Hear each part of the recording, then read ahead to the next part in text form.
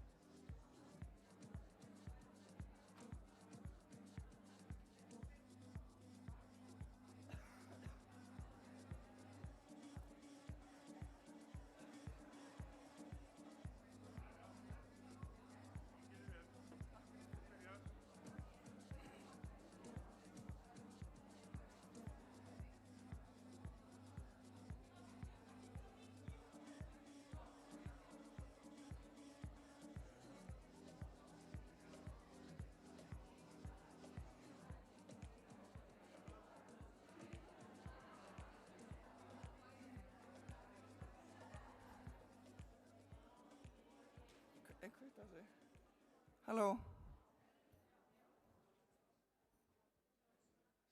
Sælveri, ég vil bara byrja á því að bjóða góðan daginn. Ég heiti Ingeborg Eydís Garðarsdóttir og ætla að fá að vera ráðstefnustjóri hér í dag. Þeir sem standa að þessari ráðstefnu eru Íþróttasamband fatlaðra, Félags- og vinnumálaráðuneytið, Öryrkjabandalag Íslands og Landssamtökin Þroskahjálp. Og ég vil biðja alla þá sem ætla að taka hér til máls að virða tímamörkin. Fyrsta efni á dagskrá tækifæri til breytinga. Þar taka til máls Guðmundur Ingi Guðbrandsson, eða réttar að segja, hann kemur seinna á eftir, Ásmundur Einar Daðason, mennta- og barnamálaráðherra og Vígim Þór Þórsson, heilbrigðisráðherra. Ásakið, ég gleymdi að taka fram að Guðmundur Ingi Guðbrandsson félags- og vinnumarkaðsráðherra. Gjörðu svo vel.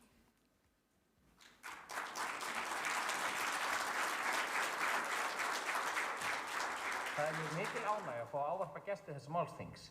Því miður á ég þess ekki kost að vera með ykkur í eigin persónu en fæ þess í stað að ávarpa ykkur með þessum hætti. Eins og flestir þekkja urðu talsverðar breytingar í stjórnarráðinu við myndun nýrrar ríkisstjórnar og nú hefur verið stofnað nýtt ráðuneyti mennta- og barnamála sem meðal annars heldur utan málefni íþrótta- og æskulýðsmála. Það eru gífurleg tækifæri fólgin í þessu nýja ráðuneyti og ótal spennandi verkefni framundan við að efla og þróa þá þjónustu sem hvað mest hefur áhrif á börn og ungmenni og möguleika þeirra til farsællar framtíðar. Áramótin tóku einmitt gildi ný lög, svokölluð farsældarlöggjöf, sem samþykkt var í fyrra, þegar ég var í félags- og barnamálaráðherra. Rauði þráðurinn í þeim lögum er að horfa á þjónustu út frá forsendum notendanna sjálfra, að barnið sé hjartað í kerfinu og fái þann stuðning hvar sem það er í þjónustu, sem þarf til þess að líða vel og eiga jafna möguleika við önnur börn á farsæld til framtíðar. Þessi nýja nálgun er nú verið að innleiða í öllum þjónustukerfum hins opinbera. Íþróttir eru ein af mikilvægustu frístundastarfsemi í þágu barna og unglinga í samfélaginu og hafa bæði forvarnagildi og auka líkur á farsæld barna, en meðal annars hefur verið sýnt fram á að jákvæð tengsl eru milli íþróttaiðkunar og námsárangurs. Vegna þessa er mjög mikilvægt að tryggja að öll börn og unglingar eigi kost á því að stunda íþróttir við sem hagstæðust skilyrði. Mikilvægt er að íþróttir og íþróttastarf sé áfram vettvangur þar sem ólíkir einstaklingar geti fundið áhuga sínum farveg, óháð uppruna, fötlun, efnahag og öðrum þáttum. Börnum og ungu fólki þarf sérstaklega vera gert kleift að nýta sína styrkleika í íþróttastarfinu og njóta leið góðs af þeim fjölmörgu jákvæðu líkamlegu og andlegu eiginleikum sem þáttaka í íþrótt- og tómstundastarfi fylgja. Virk þáttaka og aðgengi allra íþróttastarfi er einmitt eitt helsta leiðarastef íþróttastefnu 2019 til 2030. Sameiginlegra stefnumótunar þeirra aðila sem bera ábyrgð á málaflokknum sem eru ríkið, sveitarfélögin og íþróttahreyfingin. Hér á Íslandi búum við vel að þeirri umgjörð sem til staðar er í íþrótta- og tómstundastarfi og er leidd áfram af frjálsum félagasamtökum með öflugum leiðtogum og þjálfurum. Á síðasta kjörtímabili bættum við þá umgjörð með sérstökum tómstundastyrkjum sem runnu til barna af efnaminni heimilum til að tryggja jafnt aðgengi þeirra barna að íþrótt- og tómstundastarfi hér á landi. Að auki vorum við í samstarfi við ISÍ, UMFÍ og fleiri aðila við að móta móttökuáætlun fyrir börn og kynningarstarf á tómstundum fyrir börn í þeim tilgangi að fjölga þáttakendum í íþróttum og tómstundum og fjölga þeim skiptum þar sem börn haldast í íþróttum eða tómstundum eftir að hafa látið á þátttöku reyna. Vilji minn stendur til þess að þeirri vinnu verði haldið áfram og stuðningur á þá vegu jafnframt eldur við aðra hópa sem best megi tryggja að öll börn búi við raunverulega jafna möguleika á þátttöku í íþróttum og farsæld til framtíðar. Dagskrá málþingsins er full af ávörpum fólks með þekkingu, reynslu og innsýn í málaflokkin sem til umræðu er. Gott er að sjá hversu margar kynningar fjalla verkefni sem til staðar eru og hafa reynst vel hérlendis, en betur má ef duga skal. Verkefni núverandi kjörtímabils í mennta- og barnamálaráðuneytinu og helst í hendur við innleiðingu farsældarlöggjafar eru meðal annars fólgin í því að fjölga og styrkja úrræði sem í boði eru fyrir börn. Íþróttir og tómstundir geta sannarlega flokkast sem slík úrræði, enda sem fyrr segir er mikilvægt fyrir bæði andlega og líkamlega heilsu barna að þau tilheyri hópi, hafi áhugamál og ef þau stunda íþróttir að þau stundi reglulega hreyfingu. Ég hvet ykkur til þess að nýta tækifæri, til þess að læra hvert af öðru og miðla ykkar reynslu. Vonandi kvikna neistar sem leiða til jákvæðrar þróunar fyrir málaflokkið. Mínar bestu kveðjur og óskir að þetta málþing verði árangursríkt og okkur öllum hvatning að gera enn betur.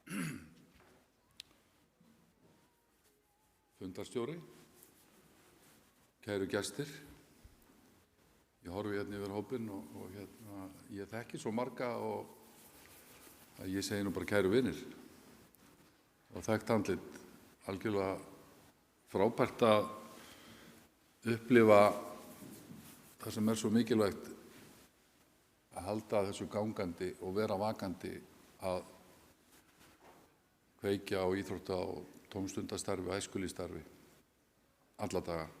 Þessi ráðstefna og erindin hér eru mjög áhugaverð. Þess vegna finnst mér ekki bara ánægjulegt að vera með ykkur hérna í dag, heldur það er bara sérstakur heiður. Ég kannski giskið á það, mér leiðist ekkert að tala íþróttir, en ég fæ mjög sjaldan tækifæri til þess eins og þar. Eða sjaldnar en áður og þess vegna þykir mér afar kært að fá að vera með ykkur hérna í dag. Farsælt samfélag fyrir alla, þetta er mjög grípandi og þýðir mjög margt. Tækifæri barna og ungmenna í íþróttastarfi, það dylst engum sem er hér inni hversu mikilvægt það er.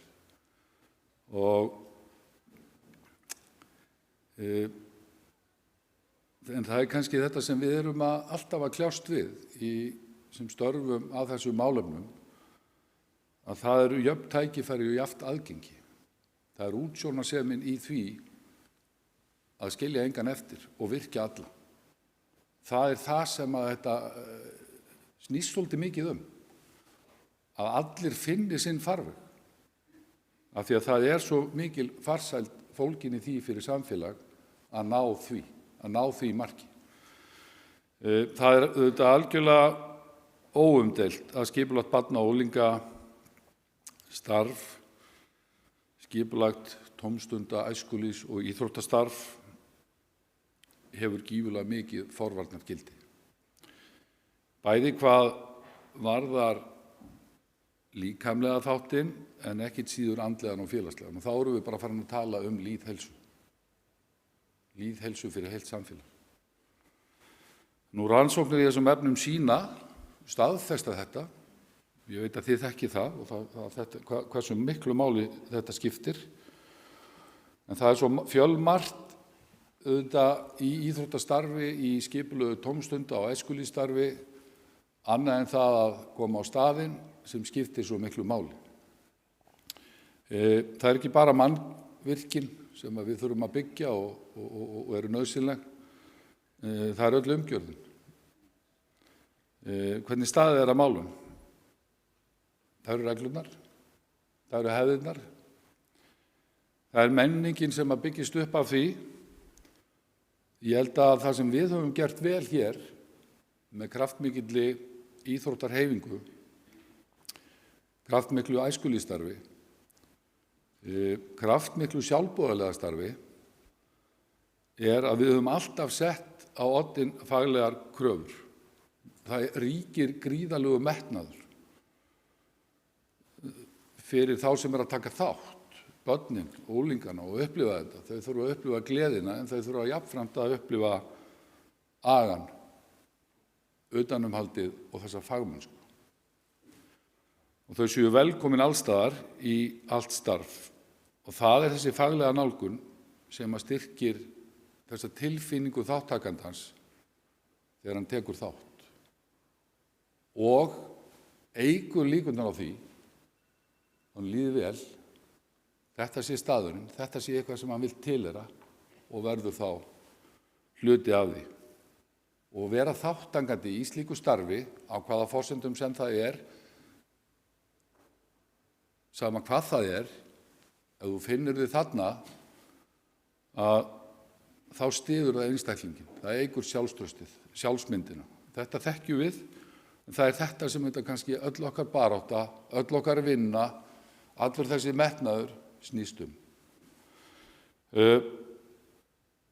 Það stuðlar að aukinni vellíðan og við þekkjum það líka á rannsóknum. Þetta dregur úr alls kyns frávikshegðun og styður einstaklingin út í lífið ómetanlegt.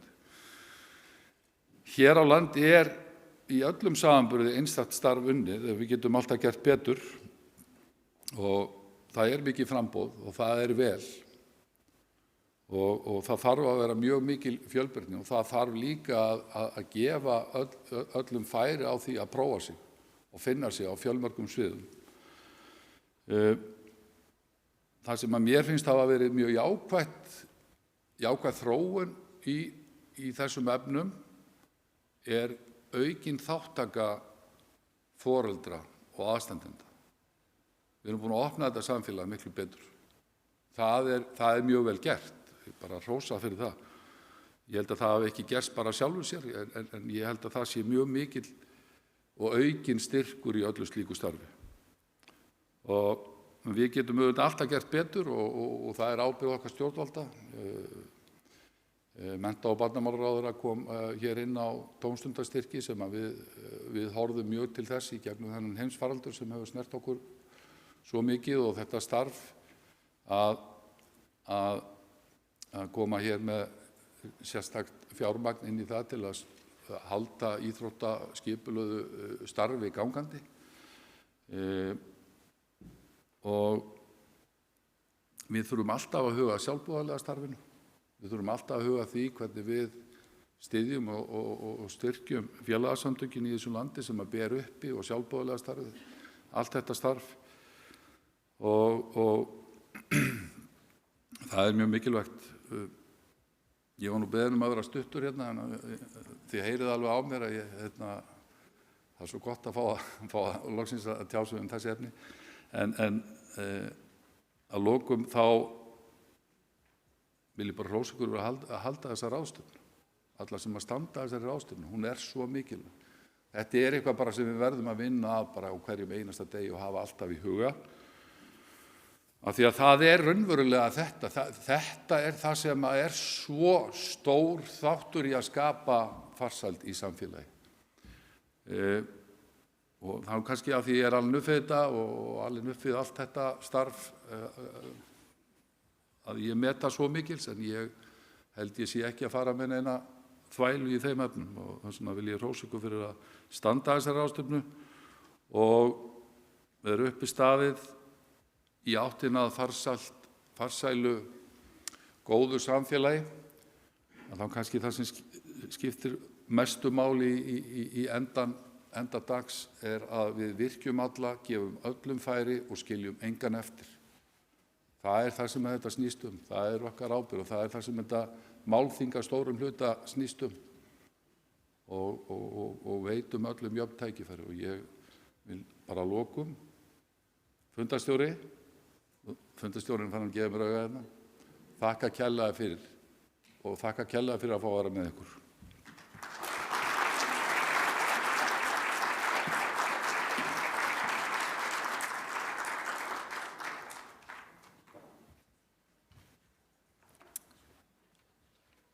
Kæra þakkir fyrir þetta. Næsta dagskrá er samþætting í starfi með börnum og ungmennum. Hvers vegna það sé mikilvægt. Þar takir til máls Valgerður Rún Benediktsdóttir, lögfræðingur hjá Sambandi íslenskra sveitarfélaga, Þuríður Harpa Sigurðardóttir, formaður Öryrkjabandalags Íslands, Unnur Helga Óttarsdóttir, formaður Landssamtakanna Þroskahjálpar og Líneik Anna Sævarsdóttir, formaður velferðarnefndar Alþingis.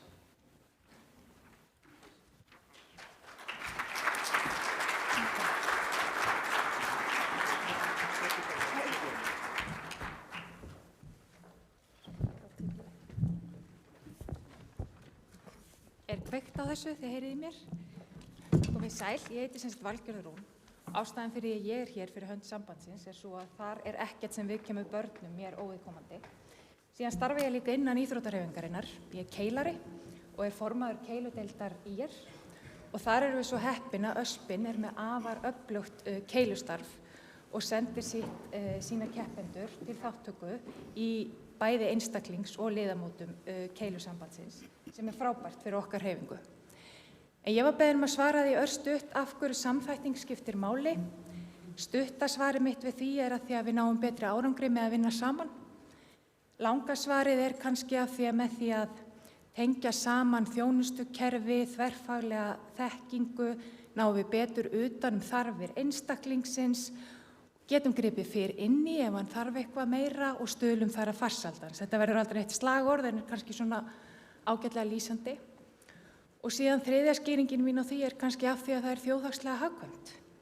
Og hún er kannski svona þurrari og hjartalausari heldur en hinar skýringarnar, en hún skiptir líka máli, sérstaklega þegar við þurfum að ræða við þá sem að halda hinar ýmsu buddur landsins. Og það einmitt þetta sem er leiðarstefið í samþættingar lögunum sem Ásmundur Einar Daðason kom nú inn á áðan og sveitarfélögin eru nú á fullu að innleiða. Ég seti alltaf svolítið fyrir mér eins og púsluspil, að ég er púslari. Eitt púsl segir mér ekki neitt, en þegar ég er búin að púsla upp úr kassanum þá sé ég einhverja mynd og þá sé ég líka kannski að það vantar eitthvað púsl sem er ömurlegt ef við erum púslarar og þá þurfum við að laga það. Og hvað geta sveitarfélögin gert? Þurfa þau að auka þjónustuframboðið sitt? Er til dæmis eitthvað barn sem að bráð langar að æfa íþróttir en hefur ekki tækifæri? Það kemur í púslinu. Geta þau unnið betur með íþróttarhreyfingunni, bjóða upp á fjölbreyttara framboð? Það er alls konar möguleikar sem við höfum þarna.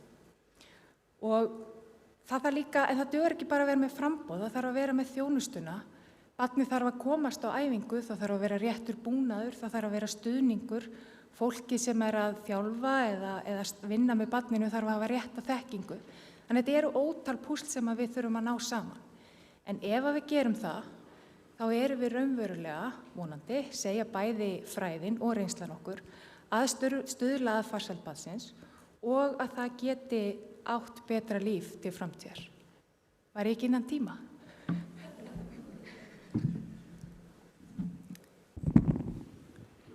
Já, komið sæl.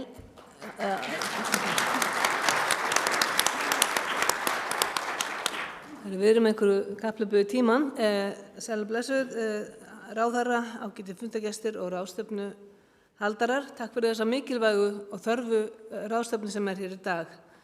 Ég heiti Þuríður Harpa og er formaður Öryrkjabandalagsins. Samþætting í starfum með börnum og ungmennum og hvers vegna er það mikilvægt og þegar ég var að velta fyrir mér inntakinu í þessu erindi mínu kom aftur og aftur upp í huga mér spurningin bara mega allir vera með. Þetta er kannski spurning frá það maður sjálfur í bensku bara æsku og spurði má ég vera með. Og auðvitað máttu maður vera með í leikjum og íþróttum og öllu sem að því laut. Mér var líka að hugsa til Önnu Pálínu Þórðardóttur, góðrar vinkona minnar sem lést fyrir 5 árum, 85 ára gömul og hún var aðeins 6 mánaða kornabarn þegar hún fékk lömunarveikina. Afleiðingarnar voru þær að hún gat aldrei gengið. Hún hafði samt einstakt lag á því að vera þáttakandi í leikjum jafnaldra sinna og jafnaldarnir höfðu einstakt lag á því að taka hana með. Vinir hennar ýttunum í lítilli hjólakerru sem pabbi hennar hafði smíðað. Krakkarnir sett upp heilu leikritin þar sem allir fóru á hækjum sér að það sátu. Leikfélagarnir nefnilega uppgötuðu fljótt að þau eru að aðlaga sig að hæð Önnu í leiklistinni. Það var betra og þannig var Anna enn meiri þáttakandi í leiknum. Allir voru jafnir. Þetta sýnir okkur að aðlögunarhæfni barna er einstök og fordómar eru lærið hegðun. Börnum finnst eðlilegt að allir séu með. Það eru kannski okkar fullorðna fólksins að reisa þessar hindranir og fjarlæga líka aftur, eins og við erum að tala í dag. Anna vinkona mín var stórmerkileg kona og var virkur þáttakandi í þjóðfélaginu alla tíð. Henni var gert það kleift frá upphafi bæði af foreldrum og vinum foreldra og börnunum sem hún ólst upp með. Og það greinilega skipti miklu máli. Margt hefur sem betur fyrir breyst til betri vegar frá því að hún fæddist 1935 en mér var hugsað til hennar af þessu tilefni því það er í senn mjög gleðilegt en samt leið pínudapulegt að núna, rétt tæpum 90 árum síðar, sem að ræða þáttöku eða réttar sagt að bregðast við þáttöku leysi fatlaðra barna í íþróttum. Sem foreldrar viljum við öll auðvitað að börnin okkar hafi tækifæri til að láta drauma sína rætast, en tökum ekki, og jafnframt vitum við það að ekki rætast allir draumar, en við höfum ekki taka frá þeim draumana. Við höfum einmitt að gefa þeim tækifæri til þáttöku, tækifæri til að prófa. Orð eru vissulega til alls fyrst og við verðum að finna leiðir til að fötluð börn hafi raunverulega tækifæri til þáttöku, að öll börn geti tekið þátt í íþróttum að eigin vali. Til þess þarf að hugsa út fyrir bóksið, það þarf hjálpartæki, það þarf útivistargræjur, hjólastólar sem henta til dæmis í körfubolta, það þarf bæskíði í skíðamennskuna, svo eitthvað sé nefnt. Og það þarf að vera samfélagsins að greiða fyrir slíkt, ekki foreldrar barnsins. Í raun þarf ekki að fjölga íþróttum, heldur þarf að finna leiðir fyrir fötluð börn til að vera þáttakandi. Við köllum það viðeigandi aðlögun og síðan þarf stuðning. Það er gott að við erum að ræða þessi mál hérna í dag og við megum ekki láta þar við sitja.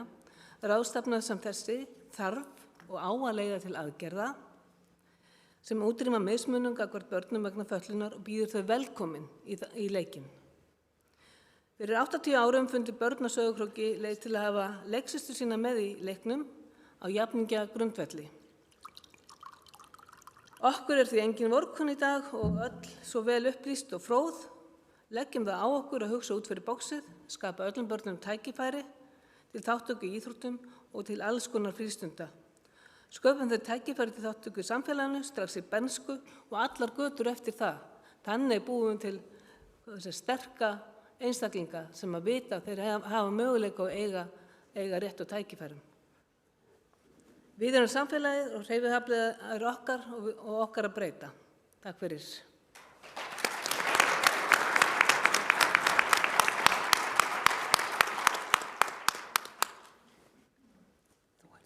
Er ég næst? Já. Ráðherrar, fundarstjóri og kæru ráðstefnu gestir. Unnur Helga heiti ég og er formaður Landssamtakanna Þroskahjálpar. Takk kærlega fyrir að bjóða mér hingað í dag. Það er mikið ánægjuefni að loksins sé vakin athygli á íþróttamálum fatlaðra barna og ungmenna. Í dag búum við í fjölbreyttu samfélagi og eigum að gera ráð fyrir fjölbreytileikanum allstaðar og á öllum sviðum. Í dag ganga flest fötluð börn og ungmenni í sinn hverfi skóla og umgangast félaga sína á hverjum degi. En þegar kemur að íþróttaiðkun þá eru þau ekki sama mengi. Almennt aðgengi að íþróttum eftir áhugasviði er því miður á skornum skammti. Fötluð börn hafa áhuga á að æfa almennar íþróttir eins og allir aðrir eins og til dæmis fótbolta, handbolta, blak, sund, golf, körfubolta, frjálsar, skíði og svo framvegis.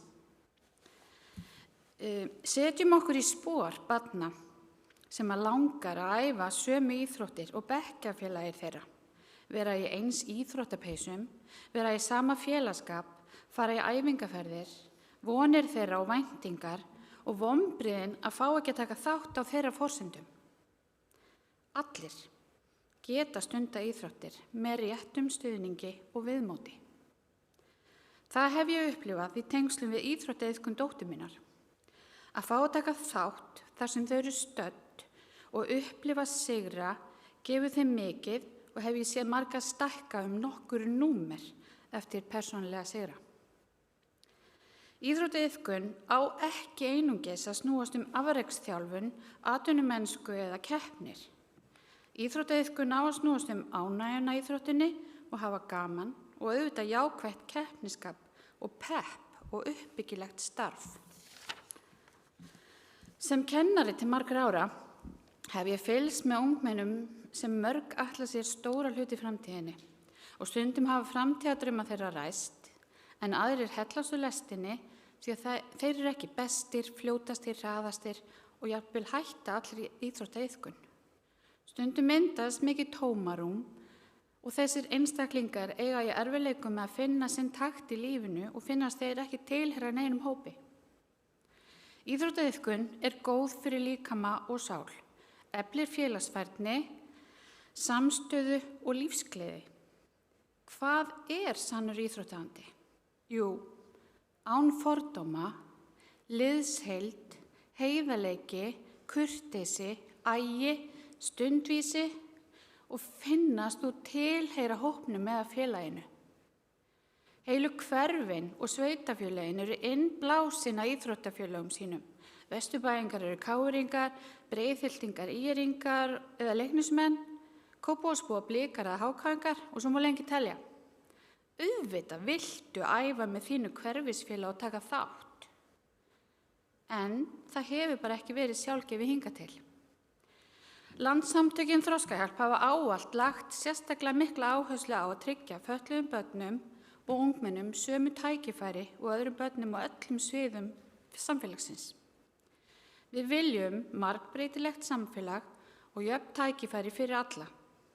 Þetta eru mikilvægar hugsjónir og veigamikil mannréttindi og mega ekki verða bara orðin tóm. Við verðum að leggja okkur öll fram við að breyta samfélaginu þannig að enginn verði skilinn eftir.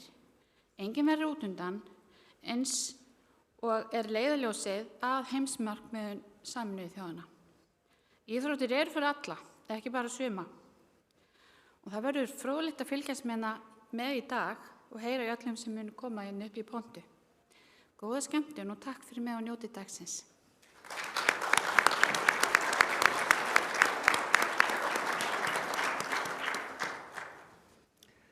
Komið þið öll sæl, afsakið, röddin aðeins að stríða mér. Já, komið öll sæl og kæra þakki fyrir að bjóða mér hingað í dag. Samþætting í íþróttastarfi börnum og ungmennum mikilvæg því þáttakan ein af leiðunum til að læra að þekkja sjálfan sig, til að rækta sína styrkleika og til að eignast styrk til að takast á við áskoranir lífsins hverjar sem þær eru. Þetta kannski svona stuttasvarið. Í íþróttastefnu 2019-2030 eitt markmiðið að börnum og ungmennum verði tryggð jöfn tækifæri til að iðka íþróttir. Þannig að markmiðið fer ekkert á milli mála í sameiginlegri sýn, ríkis, sveitarfélaga og íþróttahreyfingar. En það ekki þar með sagt að verkefni sem einfalt og það margt sem hefur áhrif á íþróttaþátttöku barna. Og það sem mig langar að tala hérna hvað hvatning og starf foreldra hjartað í allri þátttöku barna og ungmenna í íþróttum og það kannski segi ég sem íþróttamamma og íþróttamamma. En eins og við endurtökum á forvarnadaginn sem haldinn árlega í grunnskólunum og hefur verið gert í meira en 10 ár, þá sýna rannsóknir að stuðningur foreldra skiptir máli fyrir þátttöku, það að foreldra hvetji börn áfram. En svo vitum við það líka að framlag foreldra til íþróttastarfsins auðvitað lykillinn að því að það fari eitthvað starf fram því án sjálfboðaliða ekkert íþróttastarf. Við vitum líka að aðstæður fjölskyldna eru mismunandi og það geta ekki allir tekið þátt í að stýra íþróttastarfinu. Það geta verið ýmsar aðstæður, hvort sem það eru veikindi, vinna eða menningarmunur sem kemur í veg fyrir það, en það geta allir hvatt sín börn. Og þess vegna finnst mér svo mikilvægt að allir foreldrar fái upplýsingagjöf og fræðslu til þess að gera sér grein fyrir mikilvægi þess að öll börn fái tækifæri til að prófa íþróttir og finna sína leið og allir foreldrar séu meðvitaðir markmiðið jöfn tækifæri. En við þurfum líka, og það þekki ég úr minni vinnu við íþróttir, að fara í ákveðna vitundavakningu gagnkvæma virðingu milli þeirra foreldra sem á kafi í íþróttastarfinu og hinna sem einhverra hluta vegna geta ekki lagt sitt af mörkum þar, heldur verða að láta sig nægja hvatninguna. Og það afskaplega mikilvæg vinna. Það engin leið fyrir alla, en við innleiðingu samþættingar til farsællar þarf að breyta menningu innan íþróttastarfsins eins og í allri annarri vinnu með börnum. Og þannig að þjálfarar og forystufólkið í íþróttunum sem vinnur með börnunum tilengi sér samþættingu til stuðnings og líti alltaf á það sem sitt hlutverk að leita samvinnu stuðning við börnin og fjölskyldunar sem að sækja í íþróttirnar. Því að til þess að samþættingi tækist þá þurfum við öll að vera tilbúin að vinna að henni. Og þannig finnum við leiðirnar til að vinna að henni. Ég vil svo bara óska ykkur öllum og okkur öllum góðs gengis með framhaldið af vinnunni hér í dag. Takk fyrir.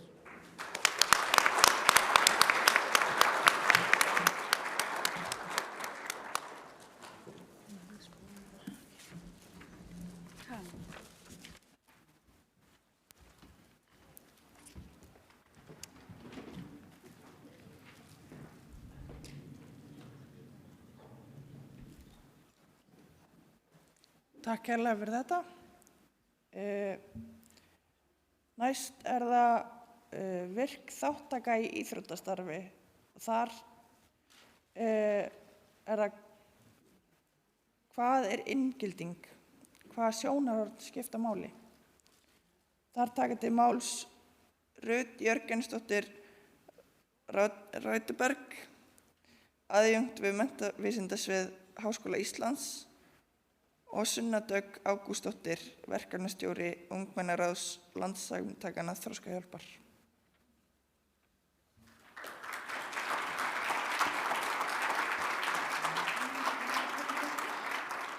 Mikið gaman að vera hér í dag, mikill heiður.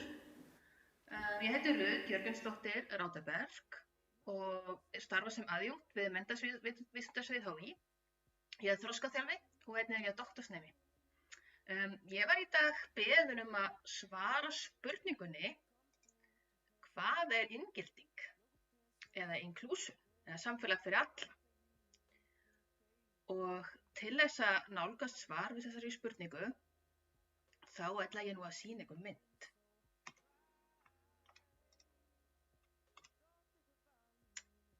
Þarna sjáum við 5 börn í leik. Ég sjálf þarna fyrir miðju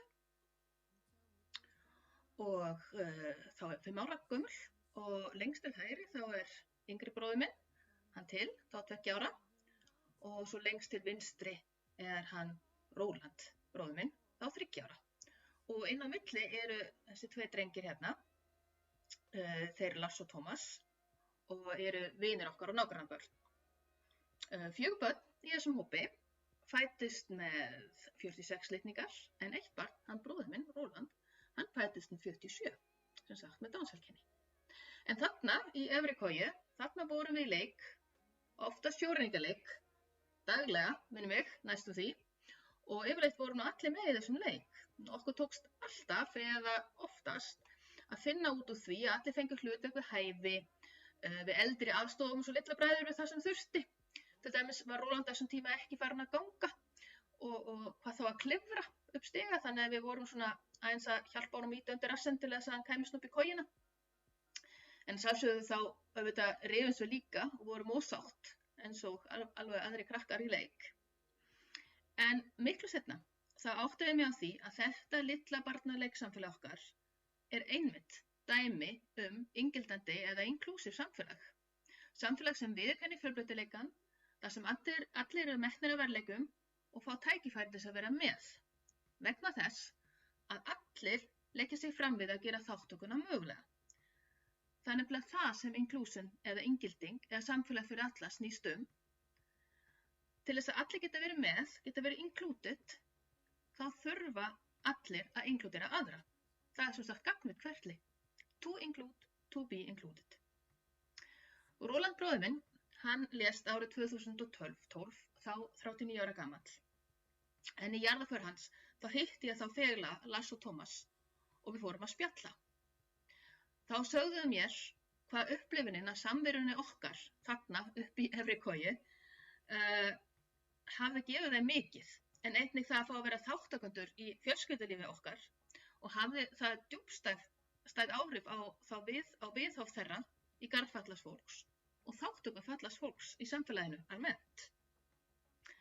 Hann Tómas, hann orðaði þetta þannig, við upplifum að það var alltaf gert ráð fyrir Róland.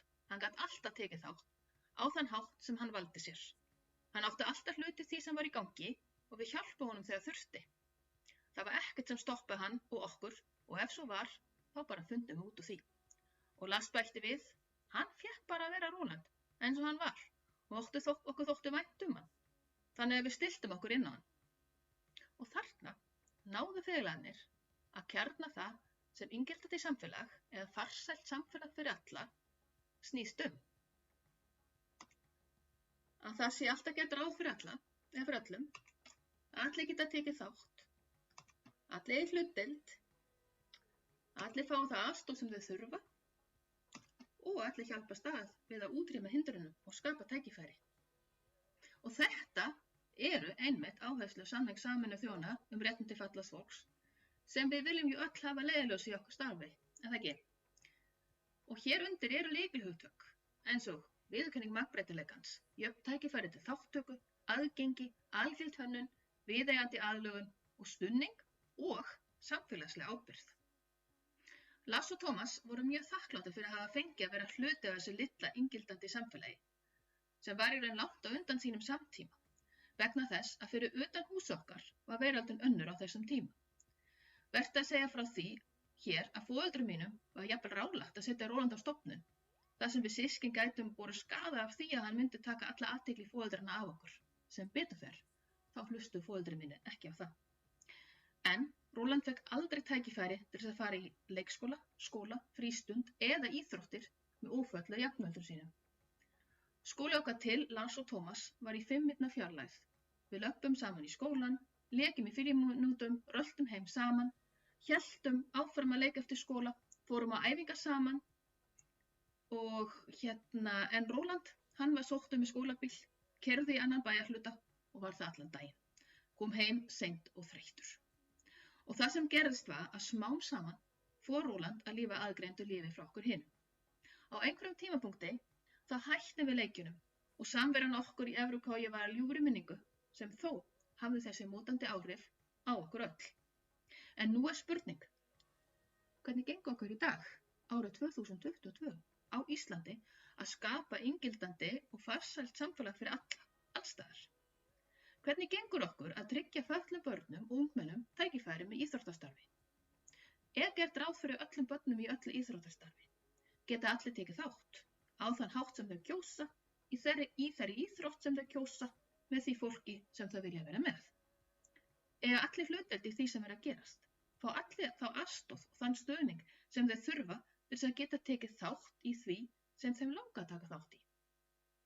Erum við öll að hjálpast að við yfirstæðu hindranir til þátttöku og finna lausnir?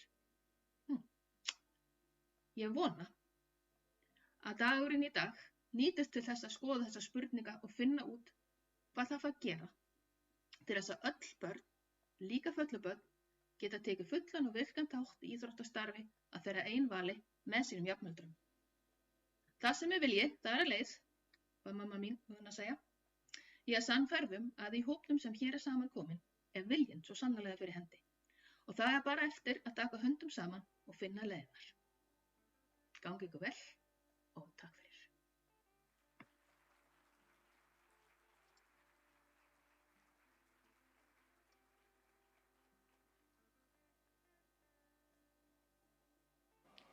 Hæ, ég heiti Sunna Dögg Ágústsdóttir, ég 19 ára og ég einhverf. Mér langar að halda áfram spjallinu inngildingu og tala hvernig misskilningur hvað inngilding raunverulega þýðir hafi áhrif á mitt líf. Ég fæddist árið 2002 og hóf því mína skólagöngu árið 2008, en ég fékk einhverfugreiningu þegar ég var 14 ára, sem sagt árið 2016 og áður en það gerðist þá vissi enginn að ég var fötluð. Allir virtust halda að ég væri ekki fötlun þvert á móti, bara dálítið skrítin. En það viðhorf var til þess að sérþarfir mínar væri hvorki skyldar né virtar. Enginn virtist átta sig á því að ég ætti að stríða við skynjúrvinnsluvandamál, sérstaklega þegar kom á jafnvægisskynjun. Það var bara haldið að ég væri klaufsk, löt og dálítið hræðslupúki. Ég man eftir deginum sérstaklega sem ég átti að gera aftur upp á kollhnís á leikfimishesti. Og ég harðneitaði að gera það af því ég vissi að ég myndi detta á meðan mig. Ég var skömmuð fyrir það eitt að vita hvað var mér fyrir bestu og fylgja því eftir.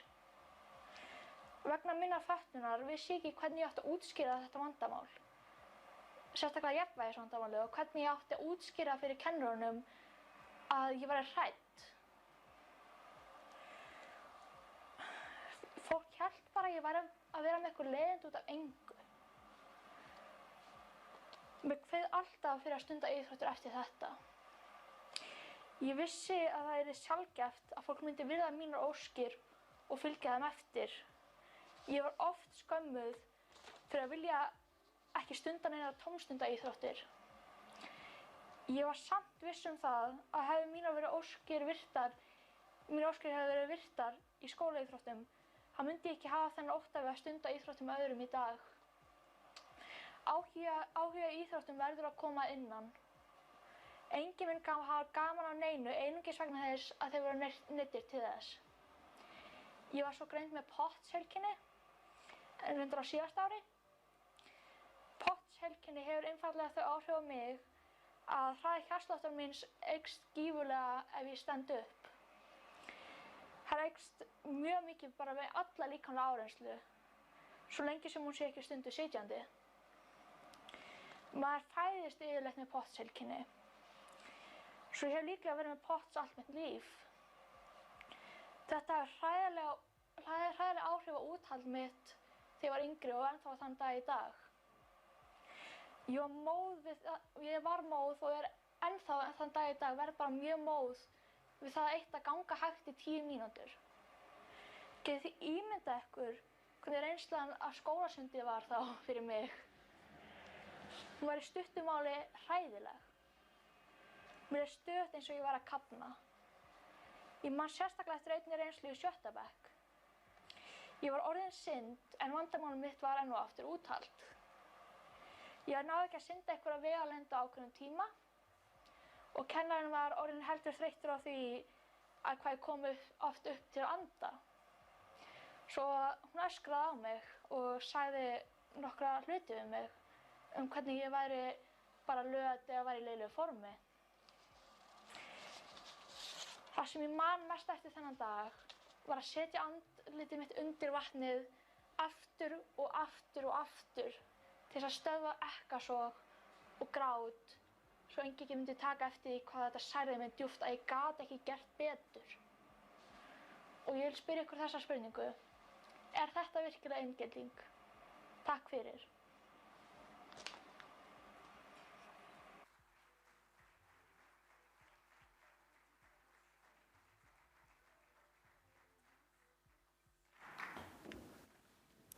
Við þakkum þeim fyrir þetta. Næst á dagskrá er börn og ungmenni í íþróttastarfi. Hverju getur það breytt? Þar taka til máls Bóas Valdórsson, sálfræðingur, Sigrún Birgisdóttir, framkvæmdastjóri Einhverfusamtakanna, Hulda Sigurjónsdóttir, frjálsíþróttakona og peppari, Hilmar Snær Örvarsson, skíðamaður, Sólný Pálsdóttir, móðir, Lúðvík Guðmundsson, endurhæfingalæknir og formaður læknaráðs Íþróttasambands fatlaðra. Gjörðu svo vel.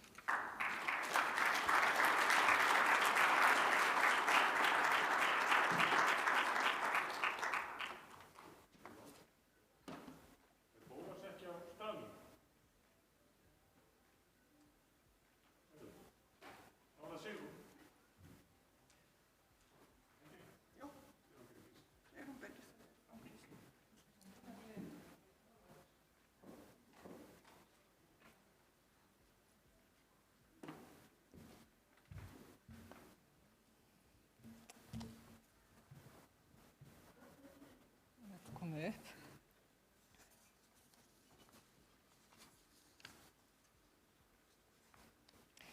Góðan dag og takk fyrir að bjóða mér að taka hér þátt. Ég hef kannski þá reynslu að vera að vinna fyrir hóp sem kalla sig skynsegin eða taugsegin. Það eru þau sem eru með öðruvísi taugaþroska, fólk á einhverfurófi, það eru lesblindir, ADHD og ýmsir aðrir sem flokka sig þarna undir. Og hluti af þessum hópi hefur átt erfitt uppdráttar í íþróttum af ýmsum ástæðum. Þetta eru semst ósýnilega fatlanir og sumt kannski flokkast ekki sem fatlanir. En íþróttir eru mikilvægar fyrir þennan hóp líka ef þeir finna sig í þeim á annað borð. Þær eru félagslega mikilvægar að vera hluti af hóp. Þær bæta sjálfsmynd og hafa jákvæð áhrif á sál og líkama. Því að það hefur áhrif á andlega líðan að líða vel líkamlega. Frítíminn, hann er ansi mikill hjá góðum hópi barna. Þau eru kannski komin heim úr skóla klukkan 2 og hvað á að gera sem eftir dags. Þá þarf að fylla hann upp á jákvæðan hátt. Ekki bara sitja upp í sófa og horfa á eitthvað eða vera við tölvuna. Hreyfing nauðsynleg. Og svo að taka þátt í íþróttum, það eykur sjálfstæði. Þú ert ekki bara undir kennarinn þínu með mamma og pappa. Þú kemur inn í annan hóp þar sem þú þarft að treysta á þjálfara, þá félaga sem að æfa með þér og slíkt. Þannig að þetta mikilvægt að mörgu leyti.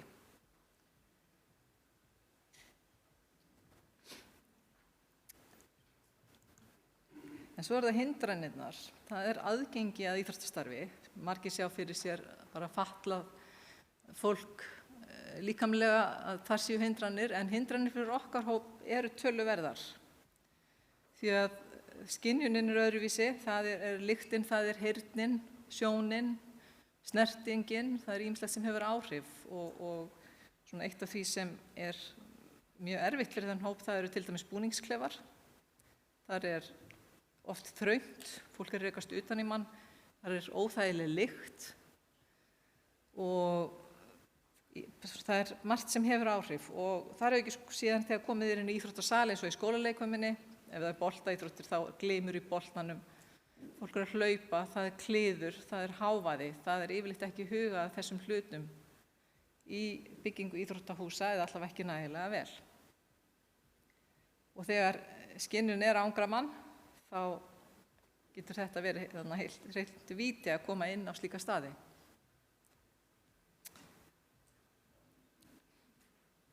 Svo það fjárhagslegar hindranir, það oft kostnaðarsamt að taka þátt í íþróttastarfi. Og foreldrar fatlaðra barna eru oft ekki í fullu starfi og þurfa síðan að koma inn og borga því að þurfa að borga sömu gjöld eins og í fimleikum og öðru og önnur börn. Þetta dýrt. Búnaður sem þarf að vera og ég tala ekki þegar verið að taka þátt í ferðum á mót. Þannig að þarna þarf að huga að þessum hópi sérstaklega. Og oft eru þessi krakkar sem eiga foreldrar sem eru einnig fatlaðir og lifa jafnvel bara á örorkubótum, þá ekki mikið eftir í frístundir barnanna. Þannig að þetta bæði fjárhagslegar hindranir og félagslegar hindranir. Og félagslegar hindranir eru líka aðrar. Að náttúrulega þáttakan, hversu velkomin ertu inn í þetta samfélag þegar þú ert kannski stöðutoppandi, plakandi höndum, þú ert með kæki, kippi, eitthvað sem öðrum finnst trufla og þú ert alveg látin heyra það. Þannig að þessi krakkar verða líka fyrir einelti í sínum íþróttum, ekki bara íþróttum með öðrum börnum heldur, svona almennum íþróttum heldur við einnig í íþróttum með fötluðum börnum, þegar þar einelti líka til staðar, bara því miður. Og þetta hluti sem þarf að huga miklu betur. Og síðan koma fordómarnir, bæði eigin fordómar og fordómar annarra. Það þetta, ég get ekki, ég ræð ekki við þetta, ég öðruvísi, ég verð fyrir aðkasti og svo til dæmis fordómar foreldra. Barnið mitt á ekki heima þarna, nei, það ræður ekki við hlutina. Þarna þurfum við að vinna mikla vinnu til þess að koma fólki skilningu að það á alltaf að vera pláss og fólk á bara að leyfa börnunum að prófa, ekki ákveða fyrirfram að eitthvað gangi ekki upp. Ég þakka Önnu Karolínu það að barnið mitt fór í íþróttabúðið fyrir mörgum árum því að þegar hún hringdi og bauð henni þáttöku, þá sagði ég strax, nei, hún hefur ekkert að gera þetta, hún hefur ekkert við svona aðstæður. Leyfði henni að prófa að koma. Og það gekk svo vel að hún enn að tala það, hvað ætla sé 15-20 ár síðan, hvað þetta var ofboðslega gaman. Þannig að það á að gefa þeim séns, maður á ekki að ákveða fyrirfram, nei, mitt barn ræður ekki við þetta. Og íþróttafélögin ekki heldur að koma inn og segja, nei, það ekki pláss fyrir þitt barn. Það þarf ekki að búa til pláss fyrir öll börn. Þannig að, það má bæta, það þarf að opna íþróttafélögin öll. Það þarf að horfa á íþróttir barna og ungmenna sem heilsubætandi skemmtun, ekki bara keppni. Þau eiga að fá að taka þátt á sínum forsendum. Sum vilja ekki keppni, þeim bara finnst það leiðilegt. Sjá fram að þau mun alltaf verða neðarlega og þá þetta ekkert gaman. Þannig að þá þarf að mæta þeim á annan hátt.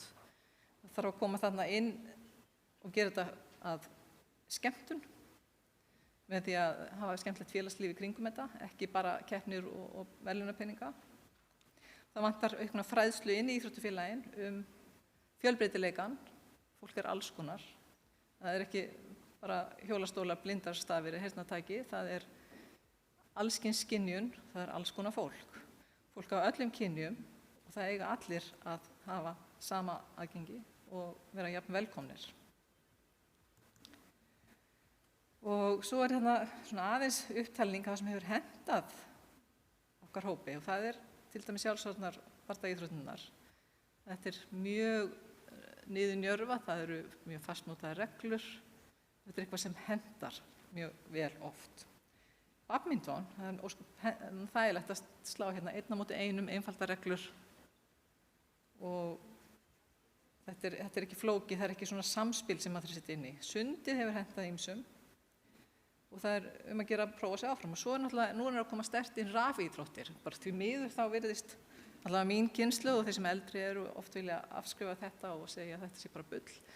En ég held að þetta getur komið mjög sterkt inn fyrir okkar hóp og það hægt að koma inn ýmsu félagsstarfi og hreyfingu í kringum þær og þær eiga alveg jafn mikinn sess í okkar huga og okkar þjóð eins og skák og bridge sem hefur náttúrulega verið viðurkennt hér á landi sem íþrótt og ég persónulega hafa aldrei litið það þannig. En þær eru mínir fordómar meðan aðrir hafa fordómar gagnvart rafíþróttinni. En svo þarf líka að huga því að það bara sumir sem mun aldrei finna sig í íþróttum.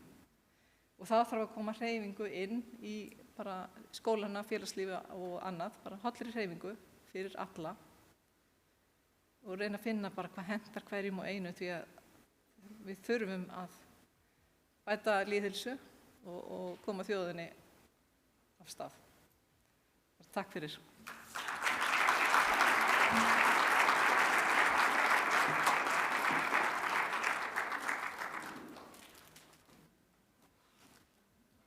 Blessuð. Ég heiti Guðrún Hulda Sigurjónsdóttir og ég afrekskona í frjálsum íþróttum. Hver þessi stelpa sem þið þekkið öll sem íþróttakona? Jú, ég sveitastelpa. Ég ólst upp á bæ undir Eyjafjöllum. Inge. Þetta virkar á ekki þetta græna. Já, þannig kemur það. Já, ég ólst upp á sveitabæ undir Eyjafjöllum og átti þar heima með foreldrum mínum og systkinum og ég fékk greiningu þegar ég var 26 ára gömul. Þannig að ég fékk greiningu mjög seint. En ég lét það nú ekki stoppa mig og var eiginlega svolítið svona eins og allir aðrir krakkar, bara mjög dugleg og svolítið virk. Ég hef alltaf haft mikinn áhuga á íþróttum og minn áhugi kveiknaði eiginlega þegar ég var 6 ára gömul þegar ég fór og keppti á 60 metra hlaupi í 17. júní og vann og þá var ekki aftur snúið. Þá bara kom áhuginn og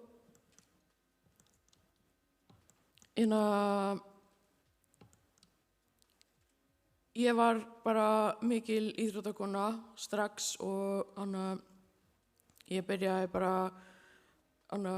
vakti strax mikla athygli á því að ég hljóp mjög hratt og var yfirleitt alltaf hlaupandi eins og ég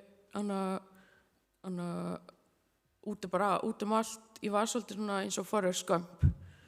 Var alltaf hlaupandi og ef ég var ekki hlaupandi þá var ég hoppandi yfir læki. Ef ég hoppaði ekki yfir lækinn þá hoppaði ég ofan í hann og stóð svo upp og hélt svo bara áfram. Ég hljóp á, bara gjörsamlega út allt, var mjög virk og það var eiginlega eina sem að ég hafði mikinn áhuga á. Ég var ekki mikil í skólamanneskja,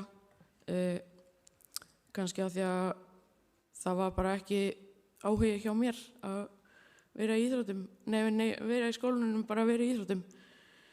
Ég var alltaf bara úti í fótbolta eða eitthvað þannig.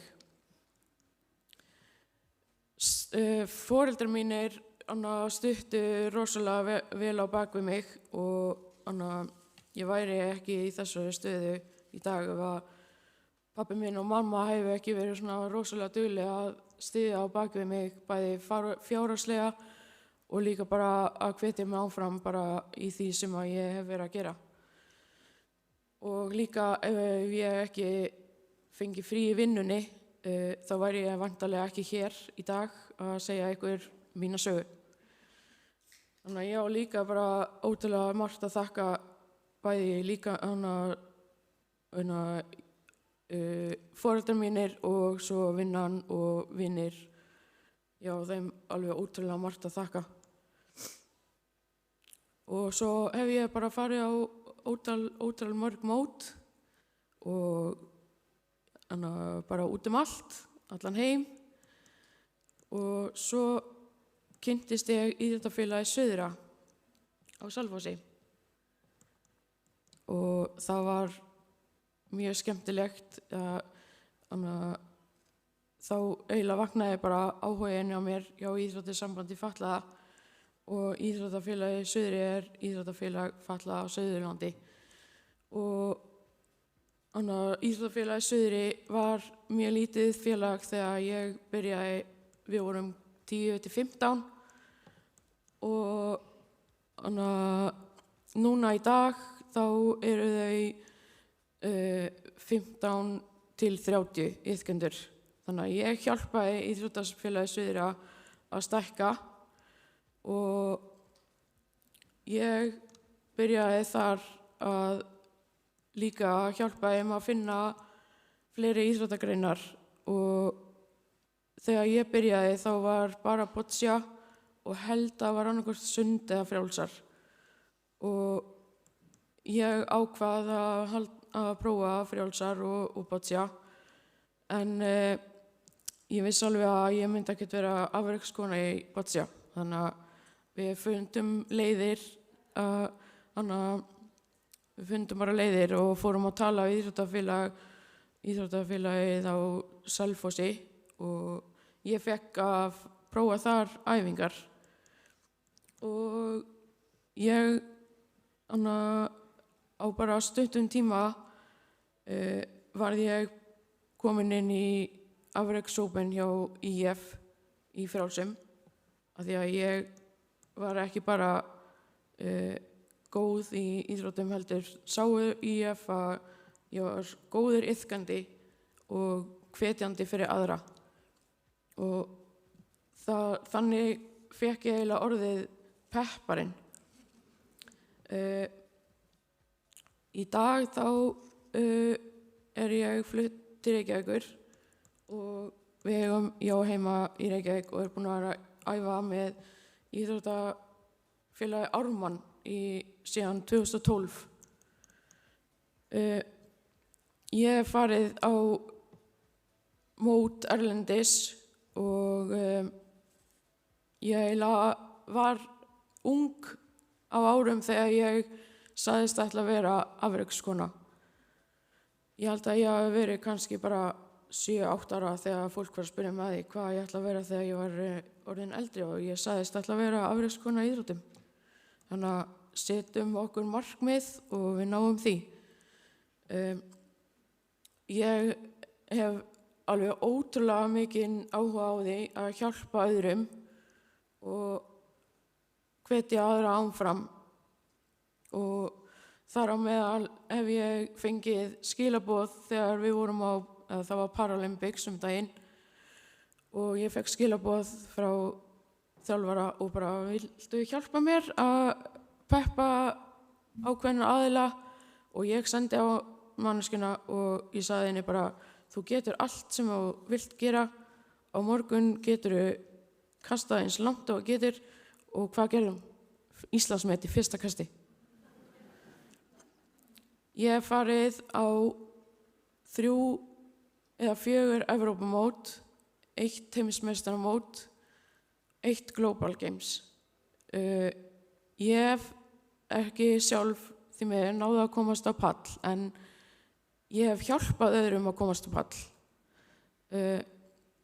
Þannig að ég á medalíur með öðrum og bara það ótrúlegur mikill heiður fyrir mig að segja að ég á medaljur með öðrum af því að það í hjarta mínu. Ég hef hjálpað fólki að ná á Evrópumótum, heimsmeistaramótum og mér vantar bara Paralympics og það mun pottþétt koma. Já, ég setti mér bara skýr markmið að ég ætla að vera mikil fyrirmynd fyrir aðra og vil bara sýna fólki sem að stíga sín fyrstu skref í sinni íþrótt að það allt hægt ef viljanni fyrir hendi. En á lokum vil ég bara þakka IF og mínum þjálfurum hjá Íþróttasambandi fatlaða kærlega fyrir allt sem þau hafa gert fyrir mig og ykkar stuðningur alveg óendanlega mikill og þakka ykkur kærlega fyrir.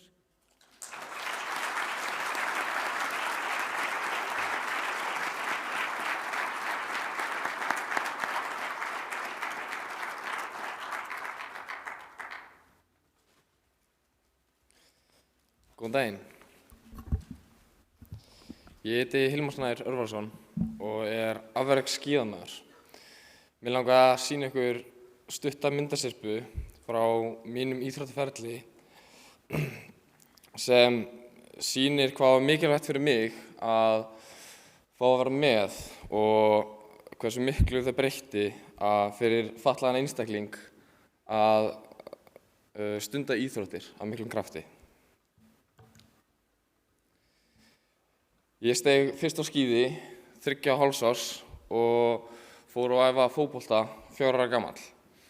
Svo stuttu eftir það fór ég að æfa körfubolta og handbolta. Þannig að alla tíð hafa íþróttir verið stór partur af mínu lífi. Þegar ég var 8 ára greindist ég með krabbamein í vinstri hnjálið. Þurfti að fara í stóra aðgerð og langa lyfjameðferð. Og hérna ég að prófa minn fyrsta gervifót hjá Össur og já. Stuttu eftir veikindin fór ég að prófa íþróttir. Fór á skíðanámskeið í Hlíðarfelli og fékk golfsett í 10 ára afmælisgjöf. Og þá var ekki aftur snúið. Fór að gera íþróttir og ekki mikið annað en það. Stuttu seinna fór ég líka að æfa körfubolta, bara með óföllum og í Garðabæ með Stjörnunni. Og þarna sjáum við mig á miðri myndinni á fyrstu Anders Andar-leikunum mínum á Akureyri. Á Íslandi hef ég alltaf keppt með óföllum og hérna sjáum við mig keppa á Íslandsmótinu 2019 með óföllum í Skálafelli. Hérna ég í golfi síðast sumar á GHG og hef einnig verið að keppa með óföllum á Íslandi á Eimskipsmótaröðinni meðal annars. Eftir veikindin voru fyrirmyndir mjög mikilvægar. Þær sýndu mér von og gáfu mér von og sýndu mér hvernig allt væri hægt og allar hindranir voru yfirstíganlegar.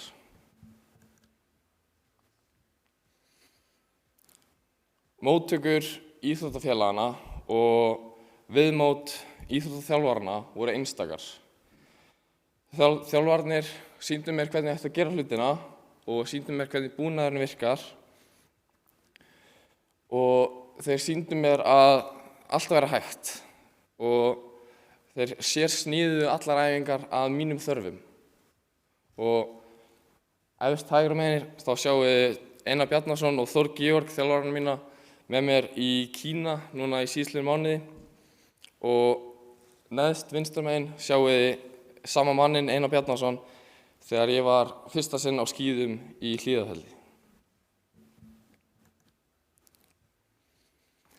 Mín íþróttaiðkun hefur gefið mér mjög margt. Hún hefur gefið mér gleði, tilgang, ómetanlega stundir, vináttu og sjálfstraust. Takk fyrir mig.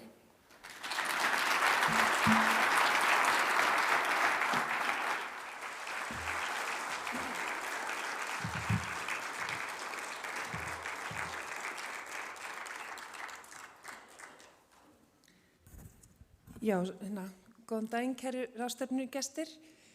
Ég heiti Sólný Pálsdóttir og er mammans Hilmis Sveinssonar sem er mikill körfuboltamaður og fótboltamaður og svona íþróttamaður yfir höfuð. Hér sjáið hann í sínum fínasta pússi, körfuboltabúningnum sínum og fótboltabúningnum. Ég ætlaði að reyna að fara bara frekar hratt yfir, ég er frekar málglöð þannig ég er alveg með klukkuna stilta bara, þið vitið, ég ætla að reyna að halda mig við efnið og segja ykkur ekki ævisögun, en ég ætla að fara svona stuttlega yfir ævina hans. En Hilmir Sveinsson fæddist 19.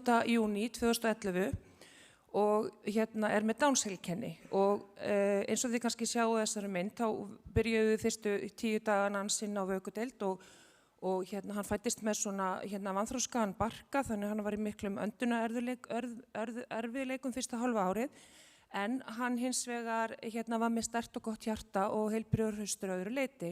Mér hefði nú ekki grunað þegar ég tók þessa myndir á hann þarna 2011 og ég ætti eftir að standa hér á þessari ráðstefnu og sýna ykkur myndir af flotta íþróttaboltanum mínum. Ég ætla að fara mjög hratt yfir sögu. Hann byrjar 6 vikna inn í greiningarstöð, fyrir við strax inn í æfingaferli. Mér langar virkilega að koma að því að framfæri með þessa snemmtæku íhlutun, hvað hún er ótrúlega mikilvæg og hvað er alveg magnað að sjá það bara á stráknum mínum hvað þessi snemmtæka íhlutun hafði og hefur haft rosalega mikið að segja. Við byrjuðum, eins og ég segi, 6 viknin á greiningarstöð, hann var í sjúkraþjálfun, iðjuþjálfun, þroskaþjálfun, ég veit ekki hvaða þjálfunarferli við vorum ekki í fyrstu 6 árin. Við lögðum gríðarlega mikla áherslu á að sinna þessari og höfðum tök á því við fjölskyldan og hjónin að sinna þessu og það er náttúrulega bara eins og því mörg ykkar þekki örugglega stórkostlegt að vinna með öllu þessu fólki sem að að hjálpa okkur og þjálfa börnin okkar og það var mikið lífsreynsla að kynnast í öllu fólki og það fólk á stóran þátt í því hversu langt Hilmir hefur náð í íþróttum. Þannig að hér er svona brot af því. Þetta eru sem sagt 2 myndir. Það sem hafði líka mikil áhrif, það stendur á sig aðeins takkin.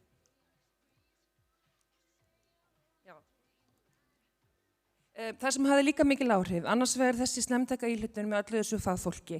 Hann hafði mikinn stuðning heima fyrir, hann hafði 2 einkaþjálfara, annars vegar var það áttræður faðir minn sem lagði mikið upp úr því að þjálfa og þroska og hjálpa til með þennan strák, hann var 20. barnabarni hans og hann kom daglega heim og hjálpaði til við æfingar og mætti með í sjúkraþjálfun, þroskaþjálfun og annað.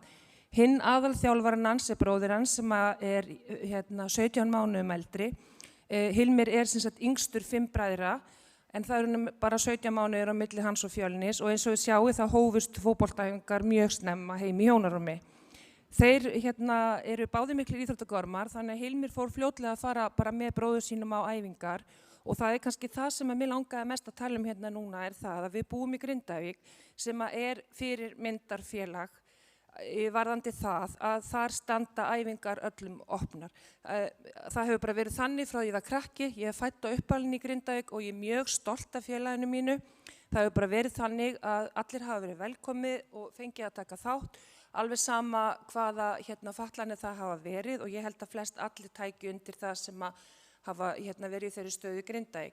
Og það er líka alveg stórkostlegt kerfi þar, það er bara 1 æfingagjald sem að bara gildir, þú borgar bara 1 æfingagjald á hausti og þar leiðandi að börnin okkar hafa þau tækifæri til að taka þátt og prófa alls konar greinar. Þannig að Hilmir hefur prófað sund og júdó og fimleika og ég veit ekki hvað.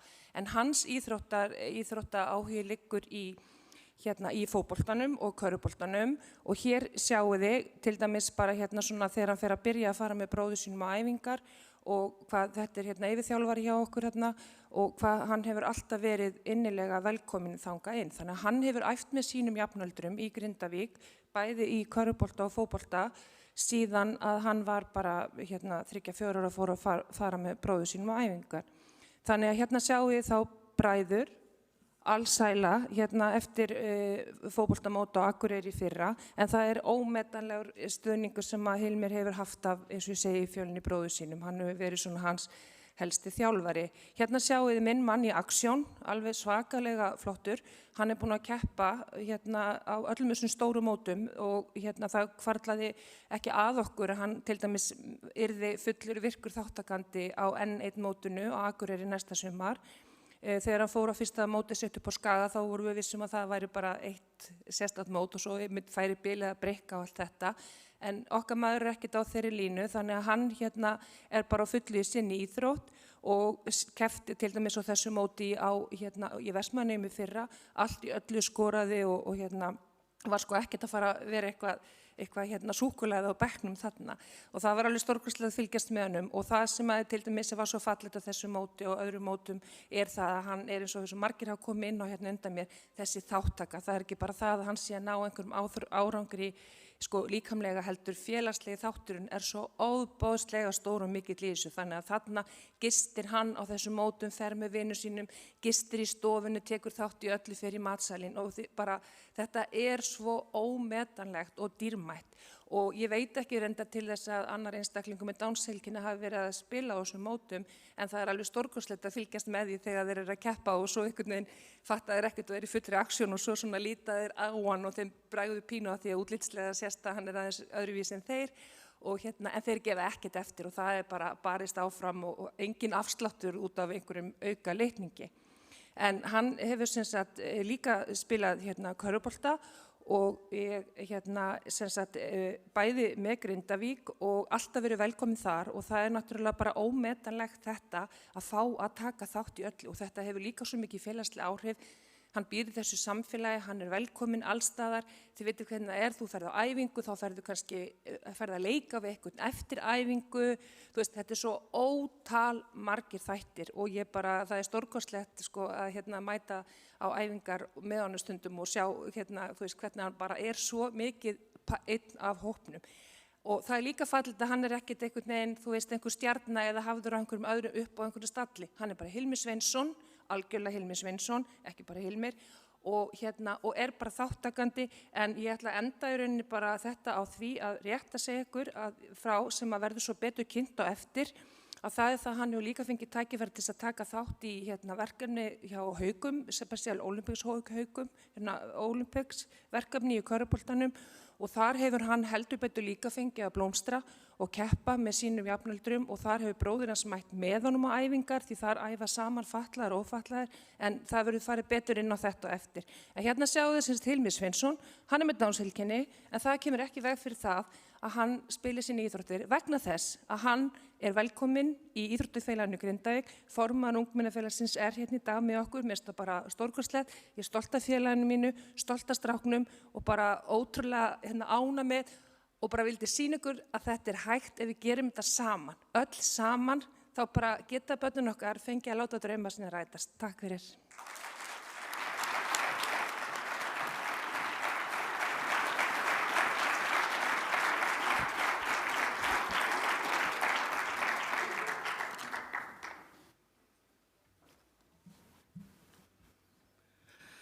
Já, ég að koma hérna upp fyrir hönd Lúðvíks Guðmundssonar læknis sem veikur, en mér langaði til að koma og segja ykkur á hverju borði þá blað sem að Lúðvík útbúið fyrir okkur skilaboð gildi íþrótta. En endilega kíkja það og síðan langaði mér bara að nota þetta tækifæri og senda Lúðvík kveðjur frá okkur öllum og segja ykkur að það ekki til nógu mörg falleg lýsingarorð til að lýsa þessu manni. Þannig ég reyni það ekki einu sinni. Hann ómetanlegur, hann Lúðvík. Lesið það sem á borðunum.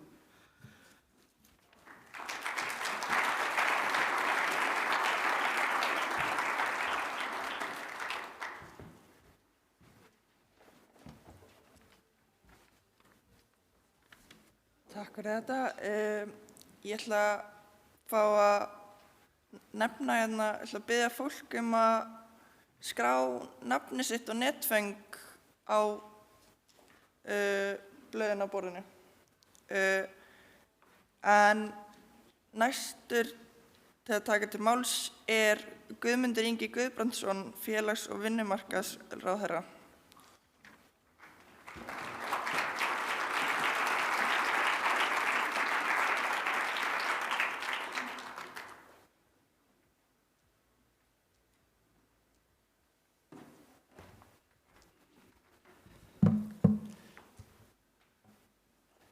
Góðan og blessaðan daginn til ykkar allra. Ég var mjög fegin að mér tókst án þess að það væri alltaf erfitt fyrir mig að komast upp á svið. Ég er nefnilega nýbyrjar í ræktinni aftur eftir 6 ára hlé. Og dagarnir eru svolítið erfiðir akkurat núna þegar að því kemur. En það er kannski eitthvað sem á bara mjög vel við akkurat hérna núna þegar við erum að tala hreyfingu og heilbrigðan lífsstíl. Ég verð að fá að segja að þessi erindi sem ég er búin að fá tækifæri til að hlusta á núna, 3 eða 4 erindi, það var virkilega komið við mig. Og ég er einhvern veginn þannig að bara alla tíð frá því að ég kom út úr skápnum, að þá fer ég alltaf að gráta ef eitthvað snertir mig. Þetta er svona pingu vandamálstundum, en mér líður þannig eftir að hafa heyrt það sem ég hef heyrt hér í dag, og þetta er alveg ómetanlegt. Það sem hér er verið að lýsa er algjörlega ómetanlegt fyrir lífsgæði þeirra barna og fullorðins fólks sem þið hafi verið að tala um. En það sem mig langar bara aðeins til þess að ræða er mikilvægi hreyfingar, mikilvægi heilbrigðs lífsstíls barna og ungmenna. Er ég að fikta? Nei, ok, þetta er allt í góðu. Til þess að stuðla betri andlegri og líkamlegri líðan. Og íþróttir geta verið sjálfseflandi eins og við höfum heyrt hér í dag. Þau geta aukið félagslega færni og lagt þannig grunn að færni einstaklinga til að takast á við ýmsar áskoranir sem kunna koma upp á lífsleiðinni. Ég þekki örlítið gildi þess að stunda íþróttir í eigin lífi, en ég var grindarhlaupari á árum áður og ég man vel að því að hér var pepparinn okkar áðan, hvernig þjálfarinn sem ég var með var akkúrat þannig. Það var alveg sama hvort að þú stemdir í að verða afreksmaður, sem ég var ekki, eða ekki. Það voru allir, öll börnin sátu við sama borð hvað þetta varðar. Ef maður horfir lengra aftur í tíman að þá hafa íþróttir fatlaðs fólks mætt of litlum skilningi og notið of lítillar athygli. Það tengist kannski að stórum hluta þeim almennu viðhorfum sem ríkt hafa í samfélaginu til fötlunar og að fatlað fólk hafi ekki forsendur til þess að láta að sér kveða á sviði íþrótta. Það má kannski bara kalla því nafni sem það nefnist, það er að segja fordómar. Kannski má afstöðu almennings á þessum tíma rekja til þess að litið var á íþróttir sem keppni, hreysti og styrk, og það væri einungis á fárra færi að vera í þeim hópi svo eftir væri tekið. Nú ætla ég reyndar að segja að ég gerist nú kannski sjálfur pingu sekur þetta. Ég valdi grindarhlaup af því að það voru alltaf svo fáir keppendur og ég átti meiri líkur á að sigra. Sagan af fyrstu grindarhlaupskeppninni minni, ég verð nú eiginlega að fá að segja ykkur þá sögu. Hún er augljóslega ekki í þessari ræðu. En það var þannig að við vorum 2 keppendur og ég ætlaði að vinna þetta. Fer af stað af miklum eldmóð og flýg yfir grindina, allt of hátt, gleymdi allri tækni og ég hryn hún í jörðina því að það var engin jörð undir mér þegar ég ætlaði að lenda.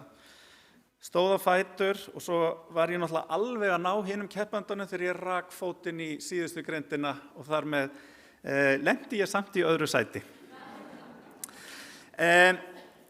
Þegar við horfum á gildi almenningsíþrótta að þá kannski komust þær á flug á síðustu áratugum síðustu aldar og ég held að afstaðan hafi breyst til íþrótta fatlaðs fólks á sama tíma.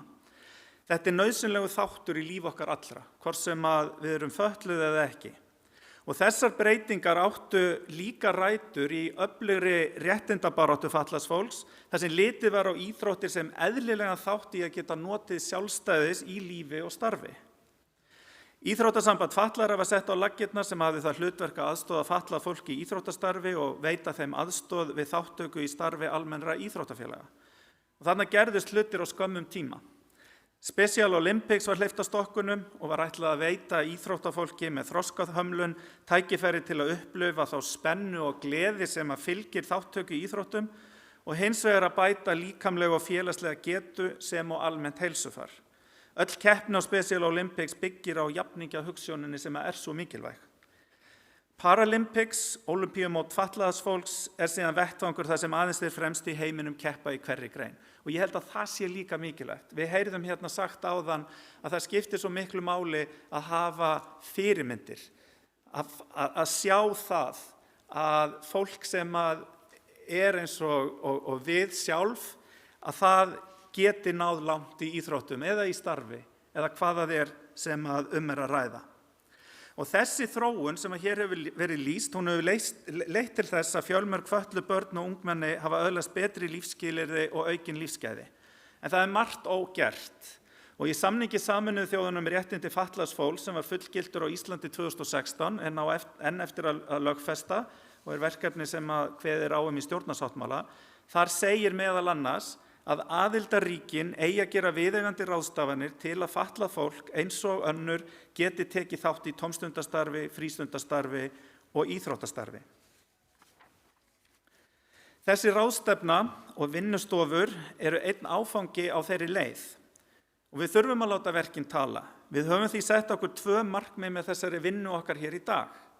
Í fyrsta lagi ætlum við að koma auga á þær áskoranir sem við stöndum ennþá frammi fyrir til þess að geta náð þeim áherslum sem samningur Sameinuðu þjóðanna um réttindi fatlaðs fólks kveður á um. Og í öðru lagi þá ætlum við að efla samstarf og samvinnu fulltrúa notenda, íþróttafélaga, íþróttasambanda og þjónustukerfa ríkis og sveitarfélaga. Þannig að þessir aðilar geti betur unnið saman að mótun tillagna til að tryggja þátttöku og virkni fatlaðs fólks á eigin forsendum. Og mér fannst mjög gaman að heyra hvernig staðið að þessu í Grindavík, bara til hamingju með það. Kæru ráðstefnugestir, leið og ég þakka kærlega fyrir það tækifæri að koma og ávarpa ykkur, þá vil ég segja að ég hlakka til að sjá afrakstur þessara ráðstefnu og treysti því að þið finnið farveg fyrir góðar og ferskar hugmyndir sem unnið verður áfram með á vinnustofum sem haldnar verða 19. maí næstkomandi. Verkefnin sem bíða okkar, þau eru hvetjandi, þau eru spennandi og þær lausnir sem við finnum við þeim munu vonandi stuðla því að gera gott samfélag betra. Og áður en hann Þór afhendi mér þetta páskaegg, þá ætla ég að fá afþakkaða Þór minn. Það pingu í gangi hjá mér.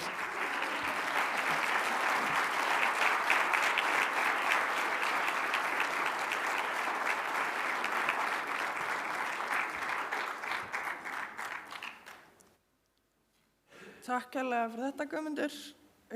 Nú komið kaffi, en við ætlum að fá að sjá hérna nútímafilmleika frá iðkendum í íþróttafélaginu Ösp.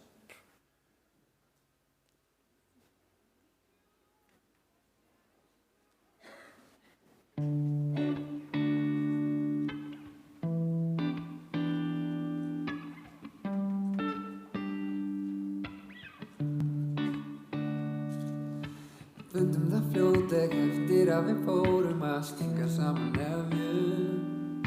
Það var líkt og að við hefðum verið saman allan tíð.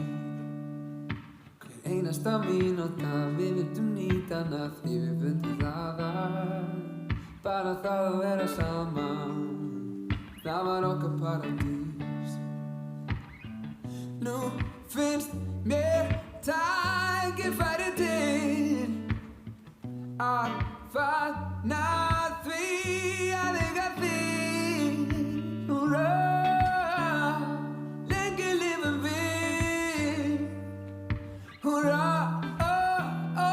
lengi lifum við. Húrra, lengi lifum við. Húrra,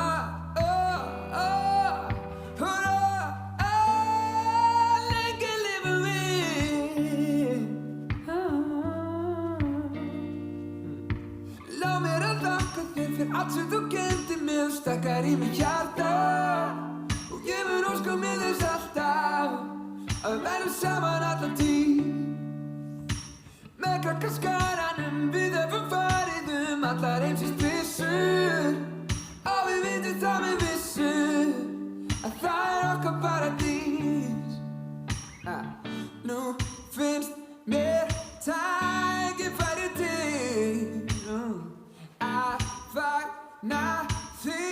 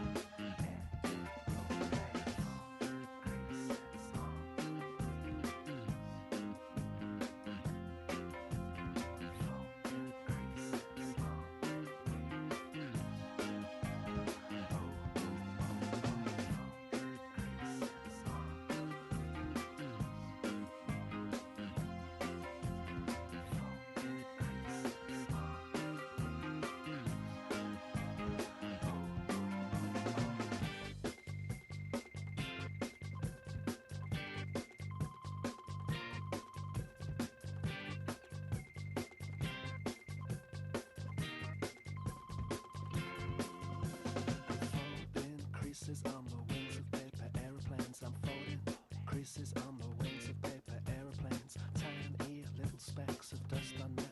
All objects disturbed by the trajectory of single leaf A3. I watch it sink from the flick of my wrist across the carpet to the waste paper basket. I'm folding creases on the wings of paper aeroplanes. I'm folding creases on the wings of paper aeroplanes. I'm folding creases on the wings of paper aeroplanes. I'm folding creases on the wings of paper aeroplanes. I'm folding creases on the wings of paper aeroplanes. I'm folding creases on the wings of paper aeroplanes.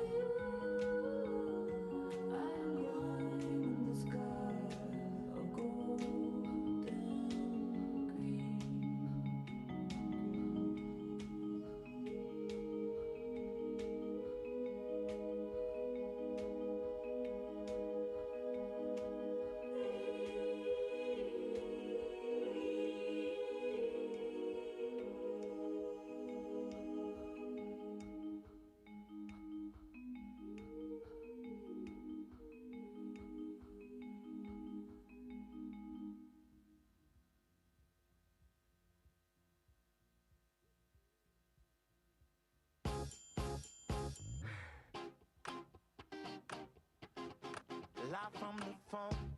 It's hotter than Texas, right from the jump. Yeah, you got my attention. You give me that stuff, and it's such a blessing. You and I in the light, alone in this heaven. Oh baby, say you will, say you might. If this is wrong, then nothing's right. Oh baby, see yourself like I do. Oh, tonight looks good on you. Hey, mysterious, we don't have to act so seriously, like nobody's watching, only us. Baby, if it feels good, then it must be bad how much I want you. Baby, if it feels good, then it must be bad how much I want you. More than I choose to, I'm falling in love, and love I ain't used to. You give me that stuff, no I can't refuse you. You and I in the light, it's alright, yeah. Oh baby, say you will, say you might. If this is wrong, then nothing's right. Oh baby, see yourself like I do. Oh, tonight looks good on you. Hey, mysterious, we don't have to act so seriously, like nobody's watching, only us. Baby, if it feels good, then it must be bad how much I want you. Baby, if it feels good, then it must be. Want it bad, more than that. Want it bad, want it bad, more than that, yeah. Come on, rock with me, girl.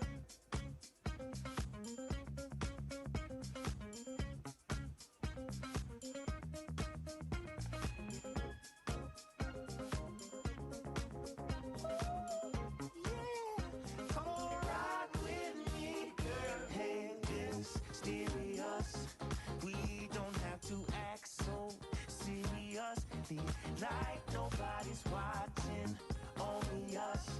Baby, if it feels good, then it must be bad how much I want you.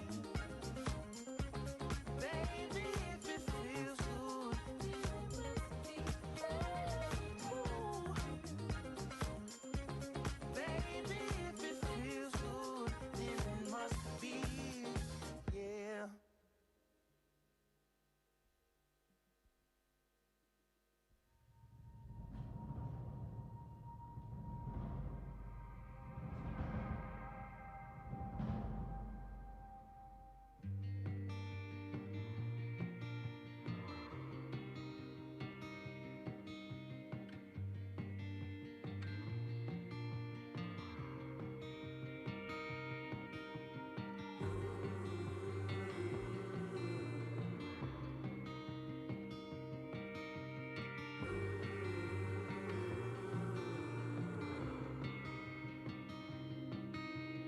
You struck a match, I light the flame, I died for you.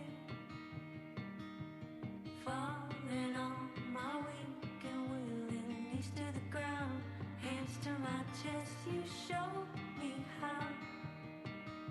The rumbling in my heart goes pound for pound. Oh, my body, my bones, you got me by the spine. Oh, my body, my bones, head to my heart, to my waist, to the back.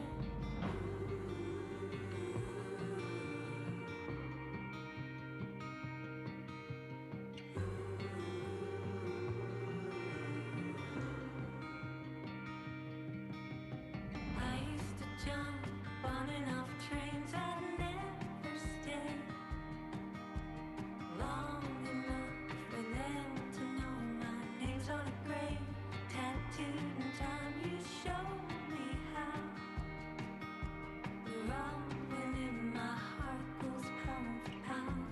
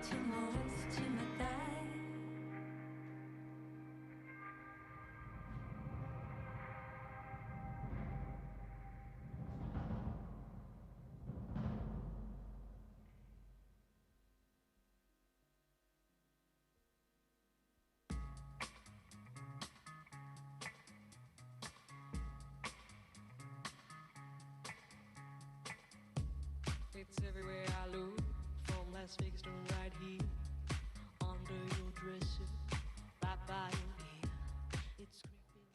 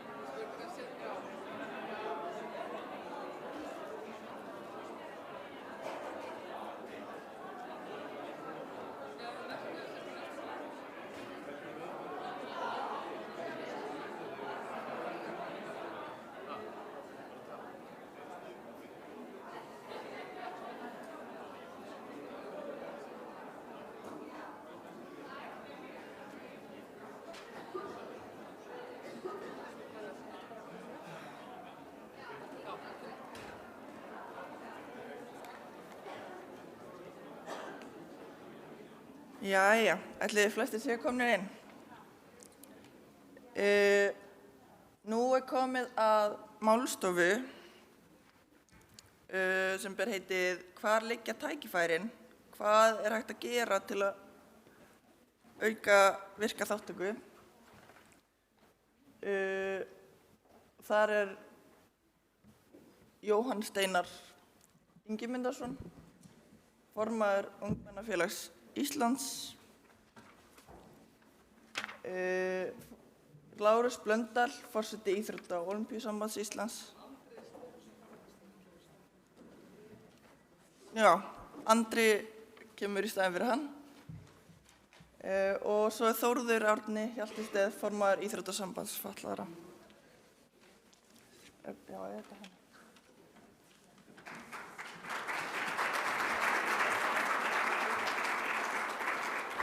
Já, það Andri Stefánsson, framkvæmdastjóri ISÍ, sem kemur hér. Það sem við ætlum að gera að þeir fá heilar 4 mínútur til að svara einni spurningu og síðan fá þeir 2 mínútur til að vera með lokaorð eða svona skilaboð. Svolítið sérstök uppsetning sem þeir eru eftir að rúlla upp. Og spurningin þessi sem á glærunni. Hvar liggja tækifærin? Hvað hægt að gera til að auka virka þátttöku? Og ég ætla að byrja í miðjunni á Þórði Árna. Og byrja. Já, takk Anna, takk. Já, 4 mínútur, þetta verður auðvelt. Förum fyrst yfir kannski aðeins í söguna áður ég fer að svara. Sagan sú að Íþróttafélag fatlaðra, það fyrsta var stofnað 1974. Íþróttasamband fatlaðra var síðan stofnað 1979 en þá voru þegar komin 4 sérstök íþróttafélög fatlaðra á landinu. Nú síðan fjölgaði þeim mjög hratt eftir frá 79 til 85-6 og enduði þegar að vera 22. En í dag hefur þeim aðeins fækkað þar sem að það hefur líka verið bara mikið samfélagsbreyting. Það búið að leggja niður stofnanir þar sem að íþróttafélög voru stofnuð við ákveðna stofnanir. Við erum í þeirri stöðu að við erum að þróast og orðið inclusion eða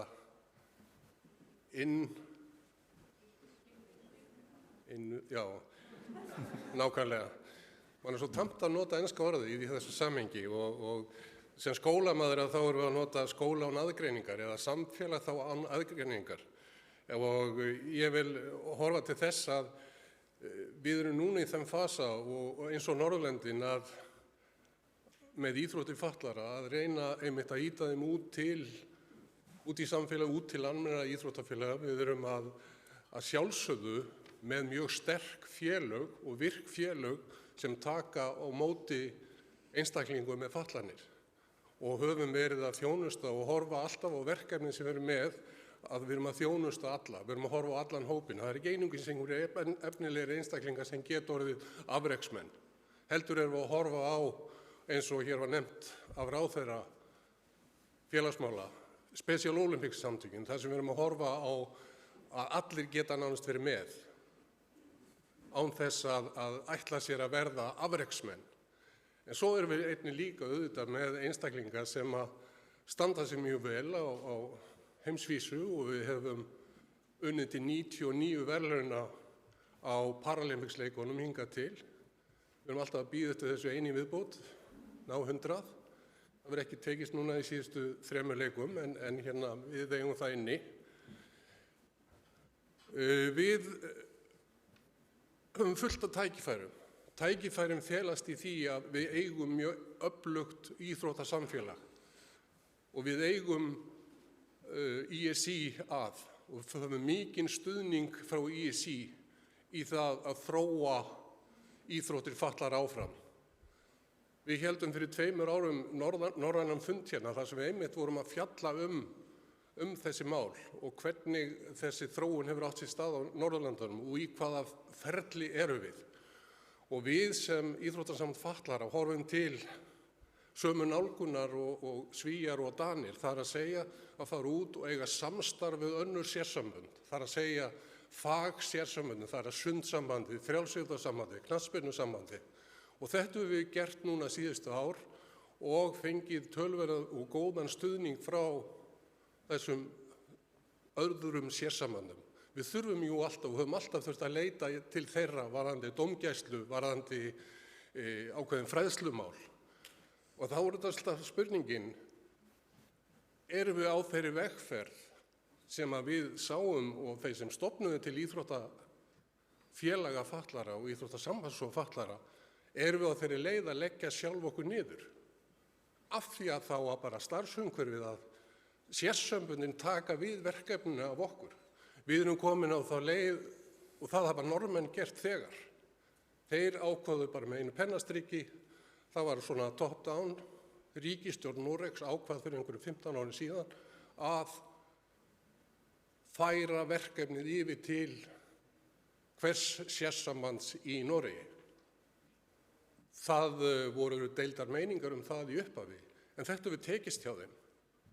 Við, eins og við segjum, við höfum þó frekar elt hérna Svía og Dani og viljum þróa þetta með öruggum hætti vegna þess að við viljum heldur ekki að verði til eitthvað tómarúm, að það verði engin þjónusta, að það verði ekki tilboð.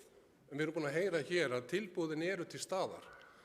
En við þurfum jú að eiga þetta stóra mikla samtal við samfélagið og fá íþróttafélagin í nærsamfélaginu til að koma með og vinna með okkur.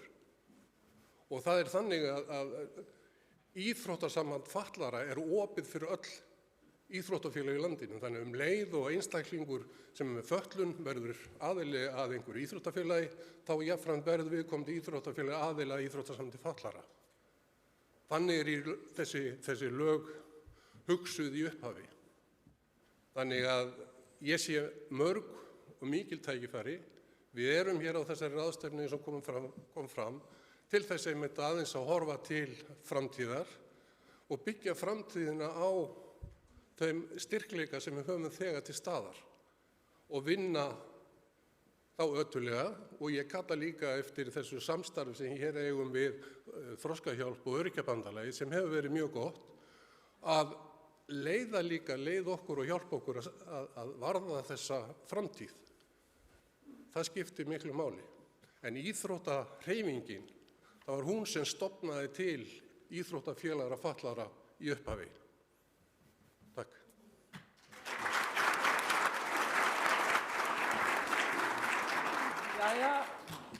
Jæja, þá er ég að hugsa að bjóða Jóhann Steinar. Já, kæra þakkir. Ég vil bara byrja á að fá að þakka í raun og veru fyrir að fá að taka þátt í svona metnaðarfullri ráðstefnu. Því að það er nú kannski eitt fyrsta svarið við spurningunni að það er eitt af þeim skrefum sem þarf til að auka virka þáttöku. Að það er í raun og veru að draga athyglina enn frekar að málaflokknum. Við sem erum í þessu daglega starfi að við þekkjum það bara svolítið að tilhneigingin er svolítið sú að dagsdaglega þá erum við bara oft á tíðum að bregðast kannski við þeim verkefnum sem eru heitust hverju sinni og ákallið oft kannski bundið við fjöldan, þannig að svona jaðarinn hann verður eðli málsins samkvæmt oft á tíðum til hliðar nema honum sé haldið svona sérstaklega fram í umræðinni.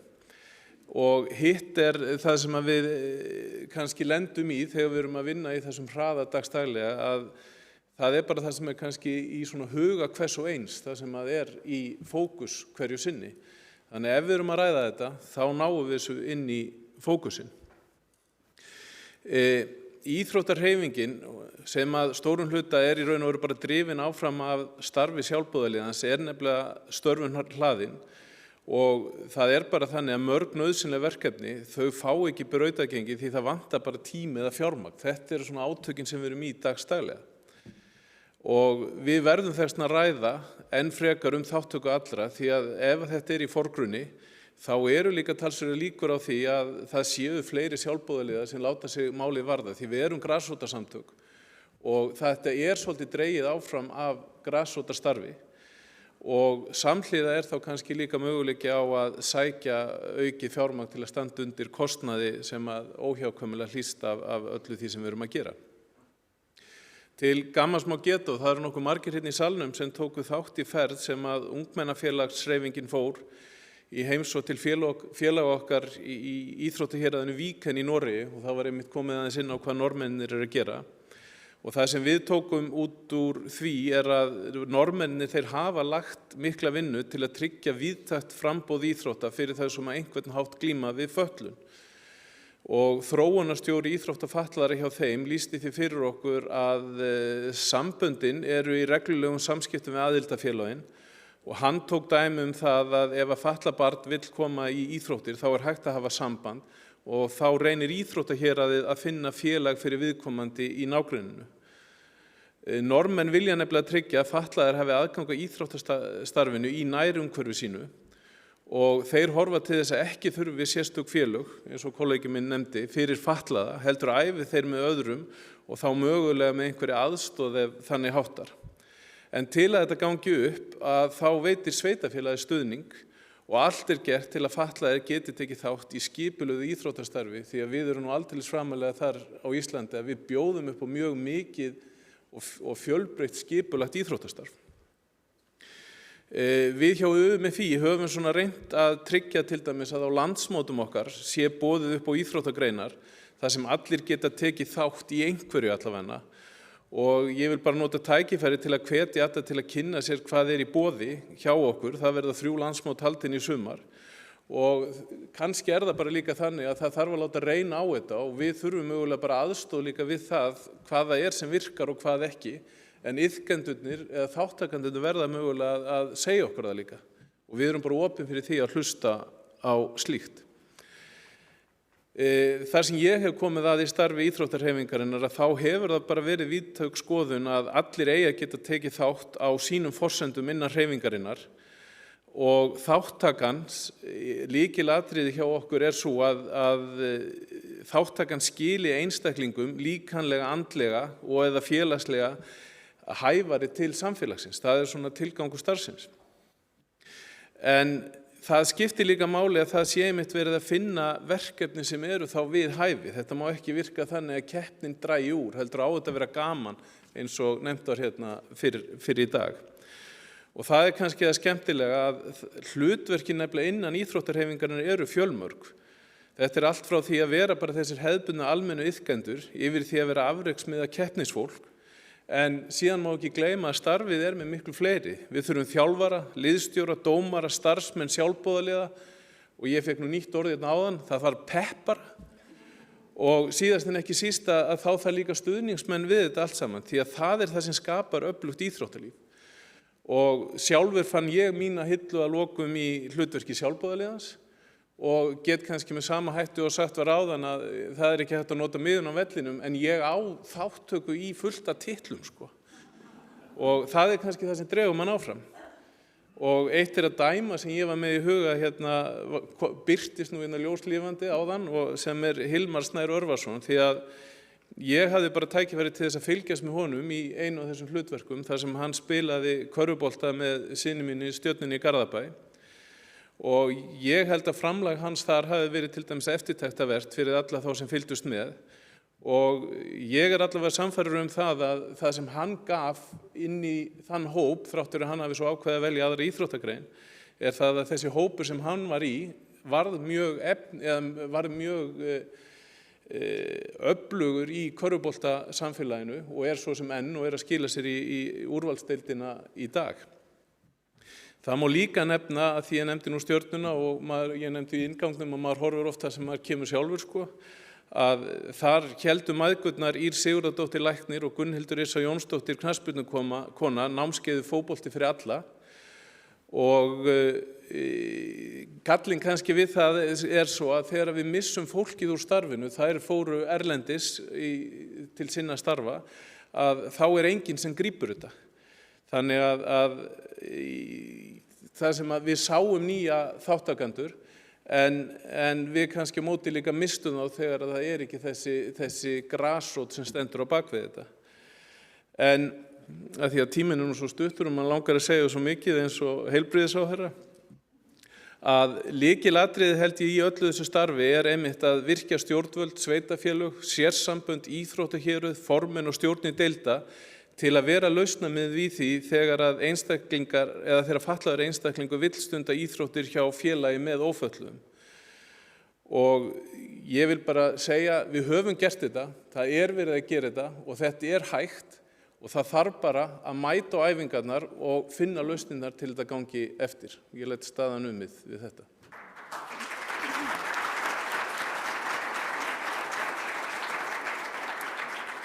Og Andri Stefánsson, gjörðu svo vel. Já, takk kærlega fyrir og takk líka fyrir þessi flottu erindi sem voru hér áðan og mér finnst mjög eins og ráðherra sagði áðan, þetta maður svona aðeins kippist við því að maður að sjá skoðun eða sjónarhorn á íþróttastarfi sem maður kannski ekki alltaf að hugsa dagsdaglega og það það sem svona ráðstefna og svona viðburður gefur okkur að við alltaf að opna augun fyrir þáttum sem við heldum kannski væri í lagi og þarf að breyta og þarf að tækla einhvern veginn öðruvísi. ISÍ setti árið 1996 að fót stefnumótun í barna- og unglingastarfi fyrir íþróttahreyfinguna. Þar var komið mjög skýrt inn á að það þurfa að vera mismunandi leiðir í boði. Það þarf að vera bæði þessi leið fyrir afreksíþróttirnar en líka fyrir alla aðra sem vilja stunda íþróttir á sínum forsendum. Og ekki fyrir svo mörgum árum síðan þá voru líka var farið endurskoðun að þessari stefnu og sett saman það sem við kallum íþróttaboðorðin 10 sem byggja á því að íþróttir séu fyrir öll börn, íþróttir byggja upp öfluga einstaklinga, að það að virða skoðanir barna og unglinga, það þarf að vera fjölbreytt íþróttastarf, þjálfun hæfi aldri og þroska, íþróttakeppni sé með tillit til aldurs og þroska, íþróttaaðstæði sé við hæfi, fagmenntaðir þjálfarar séu til staðar, stuðningur foreldra skiptir máli og það þarf að virða störf dómara og starfsmanna. Undir þessum 10 þáttum eru síðan frekari útskýringar. Hvað átt við? Hvað við að spá með þessum orðum? Akkur verið að setja þetta saman í svona stutta línu? Þetta ekki bara sjálfsagt? En það ekki svo. Það svo margt sem þarf að horfa á með öðrum augum og velta bara upp. Það eru allir að stunda íþróttir á sínum forsendum, vil ég meina.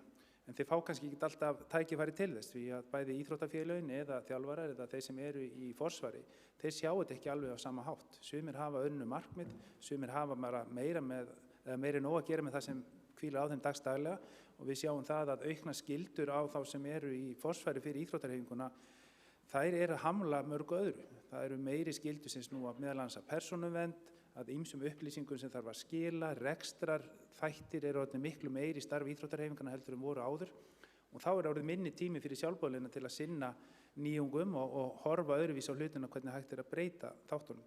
Það sem lykilatriði held ég í okkar starfi innan íþróttarhreyfingannar að létta þessar álögur á sjálfboðaliðana, að fá aðalega til þess að geta sinnt íþróttunum með betri hætti og á sama tíma þurfum við að efla enn frekar þessa fagmennsku. Mikilvægi þjálfara rauninni það sem við þurfum að hampa enn frekar. Það eru þeir sem að taka á móti krökkunum, það eru þeir sem hafa upplýsingarnar oft, hvað þarf að gera, hvernig hægt að aðlaga starfið.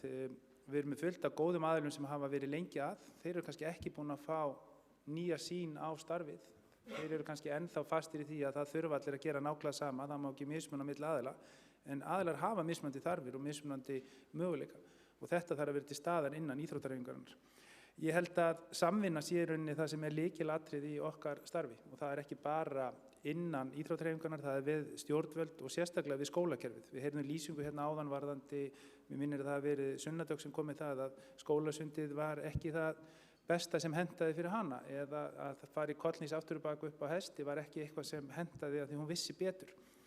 Þarna þurfa allir aðilar að horfa á að það eru mismunandi þarfir og mismunandi getu og stundum veit íþróttafólkið meira heldur en kennarinn, það bara stundum þannig.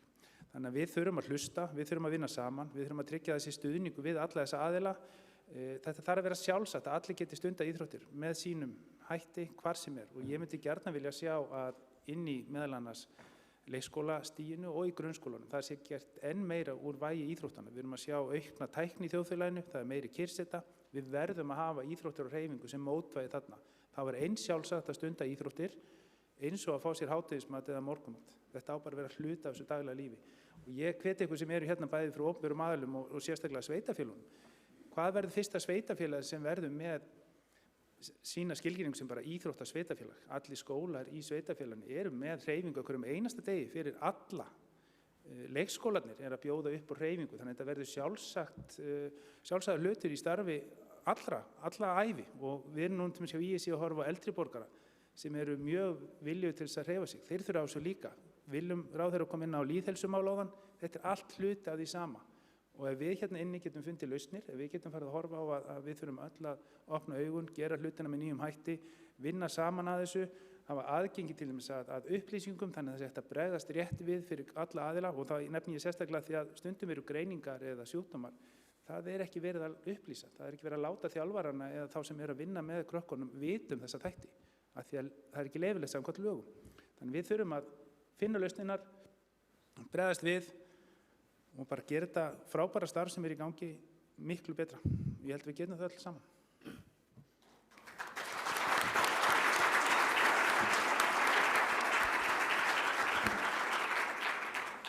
Já, ég vil svona benda á það að ég held að lokhorinn ykkar eftir, það verður bara 1,5 mínúta því ég fór aðeins fram úr. En sem sagt, þegar ég horfi á okkur, þá sé ég bara málunum reddað ef þið bara farið að stað. Vegna þess að það sem allt snýst hjá okkur, íþróttasamt fatlaðra, alltaf verið, mun alltaf verða það, hver valkostur bestur sem að þú vilt velja sjálfur. Það alveg sama hvort það sé innan aðildafélaga IF eða almenns félags. Og það bara hver getur verið það sem hann vill vera, það sem hann líður vel. Og ég svara ekki fyrir annan hvað hann líður vel og þess vegna á ég ekki að segja öðrum hvað hann vera. Það skiptir engum máli hvort hann fatlaður eða ófatlaður.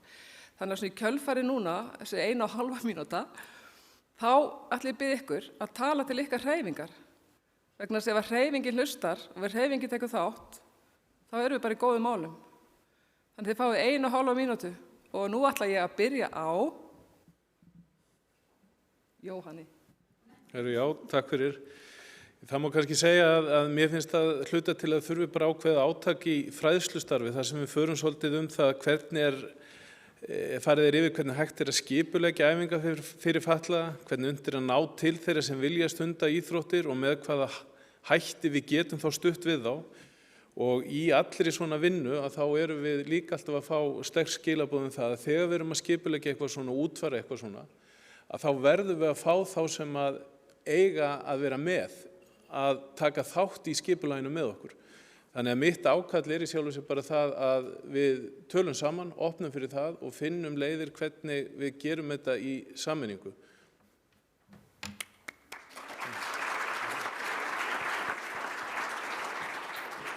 Og Andri. Já, takk fyrir það. Ég held að ég taki bara framhaldið því sem ég var að segja áðan að samvinnan það sem lykilatriði. Gagnvart íþróttahreyfingunni þá tel ég að það mikilvægasta sem við gerum að reyna að efla starfsemi sérsambanda og íþróttahéraðanna all land.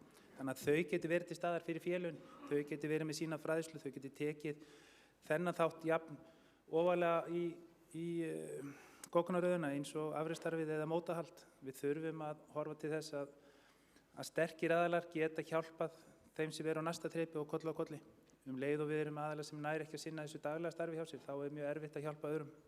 Þetta bara skyndihjálp má segja, þú verður að hjálpa sjálfur til þess að geta hjálpað þeim næsta. Og ég veit allan að miða við bæði mætingu frá framkvæmdastjórn ISÍ hérna og starfsmönnum að við munum öll taka margt af því sem kemur fram hér í dag inn í okkar starf og okkar hugmyndir í framtíðinni og vinna með það. Og ég hef sömuleiðis í hérna marga fulltrúa sérsambanda og íþróttahreyfingarnar sem ég veit að hlusta á ykkur og það sem við erum að segja hér. Og vonandi getum við öll hjálpast að við að bara vinna sem best úr þeim niðurstöðum. Það er eiginlega mín skilaboð. Við hjálpast að við þetta.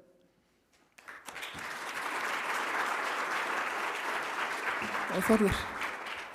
Já, ég bara tek undir með ykkur báðum að hérna samtalið okkar í millum er mikilvægt og við innan Íþróttasambands fatlaðra munum að sjálfsögðu ræða þetta bæði inn á við með okkar félögum og ásamt því eins og ég nefndi áðan að við þurfum líka að eiga samtal við Öryrkjabandalagið og hagsmunasamtök fatlaðra málið.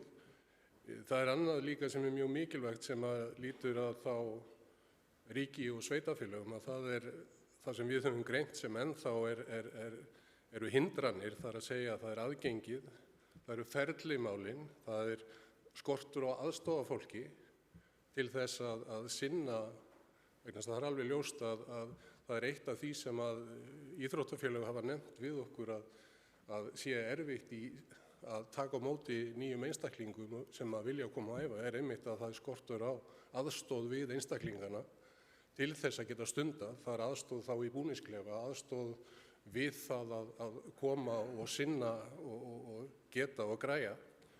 Og það er einu eitt sem að hérna enn er mikið í gildi að mínu mati sem að ég kynntist út í Danmörku þegar ég var þar í námi og einmitt var að stúdera íþróttir fatlaðra við Kaupmannahafnarháskóla, að það var að leiðin sem að Danir fara, það er maður og mann. Það er sérstaklega þá kannski varðandi sérstaklega einstaklinga sem að slasast eða lamast vegna bílslysa eða annað, að það er að fara út og við hefum verið að reyna og unnið þannig og Anna Karolína hefur verið mjög öll í það að fara í heimsóknir upp á Grensás og fleiri staði og vinna með, en auðvitað það þarf að gera enn betur. Við erum með einstaklinga þarna úti sem og fáa inn í starfinu, við þurfum að bæta okkur, við þurfum að gera betur og það er eitthvað sem við viljum vinna að.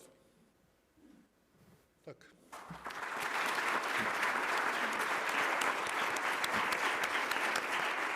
Glæsilegt. Takk fyrir. Sömuleiðis.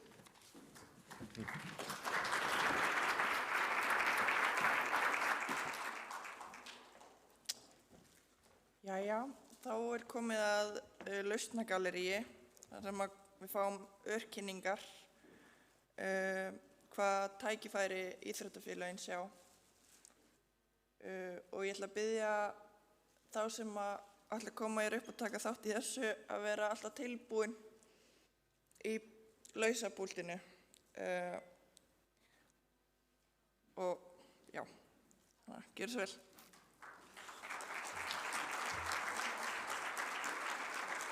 Góðan dag.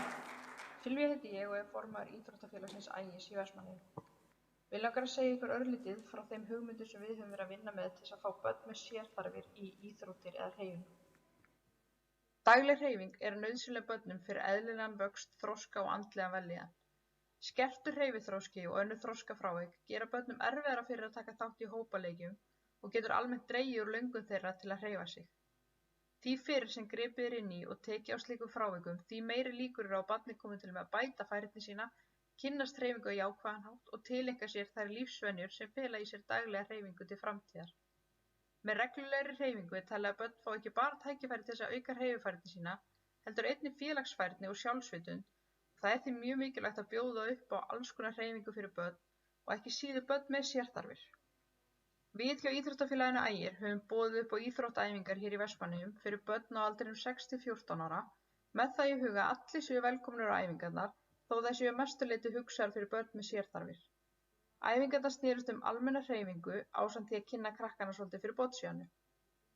Það var ákveðin hvatning fyrir krakkana að geta tekið með sér vini eða systkini á æfinguna og það trekkti meira að en ýmislegt annað sem við höfum áður prófað. Þegar við höfum eingöngu auglýst æfingarnar fyrir börn með sérþarfir þá hefur ásóknin ekki verið mikil og við höfum mikið velt fyrir okkur hvers vegna það sé. Eitt sem okkur dettur í hug er að þau vilja mögulega vera með jafnöldrum sínum og vinum meira en treysta sér ekki og hafa mögulega ekki getu í að æfa þær íþróttir sem jafnaldrarnir eru að æfa. Við tókum því ákvörðun hjá okkur að prófa þessa leið, hafa æfingar sem allir voru velkomnir á, þó þær hafi verið skipulagðar með börn með sérþarfir í huga. Þetta verkefni gekk til að byrja með mjög vel hjá okkur. Við fengum inn lítinn en góðan hóp af börnum sem höfðu virkilega gaman að því að mæta á æfingarnar hjá okkur og okkur fannst að skipta þau máli að þau gátu tekið vini sína með sér eða jafnvel systkini á æfinguna. 3 af þessum börnum hafa núna skilað sér inn í bocciað hjá okkur og það er algjörlega frábært að sjá hvað þau blómstra þar og gaman að segja frá því að þau hafa nú þegar tekið þátt í sínu fyrsta móti og á leiðinni á annað mót í lok apríl. Það hefur lengi gengið illa hjá okkur hérna í Vestmannaeyjum að ná inn yngri iðkendum í bocciað og við höfum leitað margra leiða til að fá inn nýliðun en það hefur oft reynst erfitt. Eitt skipti þegar við fórum í smá herferð að reyna að fá inn yngri iðkendur komst ég að því að eina af ástæðum fyrir þessi yngri og þá sérstaklega þau sem voru að detta úlingsaldur vildu ekki koma var vegna þess að jafnaldrar þeirra töluðu þannig boccia að það væri sko ekki töff að æfa boccia og það væri svo ótrúlega létt. Þá fór ég að hugsa með mér, hvað getum við gert til þess að breyta viðhorfi barnanna þannig að það sé ekki að núti börn eða úlingar sem vilja koma og æfa en þora ekki vegna þess að þeim gæti orðið strítt.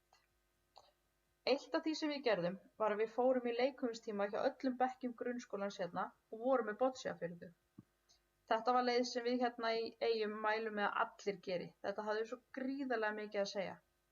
Krökkum finnst nefnilega almennt mjög gaman í boccia og eftir þetta voru mörg börn sem spurðu hvort þau mættu æfa boccia og hvort við getum gert svona aftur seinna. Annað sem við höfum gert er að við í Ægi höfum keppt í boccia við handboltakrakkana. Þá mætum við á æfingu hjá einhverjum flokki í handboltanum og keppum við þau. Þetta er ótrúlega vinsælt og það hafa allir svo ótrúlega gaman af þessu. Við höfum verið að einbeita okkur svolítið að krökkum á aldrinum 13 til 16 ára því það hefur verið svona helst þar sem við höfum tekið eftir að viðhorfið til íþróttarinnar er ekki gott og krakkarnir hafa verið að stríða út á þetta. Okkur finnst þetta hafa skilað ofboðslega miklum árangri því við sjáum breytinguna svo vel sem er að verða á viðhorfinu. Það hefur gert það verkum að í dag erum við komið 3 nýja drengi í boccia sem eru 13 og 14 ára og okkur finnst best að sjá hvað þeim líður vel, hvað þeir fyllast miklu stolti þegar þeir spila við jafnaldra sína úr handboltanum og jafnvel vinna þá og fá fyrir það mikið hrós frá bekkjarfélögum sínum. Í dag erum við í viðræðum við fimleikafélagið í Vestmannaeyjum að bjóða upp á íþróttaæfingar eða hreyfiþjálfun fyrir börn á aldrinum 5 til 12 ára sem eru hugsaðar sérstaklega fyrir börn með sérþarfir en eins og þeim æfingu sem við vorum með áður þá verða allir velkomnir. Hugmyndin er að æfingarnar verði svolítið í anda jafnverkefnisins en aðlagara getu barnanna. Við viljum að börn með sérþarfir hafi tækifæri til þess að auka bæði hreyfi og félagsfærni sína undir leiðsögn góðra þjálfara í skemmtilegu og hvetjandi umhverfi. Það er svo ótrúlega mikilvægt að hafa einhverja hreyfiþjálfun í boði fyrir börn með sérþarfir og þess vegna höfum við leitað alls konar leiðum til þess að ná til þeirra og erum að vona að þessi leið muni reynast okkur vel.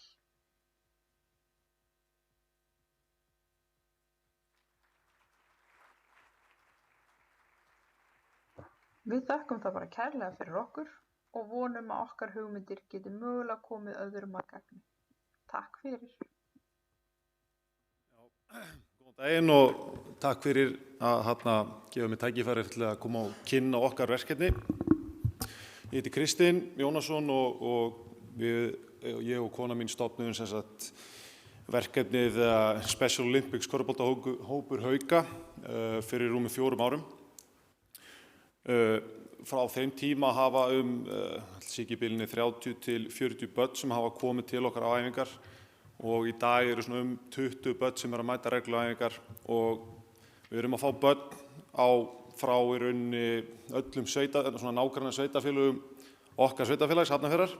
Það er að koma börn úr Suðurnesjum og Kópavogi, Garðabæ og Reykjavík.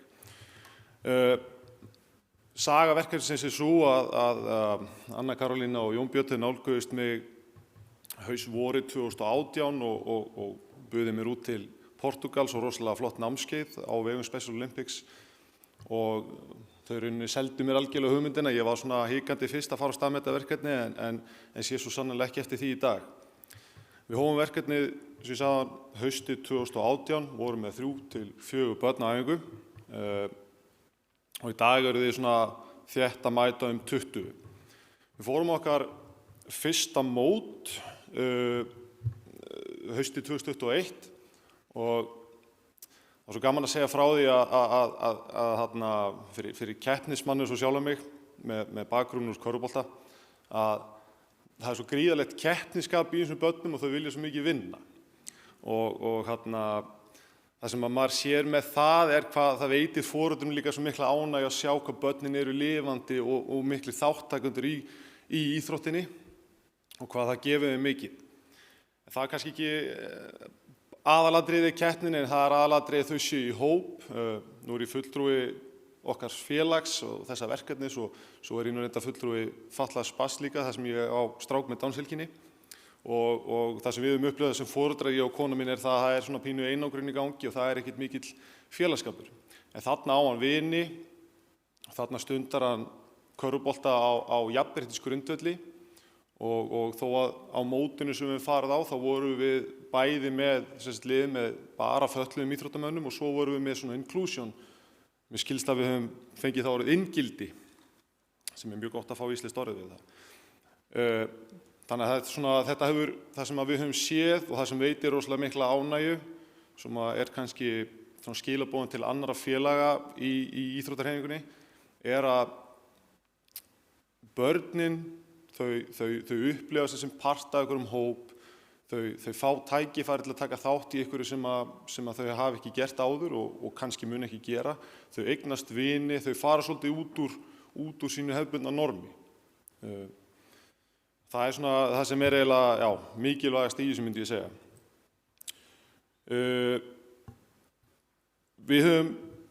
Okkar félag hefur notið aðstoðar frá Íþróttasambandi fatlaðra, frá Special Olympics. Það hafa fyrirtæki styrkt þetta verkefni sérstaklega í okkar félagi sem hefur gefið okkur tækifæri að vera með marga þjálfara, svona fleiri þjálfara heldur en gengur og gerist á körfuboltaæfingum. Við erum með svona sirka 5 þjálfara æfingu í 20 manna hóp og eins og ég segi, við höfum fengið góða styrki fyrir það.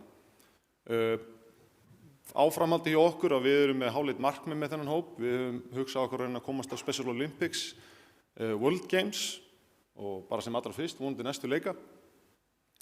Og þetta er bara virkilega skemmtilegt og það er svona kannski skilaboðin út af við enn aftur. Það er rauninni bara að opna augun, hleypa krökkunum að. Þau vilja keppa, þau vilja fá að vera með í hóp og vera í íþróttum. Takk fyrir.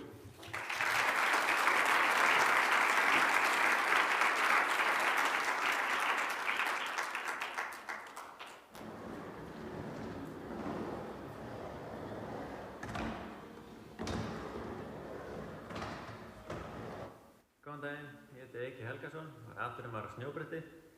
Ég á einnig á rek Braggaparkið á Akureyri sem er innanhúsaðstaða fyrir hjólabretti, hlaupuhjól, línuskauta og BMX. Mér langar sem sagt svolítið að tala þessar íþróttir, svona óhefðbundnar íþróttir. Það er geggja fyrir krakka sem ekki alveg að finna sig inn í þessum hefðbundnum íþróttum, sem þessum liðasportum, sem allt snýst að keppa og búa til einhverja afreksíþróttamenn. Það sem er svo geggja við þessar íþróttir er að þetta eru einstaklingsíþróttir, þannig að þú ert í þessu bara alveg fyrir að sjá þig á þínum eigin forsendum. Það er ekkert rétt eða rangt, þú ert ekkert að reyna að keppast hver er betri en hinn. Mér finnst þetta alltaf að vera meira svona eins og listgrein. Þú ert alltaf að skapa, þú ert að reyna að læra eitthvað nýtt, gera nýtt trikk, reyna að búa til nýtt trikk. Ef við tölum með þessu fólk með til dæmis einhverfu, þá vinna þau oft ekkert svakalega vel sem liðsheild eða í liði með öðrum. Það er svo gott fyrir þetta fólk að geta komist í eitthvað íþrótt sem þau getur bara algjörlega sokkið í og þá náttúrulega er þrautseigja og þolinmæði svakalega gott að hafa. Því að sumt af þessu tekur alveg svakalega langa tíma að læra eða sérstaklega að búa til trikk, þá þarf maður alveg gjörsamlega að sökkva sér í hlutina. Þannig að þessi krakkar og bara líka í gegnum tíðina eru fullt af atvinnumönnum sem hafa verið einhverfir, sem hafa komið með svo mikið af nýjum hlutum inn í sportið að því að þau hafa svona þetta power til að geta bara algjörlega sokkið sér í þetta og bara ekki gefast upp. Ef þau fá einhverja hugmynd, oftast bara geta þau haldið áfram og áfram þannig til að þau ná hlutunum. Ég oft spurður að því svona, en er þetta ekki svo hættulegt? Í rauninni er þetta bara eins hættulegt að þú velur þetta sé. Það er enginn að segja að þú þurfir að fara á stökkva milli hústaka eða renna þar eftir einhverju risa löngu handriði. Þannig að þú eiginlega bara getur farið og bara rendir á bílaplaninu fyrir utan og reynt að hoppa og stökkva eða gera hvað sem þú vilt. Í rauninni eins og segja, ekkert rétt eða rangt í þessu. Þannig að þú verður algjörlega velur þitt og hvar þú vilt vera. Ég meina, allar íþróttir eru hættulegar og þú getur gert allt hættulegar ef þú vilt það. En já, þannig að þetta er bara algjörlega upp til hverjum einu komið hvað þú vilt gera og hversu hættulegt þú vilt hafa þetta. Ég mæla auðvitað með, ef þú ert byrjandi, að nota alla hliðarbúna sem þú átt eða getur fengið, til hjálma, olnbogahlífar og hnéhlífar. Þetta er svona þessi klassík staði sem maður dettur á þegar maður er að byrja og líka þegar maður er komið lengra. Þannig já, bara algjörlega að nota hliðarbúna sem er í boði, það gerir allt svo miklu auðveldara. Þannig ef við förum aðeins yfir þetta aftur, að það er bara besta við þessir íþróttir eru einstaklingsíþróttir. Þú ert að gera þetta bara algjörlega fyrir sjálfa þig. Sama hvort þú sért góður eða lélegur í mannlegum samskiptum, hvort þú ert svakalega virkur eða rólegur, með einhverju eða hvað sem það er. Þetta er rauninni nær fólki saman með eitthvað samanlegt áhugamál og fólk bara einhvern veginn nær að tengja svakalega vel. Þetta er verðt í þessu. Þannig ég mæli algjörlega með fyrir bara alla að pröfa þetta og sjá. Ég meina, þetta mun ekki, þú munt ekki vera góður á fyrsta degi. Það mun allir fara í gegnum þennan pakka. Þú þarft að byrja einhvers staðar. Þú byrjar alltaf lélegur. Það er bara að vinna þig upp hægt og rólega og ef þú ert alltaf bara að keppa sjálfa þig, að þá einhvern veginn bara gerist það sjálfkrafa. Þú progressar alltaf meira og meira og meira og meira og á endanum ert allir orðinn svakalega góður á þess að vera bara á þess að hafa það sem eitthvað markmið. Þannig já, mæli bara algjörlega með að tjekka á þessu.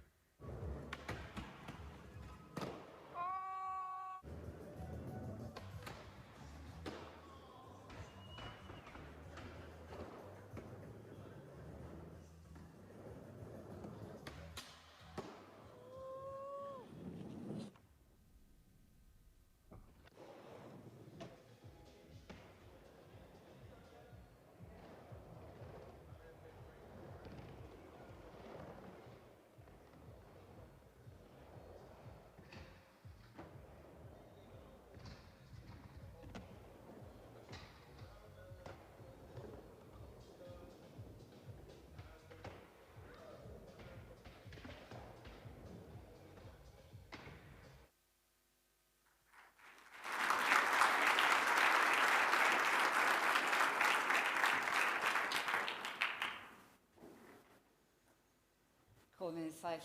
Frábært að fá að vera með ykkur í dag. Ég heiti Greta, ég er lærð fóstra og svo var ég leikskólakennari og nú er ég grunnskólakennari. En ég hef líka þjálfað knattspyrnu í rúm 25 ár. Þannig að það var svona hin vinnan mín.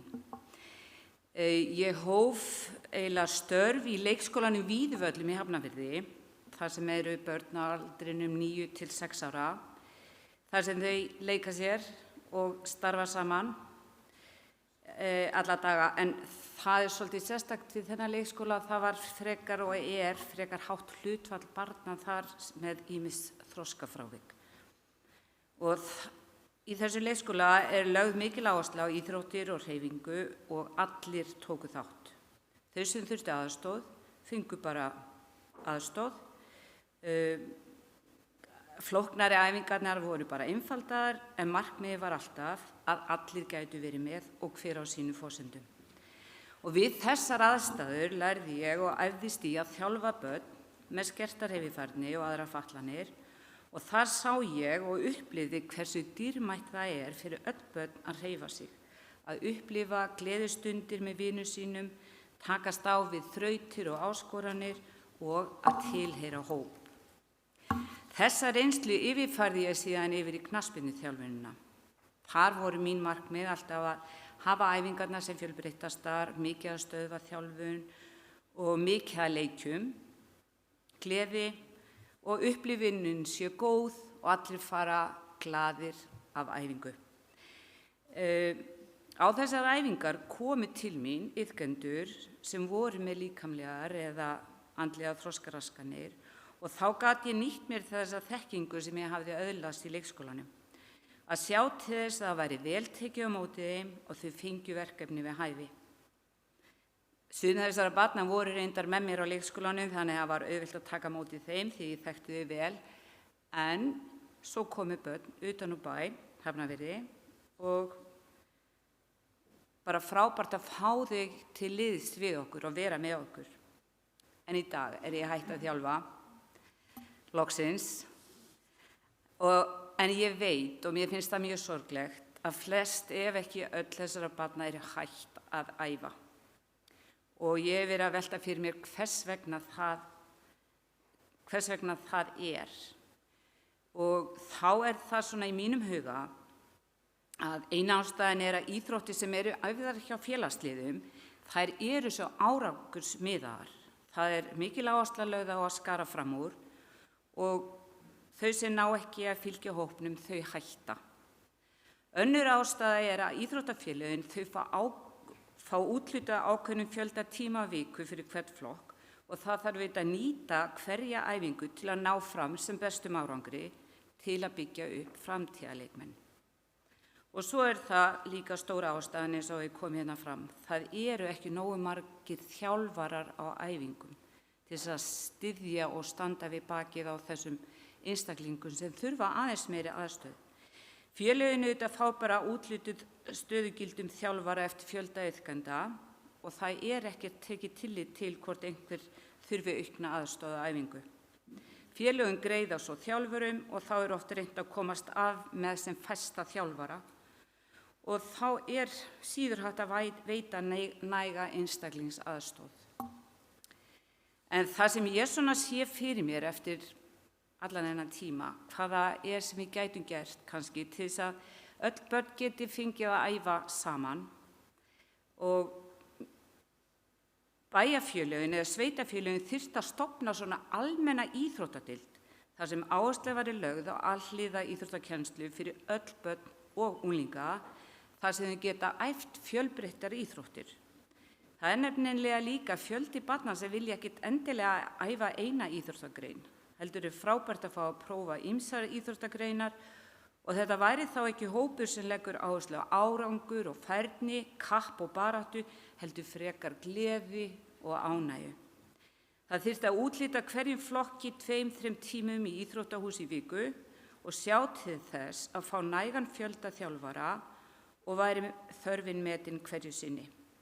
Ég sé þetta fyrir mér sem nokkurs konar íþróttaskóla eins og starfræktur í dag fyrir yngri börn, en það væri frábært að byggja upp sambærilegan íþróttaskóla fyrir eldri börn.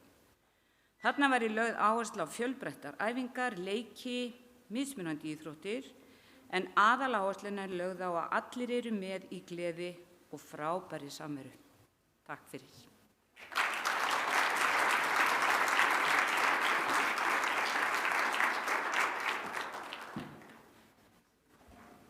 Verið þið sæl. Við ætlum að byrja því að fá að tala eins og spila svo myndbandi í lokin.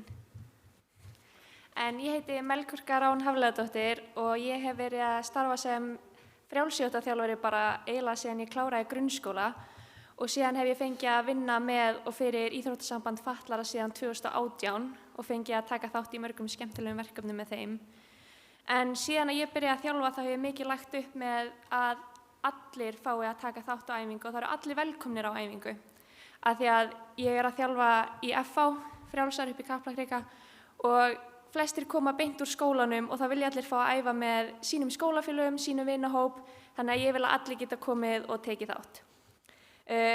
Að því sögðu að þá hef ég gert mörg mistök í gegnum tíðina þegar ég hef tekið á móti alls konar krökkum, en ég samt mjög þakklátt fyrir að hafa gert þessi mistök því að þau hafi sýnt mér hvað virkar og hvað virkar ekki. Og ég hef til dæmis lært að krakkarnir, sama hvaða aldur sem ég hef verið með krakka frá 1. bekk og alveg upp í 10. bekk, að þau vita oft sín takmörk og þau vita hvað þau geta gert sjálf. Þannig að ég í samvinnu við þau getum oft fundið leiðir sem virka best fyrir þau.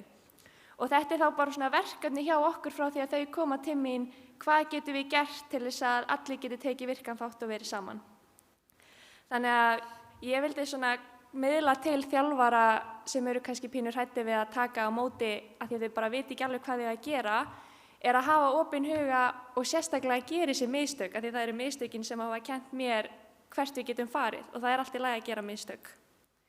Mér langaði líka að nefna að því við vorum að tala áðan fyrirmyndir að Íþróttafélagið Fjörður byrjaði með frjálsar fyrir fatlaða hjá okkur í Kaplakrika og þau eru ofta að koma og byrja æfingar þegar að yngri krakkarnir okkar að klára. Þá svipum tíma á meistraflokkurinn líka að koma og það sem ég var mjög skemmtilegt við það að þau eru að koma inn þegar krakkarnir okkar að krakkar sem eru að æfa yngri flokkunum og eru annarkort með fatlanir eða ekki, að þau sjá þau sem eru að æfa bæði hjá Firði og þá sem eru að æfa í meistaraflokknum hjá okkur og það eru lindar líka fatlaðir einstaklingar að æfa með meistaraflokki FH, að það geta allir fundið svona fyrirmyndir fyrir sig og þá ef að þau vilja halda áfram að æfa frjálsar í framtíðinni, að þá geta þau séð að það í boði að fara annarkort í meistaraflokkin eða þá að fara í meistaraflokkin hjá Firði, af því að það allt í boði og það geta allir gert allt sem þau vilja. Og ég ætla þá kannski að gefa Gunnari orðið en hann meðal annars að þjálfa Fjörð í frjálsum. Hæ, ég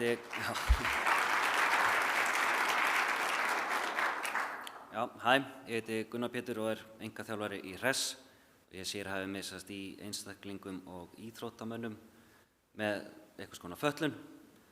Það bara langbest að sýna bara það sem ég geri, í staðinn fyrir ég sé að reyna eitthvað að lýsa þessu fyrir ykkur. Þannig að ég setti saman bara stutt myndband. Þetta sýnir bara að það geta allir æft og maður þarf bara að breyta stundum alls konar æfingum og þú veist, maður þarf bara svolítið að hugsa út fyrir kassan og bara pröfa. Ég alltaf að segja, pröfum þessa æfingu og það gengur ekki upp, það bara gengur ekki upp en það bara málið að pröfa og þannig með bara að spila myndbandið og bara sjá þið.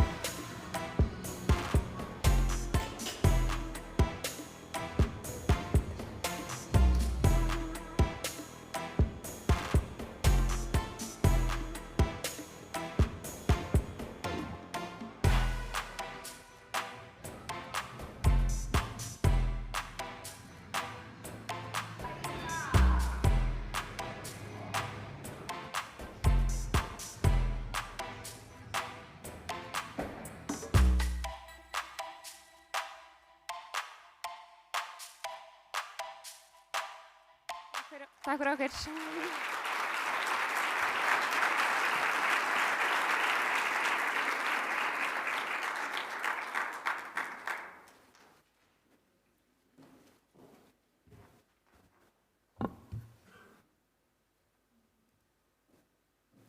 Sæl veriði. Ég heiti Eva Hrund Gunnarsdóttir og ég hef verið að þjálfa fimleika í Íþróttafélaginu Gerplu síðastliðin 12 ár, sem sagt hóp, svona Special Olympics hóp. Og ég sit líka í stjórn Íþróttasambands fatlaðra.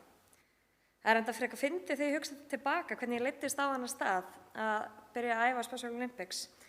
En ég komst að því að fimleikaþjálfarar í Gerplu, þeir fengu afslátt af æfingagjöldunum.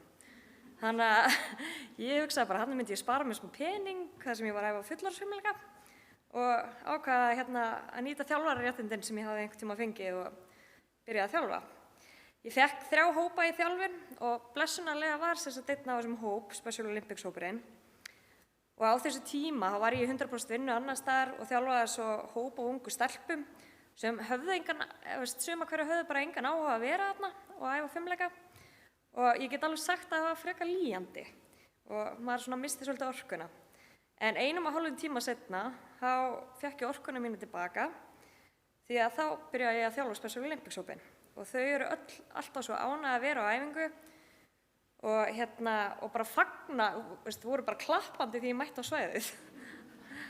Þannig að, en síðan þegar ég var búin að vera að þjálfa þessa 3 hópa og í 100% vinnu og námi, þá áttaði ég mig á því ég þurfti nú aðeins að fara að minnka við mig.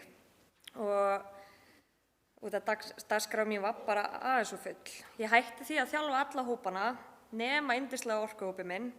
Ég bara hreinlega gat ekki og get ekki enn þann dag í dag skilið við þau og ég er búin að gera samning við elsta iðkandann í hópnum að hún megi ekki hætta fyrir en ég er hætt.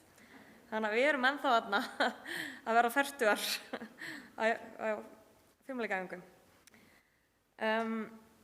Þessi hópur hann gefur manni bara svo mikið þar sem þeir eru þarna algjörlega á sínum forsendum og elska að hittast og fá hreyfingu. Eftir að ég fór á Special Olympics í LA þá kynntist ég hellinga nýjum iðkendum í öðrum íþróttum og talaði í þeirri ferð rosalega mikið við fótboltastrákana á Keflavík, en nokkrir þeirra höfðu áhuga að prófa fimleikaæfingar. Eftir ég kom heim þá blundaði ég mér að byrja með fimleika fyrir fatlaða í Keflavík vegna áhuga strákana í fótboltanum og svo þar sem mig langaði að hjálpa systur minni sem er með mjög slæma flogaveiki að fá einhverja hreyfingu. Ég byrjaði því að tala við hana þá hvort það væri eitthvað sem hún hefði áhuga á og sem hún hafði og þá fór boltinn að rúlla. Ég viðraði þessa hugmynd við formann fimleikadeildarinnar í Keflavík og hún var strax mjög spennt fyrir hugmyndinni og sonur hennar mætti meðal annars á fyrstu æfinguna. Við vorum samt frekar hissa á því að skráningin í hópnum var ekki betri en við byggust við, fórum að skoða þetta og þá kom í ljós að þrátt fyrir að við vorum að rukka töluvert lægra fyrir æfingar en gengur og gerist í fimleikum, þá er þessi hópur, hann er bara vanur að borga eitt gjald í nes og fá að stunda allar íþróttir. Þannig að við fórum á fund með nes og buðum þá mig sem þjálfara í fimleikum og fría bara húsaleigu á fimleikahúsinu. Og þau voru bara mjög spennt fyrir því og bara gengu í málið og þá loksins byrjuðu fimleikaæfingarnar aftur og með miklu fleiri iðkendum út af þarna gátu krakkarnir verið að æfa fleiri en eina íþrótt og borga bara eitt gjald. Ég var áðan svo í vinnu fyrir 3 ára síðan í fimleikasambandinu og þyrfti að hætta sem þjálfari í Keflavík og nes í kjölfarið þar sem ég sá mér ekki fært að sinna þessu starfi aukalega vegna álags þar sem ég var að þjálfa 3 sinnum í Gerplu líka. Nesarar náðu þó að semja við fimleikaþjálfarann í Keflavík sem tók við á mér í 1 ár en eftir það var enginn til í hlutverkið og því bara fjallu æfingarnar niður hjá nes sem mjög sorglegt þar sem þessi krakkar höfðu rosa mikinn áhuga. Ein af þessum iðkendum ákvað þó að bara leggja á sig og fær einmitt far með honum Magnús Orra á æfingar í Gerplu, þannig að hún allavega nær að viðhalda þessari íþróttu. Það sem langar bara að koma á framfæri er það þarf bara einn áhugasaman þjálfara til að koma íþróttagrein í gang. Og það er ekkert mál. Og það sem mig langar einnig að koma á framfæri er að þetta er langskemmtilegasti hópurinn að þjálfa. Það eru allir þarna því þau vilja það, ekki út af því foreldrar eru að vilja og þau eru agaðasti hópur sem ég hef nokkuð tíma þjálfað. Og ég sagði oft við stelpurnar sem ég var að þjálfa í Keflavík þegar þau voru að kvarta yfir þrekinu. Og sagði við þær bara, stelpur, Special Olympics hópurinn minn, hann gerir þetta bara með bros og vör, kvartar aldrei. Þau eru svona eins og vélmenni, bara róbot, vita bara hvað þau eiga að gera og bara hlýða öllu, sem er alveg snillt. Fyrst ég stend á sviðinu, það langar mig líka til að koma fram fyrir svona gremju sem ég er búin að byrgja inni núna í 2 daga. Systir mín sem ég talaði áðan kom sér loksins í gang og byrjaði að æfa boccia. Og við systurnar vorum orðnar spenntar fyrir því að mæta á Íslandsmót saman út allt land og svona hún fengi að upplifa það. Svo kom náttúrulega COVID þannig að æfingarnar fjallu niður. Ég spurði svo mömmu mína í fyrradag hvort að hún myndi fara á Akureyri þar sem Íslandsmótið verður. Og þá sagði mér hún það að henni var meinaðar aðgangur á æfingar þar sem hún var alltaf að hafa flogköst. Og hún þyrfti allavega þá að minnsta kosti að hafa aðstoðarmann með sér. Ég sem þjálfari skil þetta þar sem ég hef lent í að suma fatlanir eru erfiðari en aðrar og stundi þar aðstofafólk til að hjálpa. En bara oftar en ekki ekki hjálpin til staðar. Og ég hef líka þjálfað hana og hringdi í foreldra mína klukkan 10 á kvöldin þar sem að systir mín er sofandi eftir flogakast og klukkan orðið margt og mig langar að komast heim en hún bara ekki ennþá með mátt til að standa í fætunar. Þannig að ég veit að þetta er erfitt en ég trúi ekki að sé ekki hægt að finna lausn þannig að allir geti fengið hreyfingu sem þeir þurfa. Af hverju henni meinaðar aðgangur á æfingu og af hverju fær hún ekki hennan aðstoðarmann? Þessar fréttir kom bara til mín núna í fyrradag en ég trúi ekki að sé ekki annað hægt en að finna lausn og ég mun 100% fara í það núna eftir þennan dag í að tala við fólk og finna einhverja lausn fyrir hana þannig að hún geti lifa bara sama lífi og aðrir. Og þetta er rosa mikið félagsskapur líka að mæta á æfingarnar. Í þessi samfélag þurfum að vinna saman, bara ekki bara skríða í holu og láta sem allt sé fullkomið.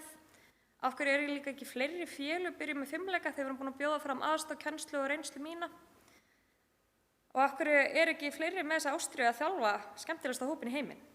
Ég skil það ekki. Ég ætla síðan enda samt á því að segja að fimleikadeild Keflavíkur byrjaði fyrir svona 5 árum síðan með fimleikahóp fyrir börn með sérþarfir sem algjörlega bara geggjað og vonandi þróast þessir einstaklingar áfram að verða einhvern tímann að Special Olympics förum. Einnig langar mig að þakka Gerplu fyrir frábært starfi í öll þessi ár og að setja þennan hóp í forgang þrátt fyrir að þurfa í rauninni að borga með íþróttinu fyrir þau. Ég segi bara að koma svo, við skulum öll opna aðeins augun, ég trúi á ykkur og ef þið hafa á að koma á áhaldafimleikum, hópfimleikum eða nútímafimleikum fyrir fatlaða í gang, þá endilega bara heyri í mér. Takk fyrir.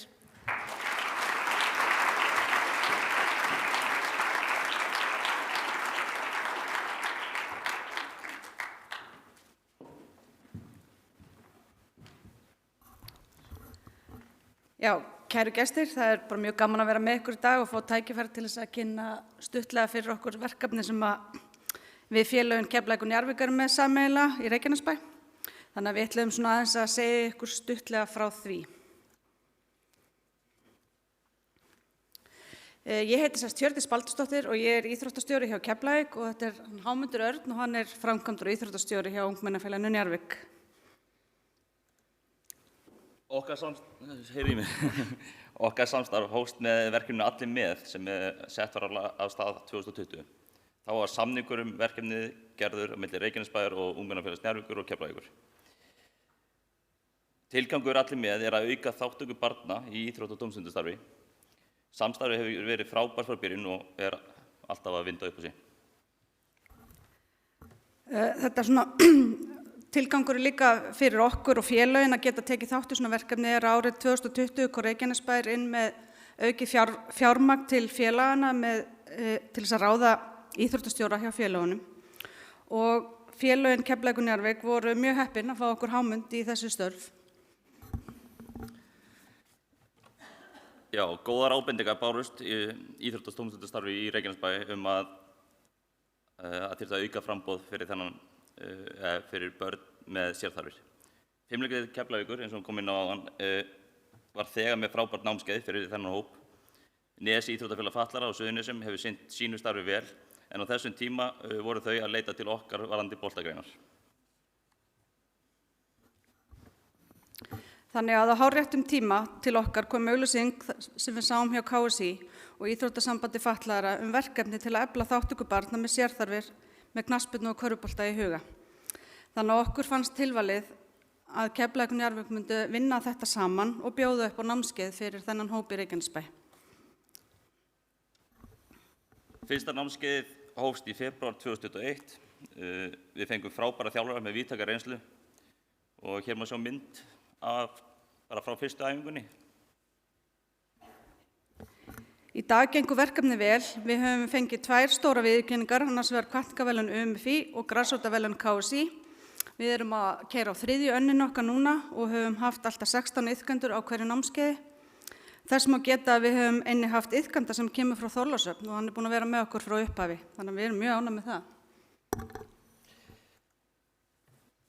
Allir sem við höfum haft samband við hafa tekið okkur mjög vel og meðal annars Netto og KSÍ og KKÍ hafa styrt okkur með fallegum gjöfum sem krakkarnir voru ekkert smá ánægð með í miðri COVID.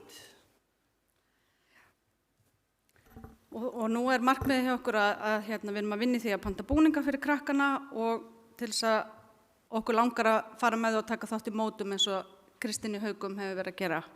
Og nú þegar utanaðkomandi áhrifum lokið, þá bindum við vonir að verkefni festi sig betur í sessi og nái því flugi sem við stefnum að og að fjölbreytnin aukist í Reykjanesbæ og allt land.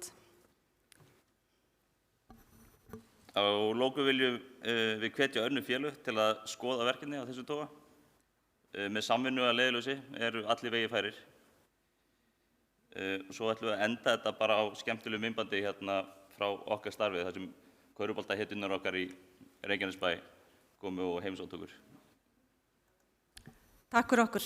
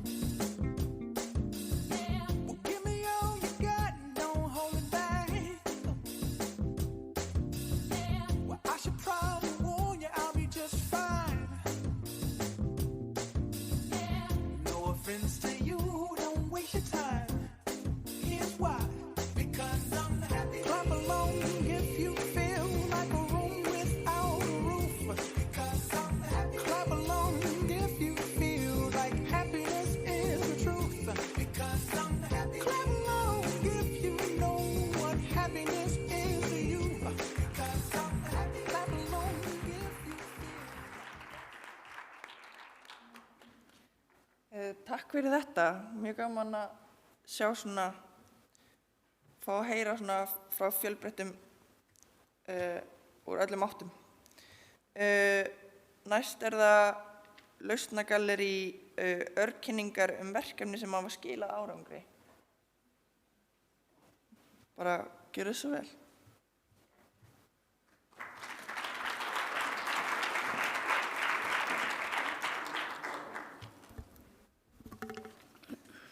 Góðan dag. Ég heiti Karítas S. Ingimarsdóttir, sviðsstjóri íþrótta og heilsueflingar við leikskólann Glaðheima í Bolungarvík.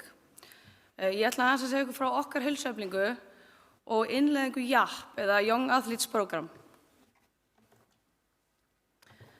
Fyrst vil ég byrja að útskýra örstutt hvað JAP eða Young Athletes Program, íslenskað alþjóðlega hreyfiáætlunin En JAP alþjóðaverkefni sem unnið í samstarfi við Háskólann í Boston.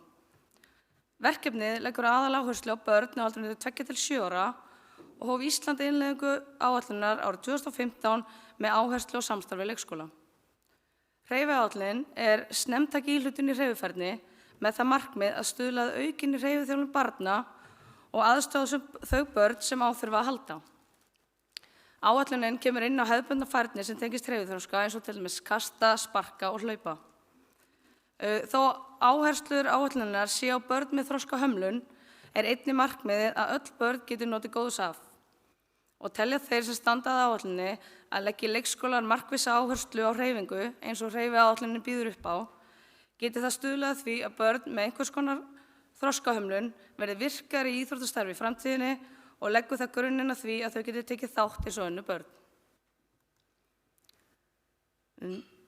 Við höfum núna innleitt JAP í leikskólan okkar í Bolungarvík og innleiðingin á því hófst að fullu haustið 2020 eftir kynningu fyrir börn og foreldra frá Önnu Línu hjá Íþróttasambandi fatlaðra og Ástu Katrínu á heilsuleikskólanum Skógarási.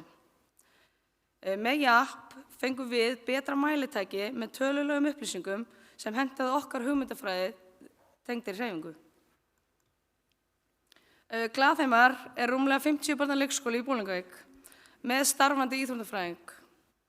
Eftir innleiðingu JAP fá nemendur okkar 1 til 2 ára 1 skipulagðan íþróttatíma á viku, nemendur 2 til 4 ára fá 2 skipulagða íþróttatíma á viku, nemendur 4 til 6 ára fá 3 skipulagða íþróttatíma á viku. Auk þess fá útskriftarnemendur skólans 3 sundlautir og útskriftarári sín í leikskólanum sem dreifast yfir veturinn allt undir handleiðslu íþróttafræðings.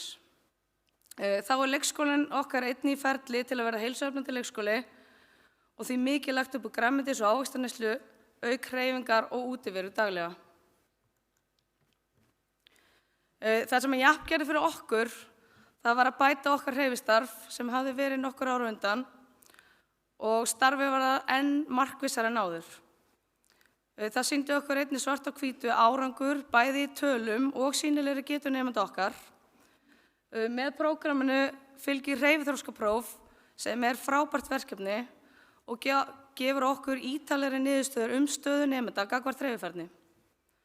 Þá jók áætlunin enn frekar snemmtæka íhlutun hjá okkur. Nemendur okkar með grun slakan hreyfiþroska prófaðir oftar og brugðist við með viðeigandi þjálfun. Þá komum við einnig á laggirnar hreyfihópum og samstarf sviðsstjóra og íþrótta- og sérkennslustjóra sem skipulögðu hreyfihópa jafnframt einstaklingsþjálfun í sal. Í hreyfihópunum okkar einstaklingar sem þurfa meiri örvun og fá þeir auka tíma utan skipulögðu íþróttatímana með samnemendunum þar sem unnið með verkefni og þjálfun þar sem blandaði saman grófhreyfingum og verkefni frá sérkennslustjóra. Þar meðal annars unnið með málurvun og félagsfærni auk annarra þátta. Það sem myndir segja meira en 1000 orð, þá þakka ég kærlega fyrir tækifæri til að segja aðeins frá því sem við erum að vinna að í Bolungarvík og sýni enn fleiri myndir úr starfinu. Takk fyrir.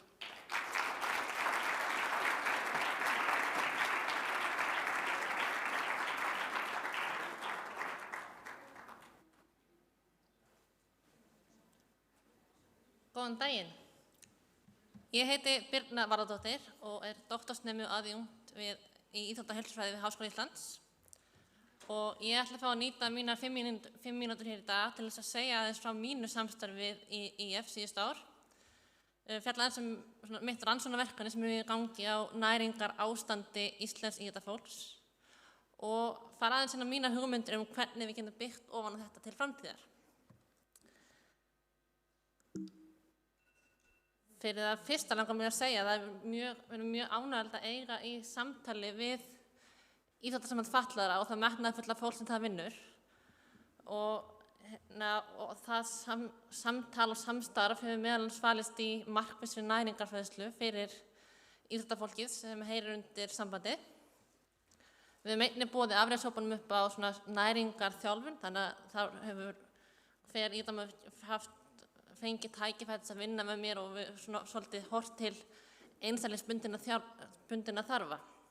Þannig að það var pínu að samtvinna þessa almennu fræðslu og veita hana, en á sama tíma eiga samtali hvernig við getum mætt þörfum viðkomandi sem allra best. Ég doktorsnemi uppi í háskóla og þar erum við með mjög stórt og viðamikið verkefni sem að skoða næringar ástand og næringar tengdar áskoranir íslensku íþróttafólki og þar og hefur íþróttafólki með fatlanir verið boðin þátttaka og ég hef einnig átt í mjög góðu samstarfi við rannsóknarhóp út í norska íþróttaháskólanum og þau eru með verkefni í gangi sömuleiðis sem skoðar næringar ástand íþróttafólks með fatlanir og það samtal og samstarf og niðurstöður þessara verkefna geta leitt til þess að við fáum gagnrýndar ráðleggingar þarfir þessa hóps sem til framtíðar við getum byggt á og gert enda betur og náð sem flestra.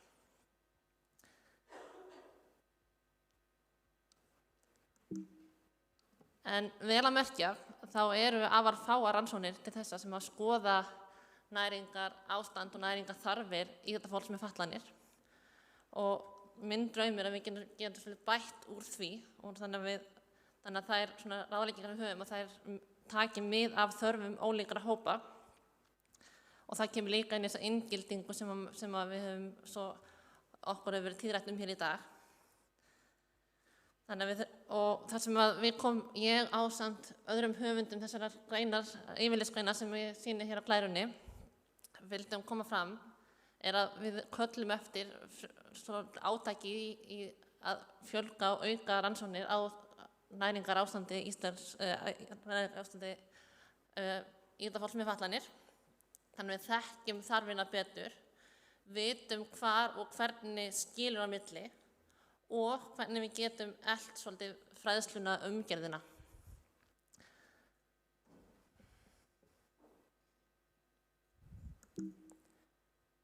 Þannig að rétt eins og íþróttir eiga að vera fyrir alla, þá finnst mér líka íþróttarannsóknir eiga að vera fyrir alla. Þannig að allir sem eru hluti af íþróttahreyfingunni eiga tækifæri til að taka þátt í rannsóknum og vera hluti af þeim hópi sem við skilgreinum sem íþróttafólk í rannsóknum.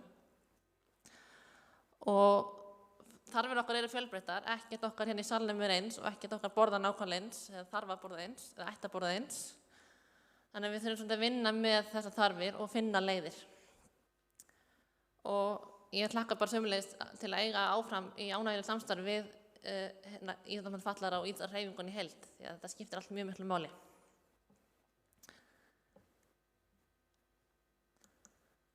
Og aftur langum bara að segja að þarfir okkur eru fjölbreyttar og lausnirnar geta fjölbreyttar líka. Það er engin ein leið rétt til þess að borða.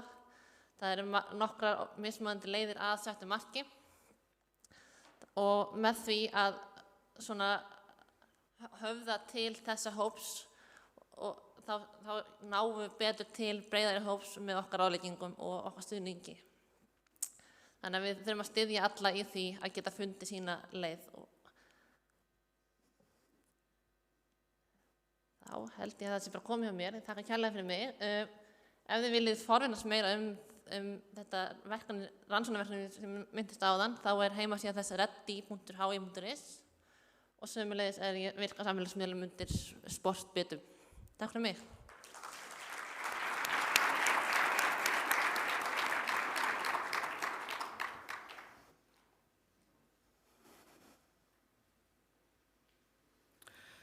Já, góðan daginn. Ég ætlaði bara í örstuttu máli að renni gegn myndum sem er af íþróttabúnaði. Í staðinn fyrir að tala hann þá gerði ég bara myndasjóf og ég ætla að gefa í þannig ég taki minni tíma í þarf. Byrja núna. Byrja til að segja þetta er mjög mikilvægt. Petrahjólið, það er til á Íslandi, það er fyrir börn og ungmenn og fullorðna með CP. Bæskí sem er með 2 skíðum, það er fyrir byrjandur. Og eins og sjáu þá er þetta að halda í sleðan eða vera með band og síðan sleppum við þegar við komum lengra. Þetta er til í Bláfjöllum og Hlíðarfjalli og Stafdal. Mónoskíð það er fyrir lengra komna og það er keppnisskíði en við höfum líka náð að koma öðrum á það sem er svona að undan sinni samtíð í skíðunum þegar þeir fara að prófa. Sérhanlegir skíðastafir, það er eins og þið sáu hjá snillingnum Hilmari Snæ áðan. Gönguskíði og gönguskíðasleðar, það er enginn að sleppa því að fara gönguskíði þó hann geti ekki staðið.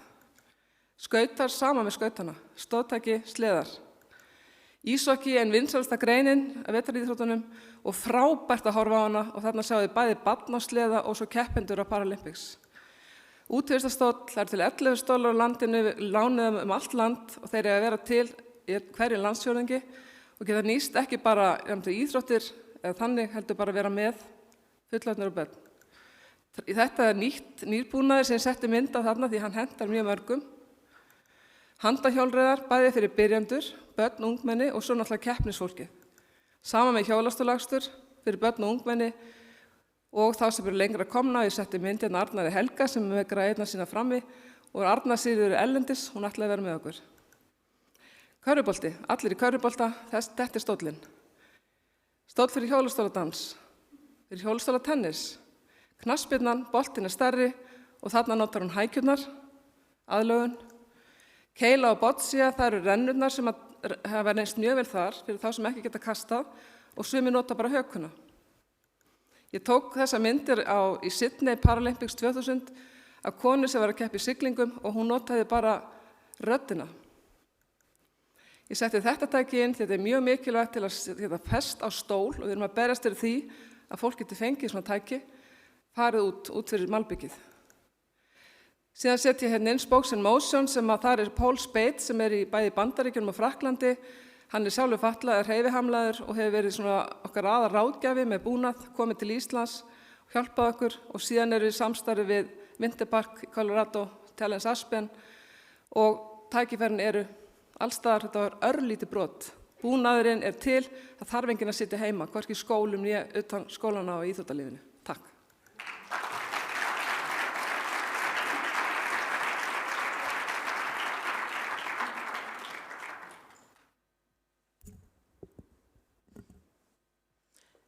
Já, komið sæl, ég heiti Helga Olsen og er skautaþjálfari hjá skautadeild Aspar en ég er líka grunnskólakennari í Reykjavík.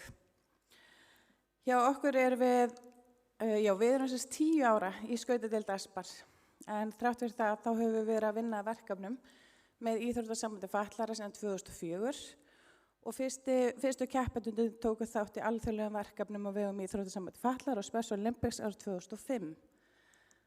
Við erum með einstaka einstaklinga í okkar hópi og eins og staðan er núna þá erum við með 34 iðkendur sem æfa í ÖSP, skautadeildinni. 90% af þeim er með eitthvað svona fötlun en 10% án fatlana. Og það er vegna þess að okkar félag, eins og öll önnur félag, eiga að taka á móti öllum iðkendum.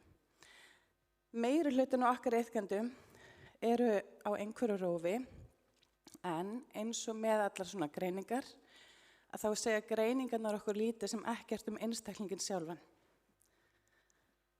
Við höfum ákveðið að hafa það þannig að við ætlum að horfa á einblína á styrkleika hvers og eins og við erum með ólíka einstaklinga, með ólíkar þarfir og líka með ólíkar væntingar til þáttöku í íþróttastarfi.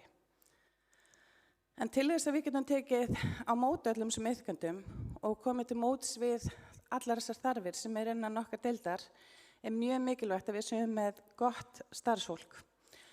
Hjá okkur starfa mun fleiri þjálfarar en gengur að gerist í svona lítilli deild.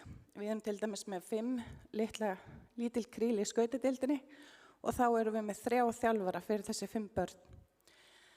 Við leggjum mikið upp úr því að það sé aðeins þjálfarar með þjálfararéttindi sem að stjórna og bera ábyrgð á æfingum. Við leggjum mikinn metnað í menntun og reynslu okkar þjálfarateymis, enda koma þjálfararnir okkar víðsvegar að innan íþróttarinnar. Við erum með grunnskólakennara, leikskólakennara, sálfræðinga, sjúkraþjálfara og svo afreksfólk úr innan íþróttarinnar og svo eru þeir sem telast með aðstoð við þjálfun, að það eru þeir sem ekki hafa lokið þjálfaramenntun en eru svona aðstoð okkur með yngri iðkendur og það eru meðal annars Unified skautarar okkar og framhaldshópurinn okkar hefur verið að taka virkari þátt í því. Við vinnum eftir áfangamarkmiðum Special Olympics í æfingakerfinu okkar. Það farið mjög skýrt frá henni einfölda til hins flókna. Við útbyggum skautamöppu, þannig að hver og einn iðkandi með svona sína skautamöppu sem ger honum kleift að vera upplýstur hvað hann staddur í ferlinu. Og við veitum áfanganælur til viðurkenninga fyrir lokin stig. Og eins og sjá þetta litla krútt hérna, þá hún alsæl með sínar fyrstu 3 nælur. Aðalmarkmið okkar hins vegar að auka sjálfstæði og ekki einungis innan íþróttarinnar, heldur bara sjálfstæði í lífinu sjálfu. Skautamappan okkar kemur þar sterkt inn sem hvatning, þar sem hver og einn fær í rauninni stjörnum fyrir það að hafa bara mætt á æfingu og tekið þátt í upphitun, fær stjörnum fyrir það að taka þátt á ísæfingum og svo fær hann líka stjörnum fyrir það að hafa lokið æfingum með tegjum. Skautaæfingarnar eru svo listaðar upp í stigum og iðkendur safna stjörnum þegar þau eru búin að ná sér ákveðnum æfingum og það sem að hver og einn með sína möppu þá getur við vel fylgst með hvað komið og hvað kemur næst. Fyrir hverja æfingu setjum við upp einstaklingsmarkmið fyrir hvern og einn, þar sem að við í samráði við iðkendur höfum svona markmiðstíma og þeir markmiðstímar svolítið útgangspunkturinn af þeim markmiðum sem settar eru upp fyrir hverja æfingu. Ef maður svo bara ekki í stuði til þess að gera þessa æfingu þennan daginn, að þá bara skiptum við að finna eitthvað sem okkur finnst öllum skemmtilegt. En það samt sem að mjög mikilvægt að við sem að setja markmiðinu upp og æfingarnar upp á því tungumáli sem að iðkendur okkar skilja. Og það eru ekki allir sem geta lesið sér til gagns og við óskuðum eftir styrk frá velferðarráðuneytinu sem við fengum til þess að útbúa sér sett sjónrænt skipulag. Við höfum sér sett í framhaldi af þessum styrk og erum búin að útbúa fyrir fyrstu 5 áfangana svona myndir þar sem að við setjum upp og iðkendur velja og færa síðan yfir í búinn flokk þegar æfingunum lokið og þannig geta við fylgst með hvernig æfingunum vindur fram. Við leggjum mjög mikið upp úr því að iðkendurnar okkar læri að setja sér markmið, ekki bara hjá okkur, heldur annar staðar líka og að þeir finni leiðir að markmiðum og að þeir séu að vinna í þágu sjálfsins. Þegar við erum að undirbúa prógram fyrir keppni og það val að keppa eða ekki, að þá setjum við þetta upp líka þannig að við sem að vinna þetta með iðkendum og að allt skipulag sér sjónrænt og eitthvað sem þau geta fylgt eftir. Keppnisþátttakun okkar skiptist í það að við erum með einstaklinga. Við höfum líka verið í virkri parakeppni í nokkur ár og svo erum við með Unified félag eða pör, þar sem að einstaklingur keppir með fötluðum einstakling en telst sjálfur ekki með fötlun. Samvinna gríðarlega mikilvæg eins og hefur komið margoft fram hérna í dag og við höfum átt yndislega samstarfi í Íþróttasamband fatlaðra og nú það yfirleitt þannig að það maður beðin eitthvað þá segir maður bara já. En við höfum líka haft stuðning á Skautasambandi Íslands sem hefur stutt vel bæði við þjálfaramenntun og komað ýmsum málum til stuðnings okkar íþróttamanna. En aðstandendur skipta okkur gríðarlega miklu máli og það bara þannig að við getum gert ótrúlegustu hluti vegna þess að við getum gert þá saman. Við myndum okkur svona lítið samfélag þar sem allir fá að vera eins og þeir eru og allir teknir eins og þeir eru og fjölbreytileikanum fagnað. Og stundum það bara þannig að þá þarf maður að passa að taka sig ekki of hátíðlega. Þannig að það getur verið mjög gaman líka. Þannig að við viljum mynda þetta samfélag þar sem öllum líður vel vegna þess að við trúum því og treystum að ef mann líður vel þar sem maður í hvetjandi umhverfi að þá fyrst nær maður árangri. Takk fyrir mig.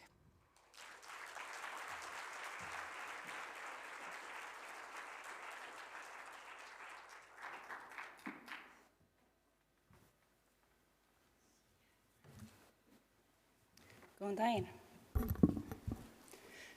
Ég heiti Bára Fanney og er körfuboltaþjálfari. En ég er líka sálfræðingur á ráðgjafar- og greiningarstöð og mér langar bara að þakka æðislega fyrir erindin í dag. Þetta er bara rosalega áhugavert og gagnlegt. Mér langar aðeins að nefna eitt áður en ég byrja. Hlutverk mitt á ráðgjafar- og greiningarstöð er að til dæmis að taka viðtöl við foreldra og ég er að vinna á yngri barnasviði, þannig að ég vil taka viðtöl við foreldra barna á svona 3 til 6 ára aldri og ég spyr alltaf íþróttir. Er barnið að æfa íþróttir eða vitið hvað er í stendur til boða fyrir barnið ykkar í ykkar bæjarfélagi? Yfirleitt svarið sem ég fæ er nei eða þá ég held að hendar ekki mínu barni. Þannig að mér langar svolítið að ítundra það sem Sigrún sagði í fyrirlestunum í morgun, ekki ákveða fyrirfram, prófum, tökum séns. Það var líka nefnt í morgun svona íþróttir sem svona hafa hentað vel fyrir bara börn með sérþarfir. Körfubolti var ekki á listanum, en í hópnum okkar er rosalega mikið fjölbreytileiki og stór hópur af iðkendum okkar eru börn sem eru á einhverfurófi. Þannig að, já, við skulum ekki ákveða fyrirfram, við verðum að prófa. En ég er þjálfari, Haukar, körfubolta, Special Olympics hópsins og þessar myndir, fyrsta myndin ennast fyrir ofan, hún er af fyrstu æfingun okkar, þar sem vorum með 34 iðkendur. Og þetta seinni myndin er nýjasta myndin, hún er reynda tekin fyrir áramót og þetta er ekki allir iðkendur okkar, við erum yfirleitt í kringum 20, þannig við höfum stækkað rosalega mikið á þessum 4 árum. En við erum að bjóða körfuboltaæfingar fyrir börn á aldrinum 6 til 12 ára, var það upprunalega, nú eru elstu börnin orðin 14 ára. Og það eru allir velkomnir, en við erum að hugsa þetta sem þá börn sem þurfa aðeins meiri stuðning. Greiningin skiptir alls engu máli. Og oft eru líka systkini að mæta æfingu og það er bara frábært og skemmtilegt og vinir. Þetta er samstarf með körfuknattleiksdeild Hauka og svo hafa náttúrulega verið líka aðrir styrktaraðilar að hjálpa okkur eins og Kitty nefndi áðan. Við æfum einu sinni í viku og erum í Hraunvallaskóla og erum á laugardögum klukkan 11:15 til 12:15. Við erum með rosalega flott þjálfarateymi.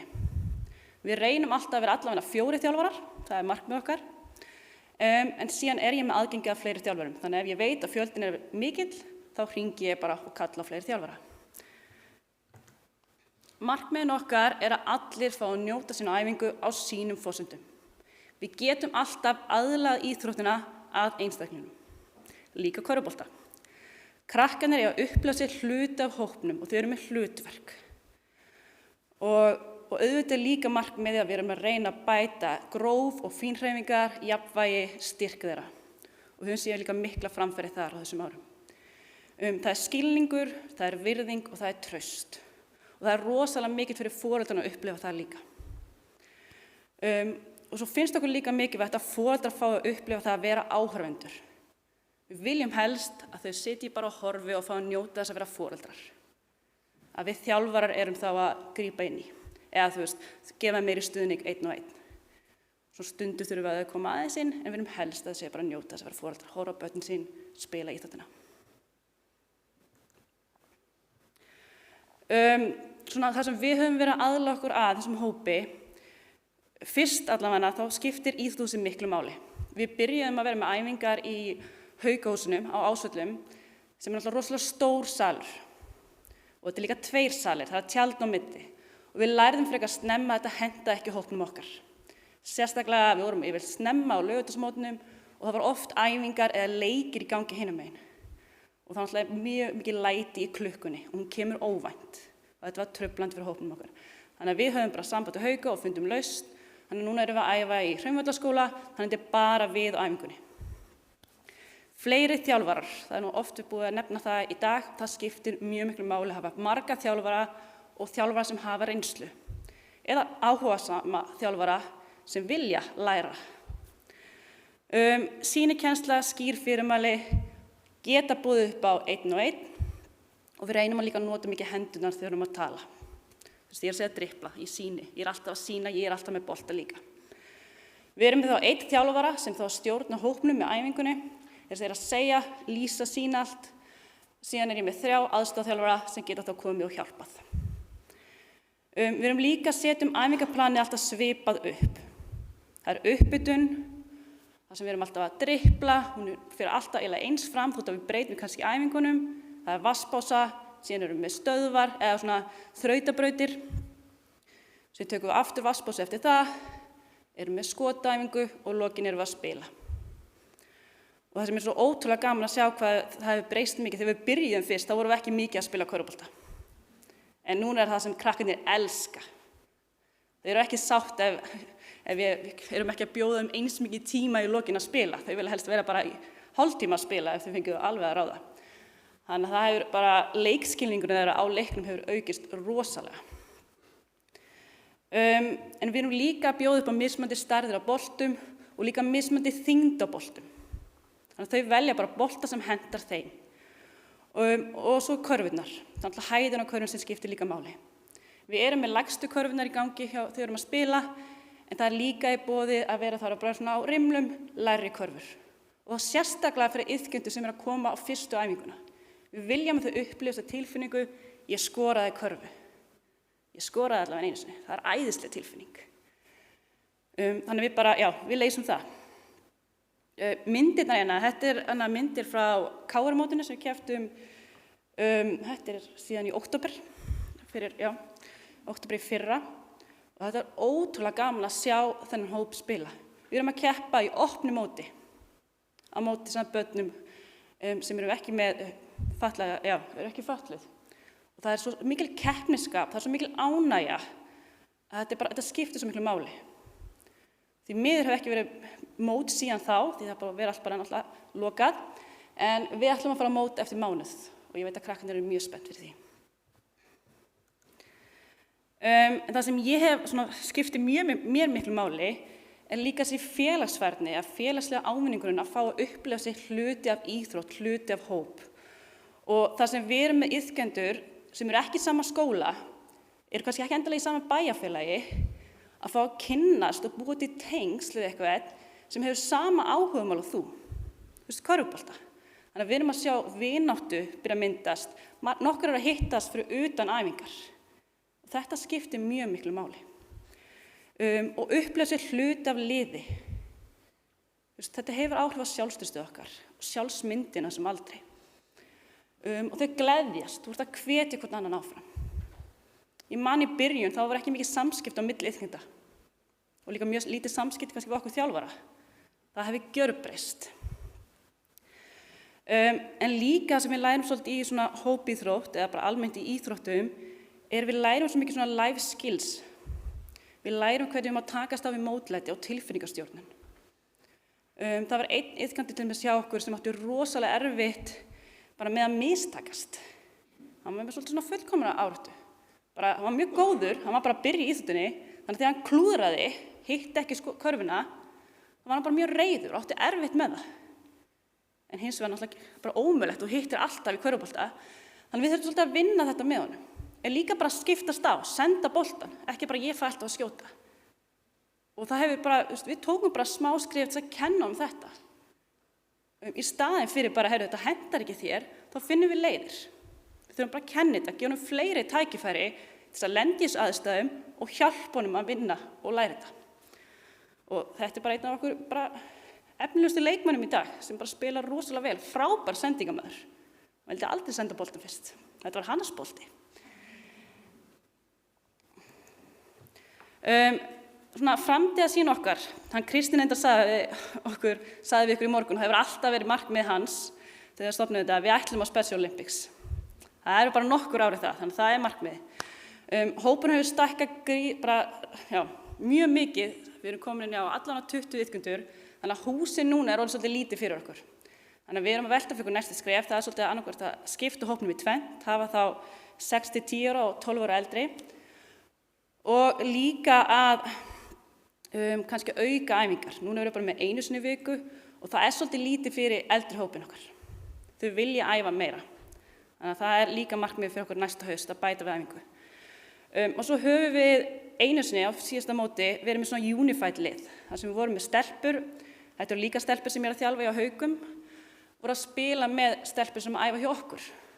Og þetta var ótrúlega skemmtilegt að sjá þær spila saman, hvetja okkur aðra og tengjast. Og þetta var jafn mikilvægt bara fyrir stelpunar mín í Special Olympics og stelpunar mínar sem að æfa hjá mér í Haukum. Þannig að þetta eitthvað sem okkur langar að gera meira. Að opna svolítið æfingarnar og tengja hópana saman.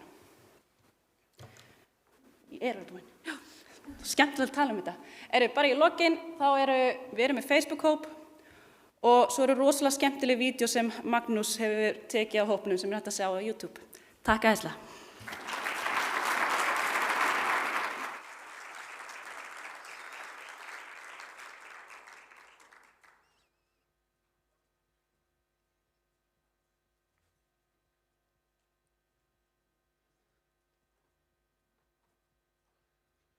Já, góðan dag, ráðstefnustjóri, ráðstefnugestir.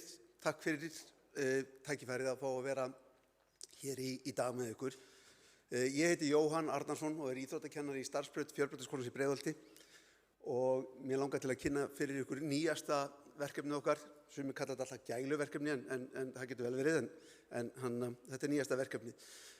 Með mér í þessu verkefni hafa þær starfað Halldóra og Hulda Sólveig, sem íþróttakennarar með okkur, með mér upp í FB. Og þetta, aðeins áður en ég byrja, þá langar mér til að segja ykkur pínlítið frá Fjölbrautaskólanum í Breiðholti. Þetta eitt stærsti framhaldsskólinn á landinu. Þetta sem sagt skóli hann UNESCO skóli og heilsueflandi framhaldsskóli að auki.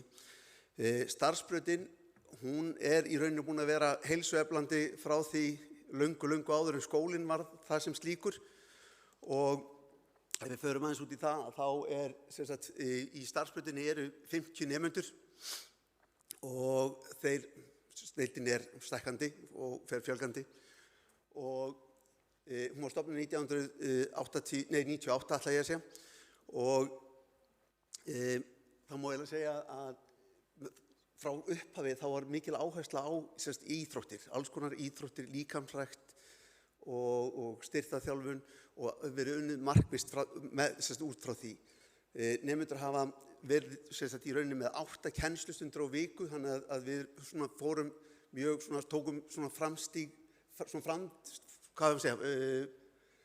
vorum framsýn í því að koma hreyfingunni strax mjög sterkt inn. Nú svo vont, ég sé ekkert hvað ég Ok, frá því fyrir nokkrum, fyrir ári, 2 árum síðan, þá datt okkur í hug að við fórum í rauninu bara að horfa svolítið á hvernig staðan í þjóðfélaginu og það var auðvelt að sjá fyrir hvert sem að hjólreiðar voru á gríðarlegri siglingu í þjóðfélaginu. Það voru allir farnir að hjóla. Fólk að hjóla í vinnuna, fólk að hjóla sem líkamsrækt og í keppni og til skemmtunar. En þegar maður horfði við flóruna, þá sá maður mjög lítið fatlaða hjólreiðamenn eða hjólreiðamenn með einhver frávik. Og þannig að við fengum þá hugmynd að það var nú gaman svolítið að stökkva á þennan vagn og vorum með alla klæðir úti við að reyna að ná í styrki og fengum styrki uppalega til þess að kaupa í rauninni það sem við kallum bara venjuleg hjól, tvíhjól. En okkur sveið það alltaf pínulítið að þegar við horfum síðan yfir nemendarhópinn okkar þá var alltaf hópur þar sem átti engan möguleika á að hjóla og tvíhjóli. Höfðu hvorki jafnvægið eða styrkinn eða þorið bara í rauninni til þess að taka það skref. Og þá kom til að félagsmálaráðuneytið í samstarfi við Íþróttasamband fatlaðra sett á fót styrk sem opnaði á þann möguleika að fá pening í rauninni til þess að kaupa hjól við hæfi. Og við fengum styrk og keyptum 3 hjól, fyrsta 3 hjólið okkar og það má eiginlega segja bara leið og þetta fer í gang að þá fer þetta bara að slá í gegn. Krakkarnir elska það að fara út að hjóla og takast á við mismunandi verkefni. Staðan reyndar þannig í dag að við erum náttúrulega bara með fjallahjól og svo þetta eina 3-hjól sem þið sjáu hér á myndinni og við náttúrulega göngum út frá því eins og ég sagði áðan, við erum UNESCO skóli og vinnum þar eftir heimsmarkmiðum að þá kenna krökkunum okkar það að nota þetta sem líkamsrækt, nota þetta til umhverfisverndar, nota þetta til þess að komast til og frá tómstundum, vinnu, skóla, heimsækja félaga, að gera þetta allt á hjólum.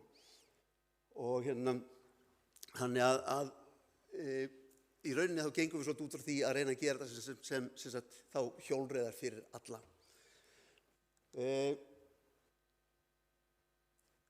Það er líka mjög mikilvægt að þó, sko, ég sagði áðan að við keyptum bara fjallahjól og svo erum við komið með 1 þríhjól, að það er átt að sjá því að hjólreiðar geta verið mismunandi og það er svolítið erfitt að vera að steypa alla í eitt form. Þú átt bara hjóla á fjallahjóli og þú getur bara hjóla á þríhjóli.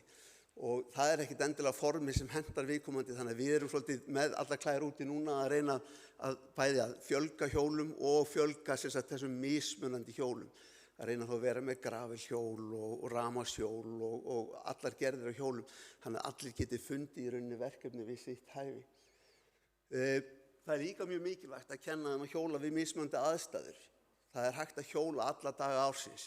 Og við þurfum svolítið að kenna þeim það, hvað þarf til þess, setja nagladekk undir, klæða sig vel og hvað eina.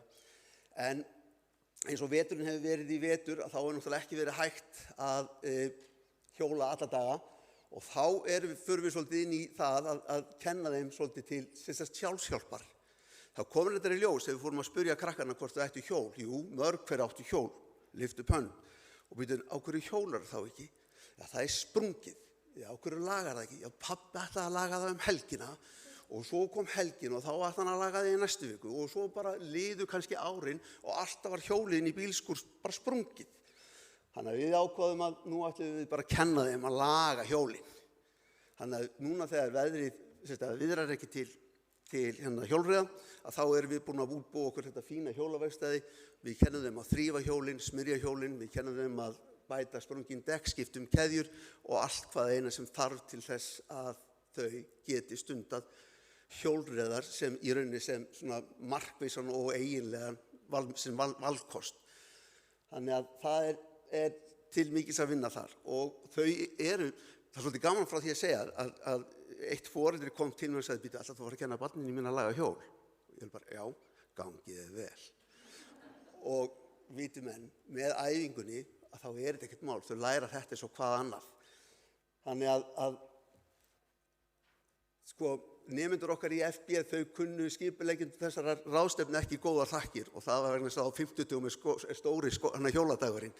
Þannig að þau mistust þetta hjólatímanum sínum í dag og þau voru ekki sátt við þetta prógram. En þau voru reyndar mjög glöð að vita að það væri verið að kynna þá allavega þeirra námsframboð. Mér langar til að sýna ykkur aðeins þetta er hann Pétur og hann, sko, það er ekkert tal, það er ekkert þarna, en ef þið horfið á andlitið á honum, að þá segir það í rauninni allt það sem við viljum segja. Við viljum þakka kærlega fyrir styrkinn og ef það er einhverjir hérna inni sem eiga peninga eða stjórna einhverjum sjóðum, að þá erum við alveg til í meiri pening. En við sjáum á andliti Péturs hvað þetta skiptir hann miklu máli að fá að vera þáttakandi með öllum hinum sem setjast á hjólið sitt og hjóla út bæ. Og þið sjáu, við segjum hann að því miður komast ekki allir að. Í upphafi þurftum að draga fólkin í áfangan. Í dag er það þannig bara því miður hann er fullur sem kemst bara vonandi næstu enn. Og með fleiri hjólum þá var þetta betra. Hún bara spurði hvort að ég að íta til að hérta af stað.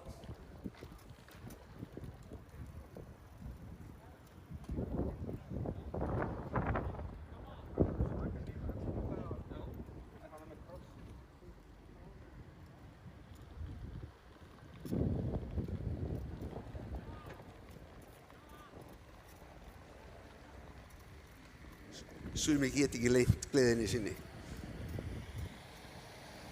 Ég segi bara áfram við öll og vonandi getum við öll hjólað og skapað öllum umhverfi til þess að hjóla og stunda líkamlega og heilsurækt. Takk.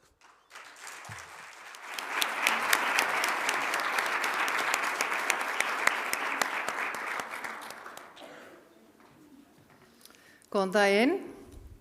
Þá er komið að grunnskólanum og hvort það er eitthvað sem að mögulega grunnskólinn geti gert. Takk fyrir mjög fræðandi og skemmtileg erindi hérna í morgun. En við ætlum að fjalla aðeins nám og hreyfingu. í Borgarholtsskóla á Húsavík. Læra á tæknina hérna, er það ekki bara grænutækin? Ég Þórgunnur Reykjalín, skólastjóri skólans og foreldri fatlaðs barns og með mér deildarstjóri stoðþjónustunnar, Elsa Björk, sem þroskaþjálfi. Upphafið styrkur með milligöngu Íþróttasambands fatlaðra og markmiðið með verkefnin okkar var að auka hreyfingu og gera hreyfingu sjálfsagðan hluta af námi og bara af hverjum degi. Og þetta sé hluti af hefðbundnu námi en ekki alltaf uppbrot.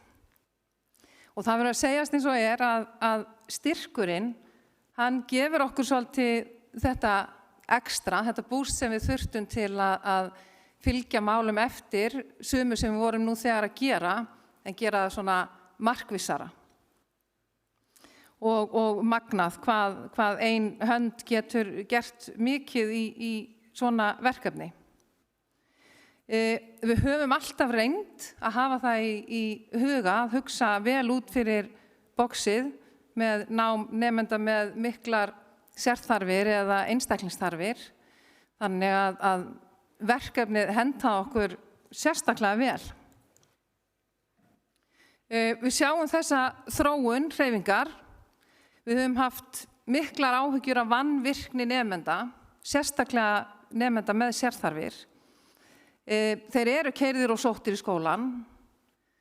Þeir vilja, svona okkar upplifun á ákveðnum aldri, komast hjá hreyfingu og þeir stunda engar íþróttir eða hreyfingu utan skóla og forðast alltaf allar þessar aðstæður og kannski ekki skrítið og maður fekk sting í hjartað hér í morgun að hlusta á lýsingar hér á myndbandi af grunnskóla upplifun í sundi og íþróttum. Það sem hefur verið að í raun og veru að pína börn til þáttöku. Og svo kemur skólaforðunin inn í þetta og kvíðinn, vera heima þá daga sem íþróttir eða sund.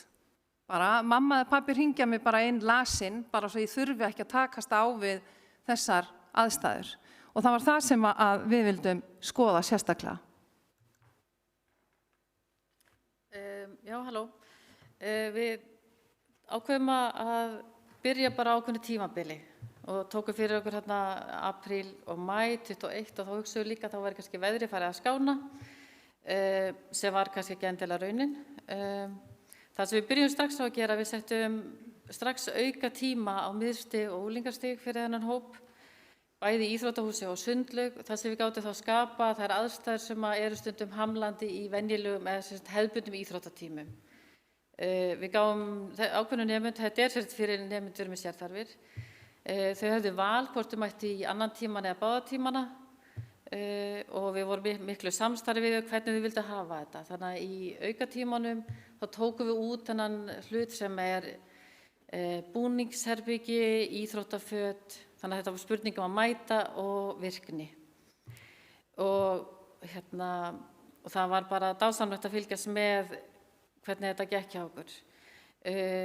Í viðbóti þetta hugsuðum við bara hreyfingu alla daga og þá hugsuðum við bara alla hreyfingu. Þetta hljómar auðveldlega að segja fara í göngutúra en þessi hópur ekki endilega að fara í göngutúra. Þannig að við fórum að safna markmiðum og bjögum til alls konar gönguleiða leiðir, gula, bláa, það sem áttur að labba í 5 mínútur, beygja til hægri, enda og segja svo hvað þú endar, taka myndir og skila því. Þetta fannst þér gaman og það sem gerðist kannski líka að við settum svona fullt af litlum skammtímamarkmiðum. Hvað við ætlum að gera þegar við erum búin að ná þessu mörgum kílómetrum? Hvað við ætlum að gera þegar við erum búin að labba þegar gulu leiðina x oft? Og það vakti svona þennan innri hvata hjá þeim að vilja gera meiri og þetta var gaman. Við keyptum bocciasett og byrjuðum bara að æfa okkur að kasta á göngum og að því við hugsaðum þá kannski í framhaldinu gæti þetta orðið eitthvað sem að þau myndu vilja fara að stunda eða eða æfa því það á Húsavík hópur, bocciahópur. Já, ég ekki alveg búin. Strax, við gerðum ekki kannski könnun fyrir og eftir árangur. Þetta svona með svolítið huglegt mat, en við fórum strax að heyra frá foreldrum. Það auðveldara að biðja barnið mitt að fara og ná út í búð eitthvað. Það að fara að hreyfa sig var ekki lengur kvöð, heldur eitthvað sem að það bara þekkti og kunni. Þannig að það náttúrulega, við verðum bara að halda áfram. Þannig að við festum bara strax þessa auka, þannig að það alltaf 2 íþróttatímar fyrir hvern hóp á miðstigi og unglingastigi. Við erum komið 4 auka í sundi þar sem við getum mætt einstaklingslega í hóp með vini. Þau máttu taka vini með, þau máttu velja hvorum með og það búið að vera svona hröð, það búið að vera mikil fækkun á þessum veikindadögum. Það sem þegar hreyfing var í boði. Við reyndum að hugsa að hreyfing væri orðin almenn en ekki uppbrot. Við fundum borðtennisborð sem var ekki notað í íþróttahöllinni, fórum með upp í skóla.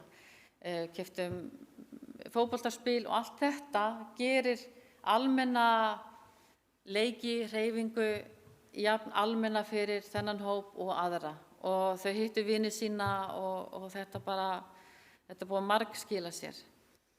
Við héldum áfram gönguleið með markmiðum, safna kílómetrar. Þetta virkar svo einfalt að þetta þarf stundu. Við þurfum þessi litlu markmið til að ná stóru markmiðanum. Við settum fasta bocciatíma í töflu. Markmiðið var að hafa bocciamóti jólin. Síðan var náttúrulega alls konar COVID og annað sem enginn er búinn að nefna fyrir ég núna í kvöld í dag. Sem að flækti alla blöndun og allt fyrir okkur. En það sem ávinningur af þessu bocciamóti að þegar Hólminn komið þá erfitt að vera að keppa. Við vorum ekki kannski búin að æfa það og þá allt í einu tókum við út þetta að keppa heldur, með hverju viltu spila. Þannig að þau fóru inn í bekkina sína, náðu í vina sína, svo þau treystu, svo þau verið með í íþróttatímum og alist upp með og það urðu bara blöndu lið og það var þetta geggjaða bocciamót sem við vorum í raun ekki búin að plana en við munum klárlega halda áfram með. Já, ég er örugglega búin að segja þetta alls konar en sem sagt þetta hætti að verða uppbrot, þetta var almennt. Mætingin batnaði, það kom þessi innri hvati og lausnamiðun. Ég treysti mér ekki að ganga núna, má ég labba heima og skila þér tölunum. Þetta var eitthvað sem við sáum ekki fyrir. Þannig að þetta ekkert nema kostir og þetta spark sem við fengum, þetta tækifæri sem við fengum svo styrk, það ýtt okkur í að taka þetta alla leið. Þannig og svo ekki þetta með sjálfstraust í hreyfingu, við sáum þau stækka, þau hætta að fara í göngutúrin, heldur fóru bara af stað eða fóru í hreyfinguna eða fóru niður á bryggju og tóku mynd í hvað verkefni af því að þau kunnu þetta orðið. Þau höfðu þetta innra sjálfstrausta þekkjórið samfélagið sitt, leiðirnar, hvað ég á að gera, hvað er þetta óvænta. Þannig að það var bara dásamlegt. Já, við munum halda áfram, við munum örugglega reyna að gera kannski einhverjar kannanir til að reyna að því það er svo gott að hafa hana mælikvarða til að þetta sé ekki bara þetta huglega. Og svo að því að við erum kannski ekki beint með, við erum ekki með sérdeild fyrir slíka, þau eru inni og úti og alls konar, þannig að við sáum að við munum taka meira nemendur með í þetta, þannig að þetta sé ekki bara nemendur með sérþarfir, heldur bara þeir að fara að fá vini og fara í verkefni. Þannig að, og ef þetta hjálpar að draga úr skólaforðun og kvíða, þá er þetta þess virði. Og við vitum það að hreyfingu þess virði. Þannig að við bara þökkum fyrir okkur og já, takk.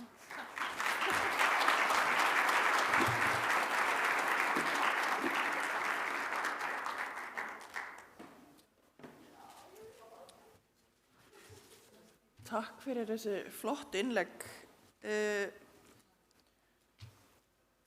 Næst er það Magnús Orri Arnarsson, með Tökum flugið. Gjörðu svo vel, Magnús.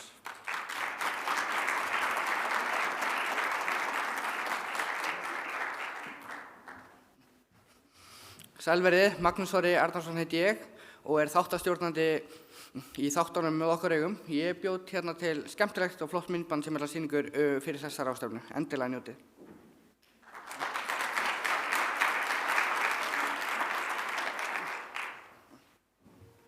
Ég heiti Magnús, kallaður Maggi. Ég heiti Magnús Orri Arnarsson og ég ætla að byrja aðeins að segja ykkur aðeins frá mér. Ég samsagt greindur með Tourette og einhverfu.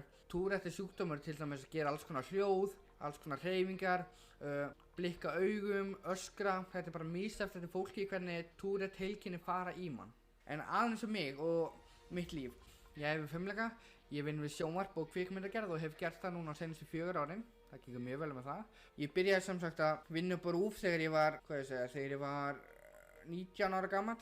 Byrjaði þar að starfa í þáttunum með okkar augum og það hefur gengið bara rosalega vel. Ég alveg eini í þessum þáttum sem að gera næstum alla hluti. Ég að taka upp, ég að taka viðtöl, ég að klippa ásamt fagfólki í sjónvarpsgerð. Þannig það alltaf hægt að leita til þeirra ef maður vantar einhverja aðstoð og svona. Svo hef ég líka verið að taka upp fyrir Special Olympics. Eins og ég fór út að keppa í fimleikum árið 2019 á Special Olympics. Þannig ég til dæmis tóku upp kynningarmyndband fyrir sá heimsleika og var að taka viðtal við íslenska keppindur sem fóru þá með mér út og það var bara rosalega gaman að fá að kynnast öllum þessum íþróttum sem ég tók viðtal við og ég tók upp nútímafimleika, ég tók upp fimleikana í Keflavík þar sem ég var að æfa og ég tók viðtal við hann Unnar upp í Gerplu. Á þessum tíma var ég að æfa á 2 stöðum fimleika, bæði í Keflavík hjá Nes og svo Gerplu. Svo tók ég upp fótboltann og þetta vídeo hægt að sjá á YouTube undir síðunni Special Olympics Iceland 2019. Það gekk rosalega vel að taka upp og fara á alla þessa staði og kynnast þessum flottum krökkum og vinna þetta verkefni með í samstarfi fyrir Special Olympics á Íslandi og Íþróttasamband fatlaðra. Þannig að núna árið 2021 þá fékk ég vinnu hjá sjónvarpsstöðinni Hringbraut og Fréttablaðinu og ég búinn að vera að vinna þar núna meira en hálft ár, næstu í svona rúmlega 1 ár núna. Og eftir að ég fór að vinna þarna hjá Hringbraut þar fékk ég minn fyrsta tækifæri á að klippa minn fyrsta heilan sjónvarpsþátt. Sjónvarpsþátturinn var 45 mínútur og fjallar þessi sjónvarpsþáttur vatnaleiðina. Þar sem sjónvarpsstjarnan Sigmundur Ernir og pródúsentinn hún Elín Sveinsdóttir labba 3 daga ferð eina hættulegustu leiðum hérna á Íslandi.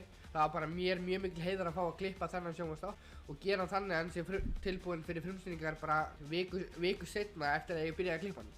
Núna fyrir 2 mánuðum síðan sótti ég mitt fyrsta fyrirtæki, MOA Production eða Magnús Orri Arnarsson Production og þetta fyrirtæki þannig að ég að framlega kvikmyndir, sjónvarpsþætti, auglýsingar, taka upp myndbönd fyrir alls konar fyrirtæki, íþróttaviðburði og ég vil líka koma skilaboðum til ykkar sem að hlusta og að horfa þar sem ég afreksmaður í fimleikum og hef nú sjálfur þjálfað yngri flokka í fimleikum. Það langar mig líka bara að segja ykkur að allar íþróttir, öll börn, að allir fái að stunda sína íþróttagleði og ánægju án þess að þurfa að lenda í einhverjum hindrunum að komast á íþróttastaðinn, að vera í íþróttinni þótt að maður sé fatlaður, hreyfihamlaður, í hjólastól eða blindur eða heyrnarlaus eða whatever. Allir fái jafnan styrk og allir fái jafn mikið tækifæri á að stunda sína íþróttagleði og hamingju. Það svona mín helstu orð og ég hef líka verið að nýta með þetta rosalega mikið þegar ég var sjálfur að þjálfa. Ég var að þjálfa krakka sem eru 7, 8 og 9 ára gamlir og það voru nokkrir einstaklingar sem voru með einhverja greiningu og ég passaði mér rosalega vel á því að koma alveg eins fram við þá og ég kom fram við hina sem ekki með greiningu. Þannig ég passaði mig líka á því að búa til einfaldar æfingar fyrir þá en við erum samt að æfa það nákvæmlega sama og hinir en erum það bara að gera það á mismunandi hátt og kannski aðeins einfaldara þannig að þeir ná að skilja æfingarnar á sínum hraða til þess að sem ekki bara taka alltaf stór skref og skilja þá bara eftir og þá vita þeir kannski ekki hvað að gera en þannig. Þannig ég tók alltaf bara minna skref, lítið skref í einu og svo endum við á því markmiði að ná upp á topp. Og þetta hjálpaði þeim rosalega mikið í sinni fimleika iðkun og ég fekk það peppa og klapp á bakið að þeir vilja halda áfram í dag að æfa fimleika, og ef þeir hafa ekki fengið þessa sérkennslu sem ég hef kennt þeim núna í dag, þá kannski hefðu þeir vilja hætta í fimleikum eða bara gáðust upp eða eitthvað þannig að ég lét alltaf þjálfara vita í kringum mig að gera þetta svona og fara þessa leið, og með þeim þakkir frá móðu þessara drengja að þeir halda nú áfram fimleika í dag, og ég vil líka bara segja það að samfélagið er svo mikið af alls konar fólki, alls konar tegundum af fólki, og við verðum að búa þetta samfélag fyrir alla. Eins og ég segi, þetta er farsælt samfélag fyrir alla. Takk fyrir mig, ég heiti Magnús Orri Arnarsson og ég þakka kærlega fyrir mig og takk fyrir að hlusta, og ef þið viljið fylgjast með mér í framtíðinni í fimleikum eða í kvikmyndabransa eitthvað þannig, þá endilega followið hérna Maggi Klipp á Instagram og fyrirtækið mitt Moa Production á Instagram. Þannig takk fyrir að hlusta og eigið gott kvöld, eða eigið frábæra hátíð. Takk fyrir mig.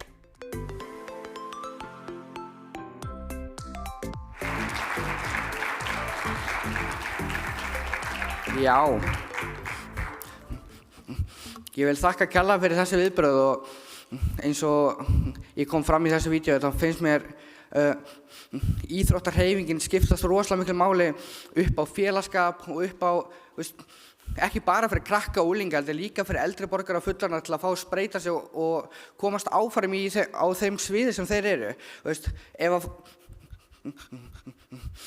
Ef að krakkar að byrja í íþróttum í sinni fyrsta skipti, að mæta þeim þannig að þeir geti upplifa sig og vera ánægð með það sem þeir eru að gera, og í staðan fyrir að fá kvíðan út í magann að geta ekki mætt á æfingar og þora ekki að mæta á æfingar út af einhverju strangur eitthvað þannig, að koma bara vera tillitssamur og sýna þolinmæði og standa saman. Takk fyrir mig.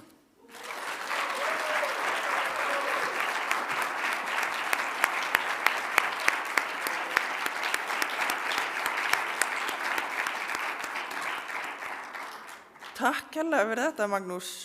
Nú er komið að smá mat og við ætlum að hittast aftur hérna inni korter yfir 1.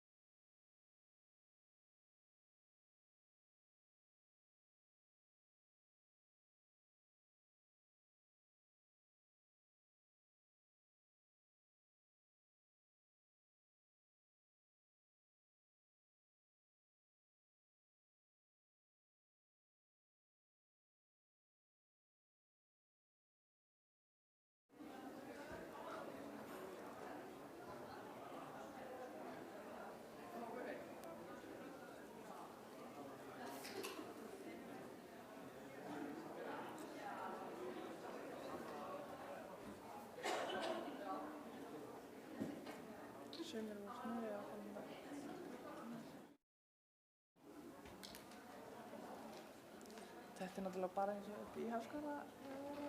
Hvað sér þau?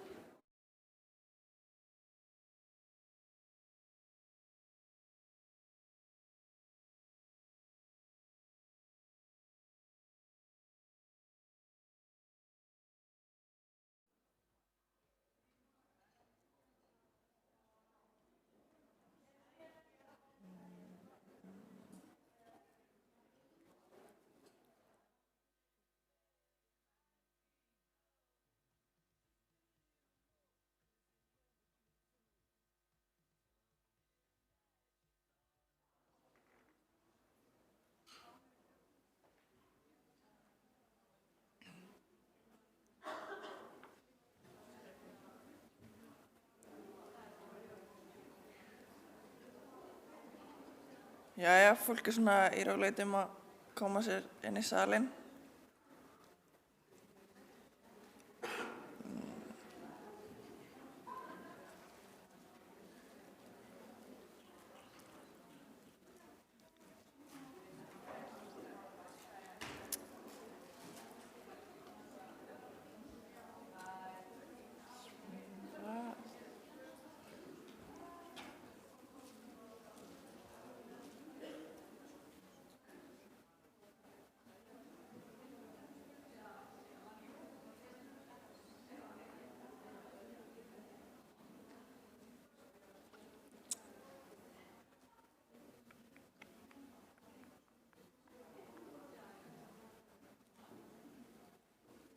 Spurningum að bara fara að byrja þetta.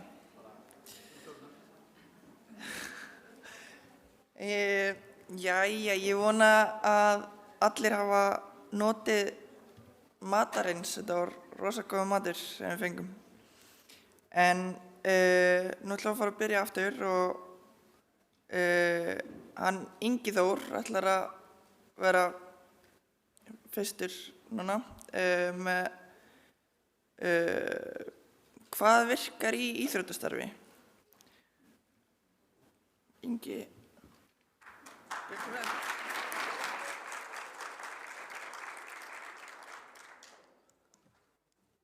Já, svona. Takk. Takk fyrir að bjóða mér. Takk fyrir að leyfa mér að vera beint eftir mat sem yfirleitt svona kannski erfiðasti tími til að tala, en allt í lagi. Eitt hef ég lært nú þegar í morgun og það er það maður þarf ekki alltaf að gera dýrar og flóknar rannsóknir til að komast á hlutunum. Ég er ekki viss ég sé að fara að segja neitt eða mikið nýtt núna því að hlusta á reynslunum frá fólkinu sem er búið að koma fyrr. Það hefði ég kannski getað að spara með þessi 4 ár í doktorsnám því að en allt í lagi. Bara svo þið skiljið það þá tókast alltaf á mér 2 svona leiðir. Annars vegar þessi þjálfari sem að ég elska að keppa og þú veist, ef það eru talin stig þá vil ég vinna. Kona mín nennir ekki að spila Olsen við mig því að það er óþolandi.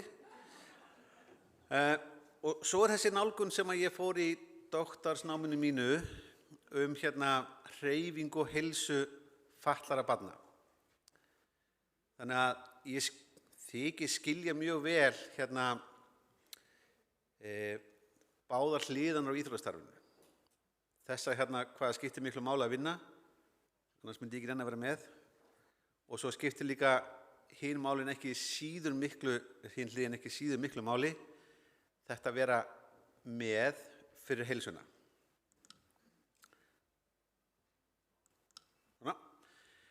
En þetta er búið að koma fram í morgun, en ef þið viljið sjá það einhvers konar rannsókn, þá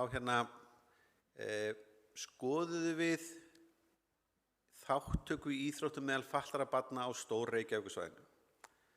Flestir eðli málsins samkvæmt voru þroskahömluð og doktorsritgerðin mín sjálf, öll tölfræðin úr henni bara á þroskahömluðum börnunum, en ég var með samt sem áður fullt af öðrum börnum sem inn í þessum tölum. Í rannsókninni sem var ekki í doktorsritgerðinni snútt á tölfræðilegum ástæðum. En þið sjáið að það töluverður munur á því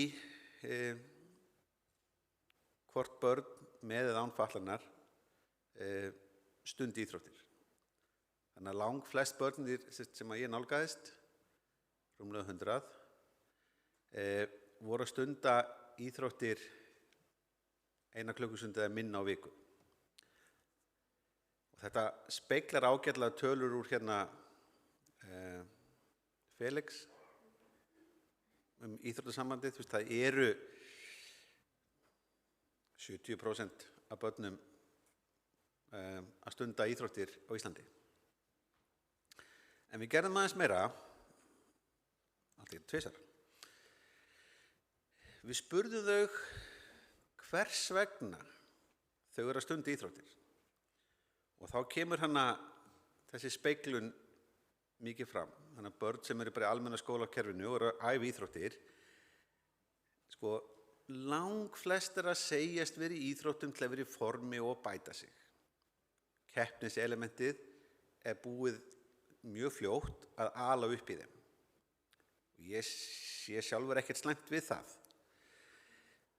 Svo eru þarna einhverjir sem að er í þessu til að léttast eða þyngjast ekki. Heldur fleiri af einstaklingum með fatlanir sem eru í þeim pakka, sem að kannski ýtir undir þessa neikvæðu sjálfsímynd sem þau hafa stundum. En þau eru algjörlega sammála það, hópanir, ef við tölum þessum 2 hópa, að það að vera í íþróttum eigi að vera gaman og vera með vinum. Svo í lokin er ein spurning sem er aðeins á öðrum meiði og við spurjum krakkana og fjölskyldu þeirra hvort að þau telji sig vera að hreyfa sig nægilega mikið eða ekki. Og þessi 70% af börnum án fatlanar sem segja já er nokkurn veginn nákvæmlega það sama og við mælum þau með svona hreyfimælum og nákvæmum mælingum miðað við tilmæli þá landlæknis. Mjög fá barnanna með fatlanir í raun náðu viðmiðunum þó svo að rúmlega helmingu þeirra teldi sig vera að ná þeim. Fyrir okkur er þetta skýr skilaboð að við þurfum að tala betur við þennan hóp og útskýra fyrir þeim mikilvægi hreyfingarinnar. Annað sem við þurfum að taka eftir er að það er greinilega munur á hópunum hvers vegna þau kjósa að taka þátt í íþróttum. Það er bara sama og voru að spegla ef fólk var að segja í morgun. Keppniselementi talar ekki eins sterkt til krakkana sem hafa fatlanir og annarra.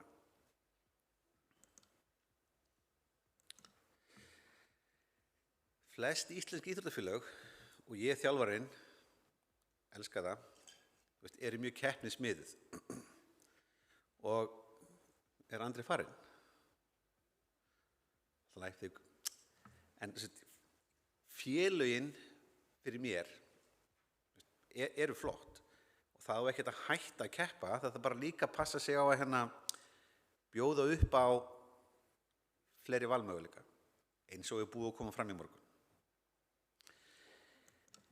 En að því að þetta stóð eitthvað fræði og rannsóknir, þetta þekkjum við, lítil þekking, jú, við sjáum það, slæm sjálfsmynd, já, líkamsvitund, skamma sín, oft erum við búin að ofvernda börnin, hræðsla við að geta ekki, minnst allt upp á að koma í morgun. Ytri ástæður, lítið sem ekkert í boði, það er fullt í boði, lítið reynsla, aðgengi, það er ekki bara að vera að tala rampa, það er verið að tala bara aðra almennt aðgengi að íþróttum. En eitt sem ég langar að bæta við og kannski ekki búið að koma sérstaklega vel fram er að það er því lengra sem það er frá heimili fólks og í viðburðinn því ólíklegra er að fólk taki þátt. Og þetta skiptir svolítið máli þegar við erum að tala mikilvægi almennu íþróttafélagina.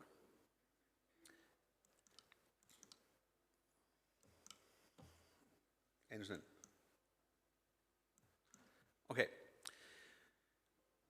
Mér finnst líka að við alls ekki gleyma þessum frábæru íþróttafélögum sem hafa einblínt á að þjálfa krakka og einstaklinga með fatlanir.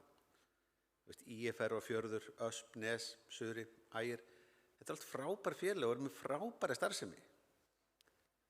Og auðvitað kannski í einhverjum fullkomnum heimi þá ættum við að stefna á meiri samþættingu, inclusion. Ég brosti aðeins þegar Þórður gat ekki sagt orð, ég get ekki sjálfur núna. Inngildingu. Svo hafa önnur íþróttafélög eins og Gerpla, Óðinn, Haukar, núna Njarðvík og Keflavík, verið að koma með fleiri svona tilboð inn. Og muniði, sko, því styttra sem það er í viðburðinn, því líklegra er að börnin og fjölskyldunar taki þátt.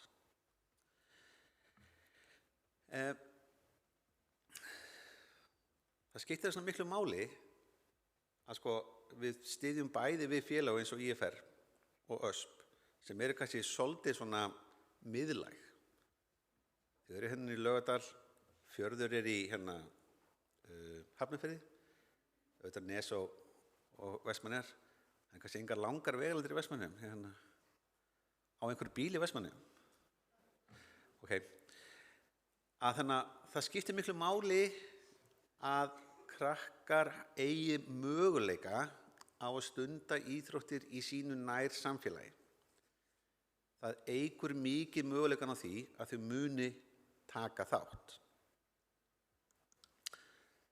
Þannig að þessi hérna fræga mynd, það sem ég talaði á ensku, þetta sko exclusion, segregation, það væri þá IFR og Ösp og önnur þvílík félög. Meðan integration er þá eins og flestir aðrir hér hafa talað hvað Gerpla gerir með sérstakan hóp innan síns félags, það sem að Haukarnir eru að gera. Og svo er inclusion, það sem allir eru bara svona innan alla.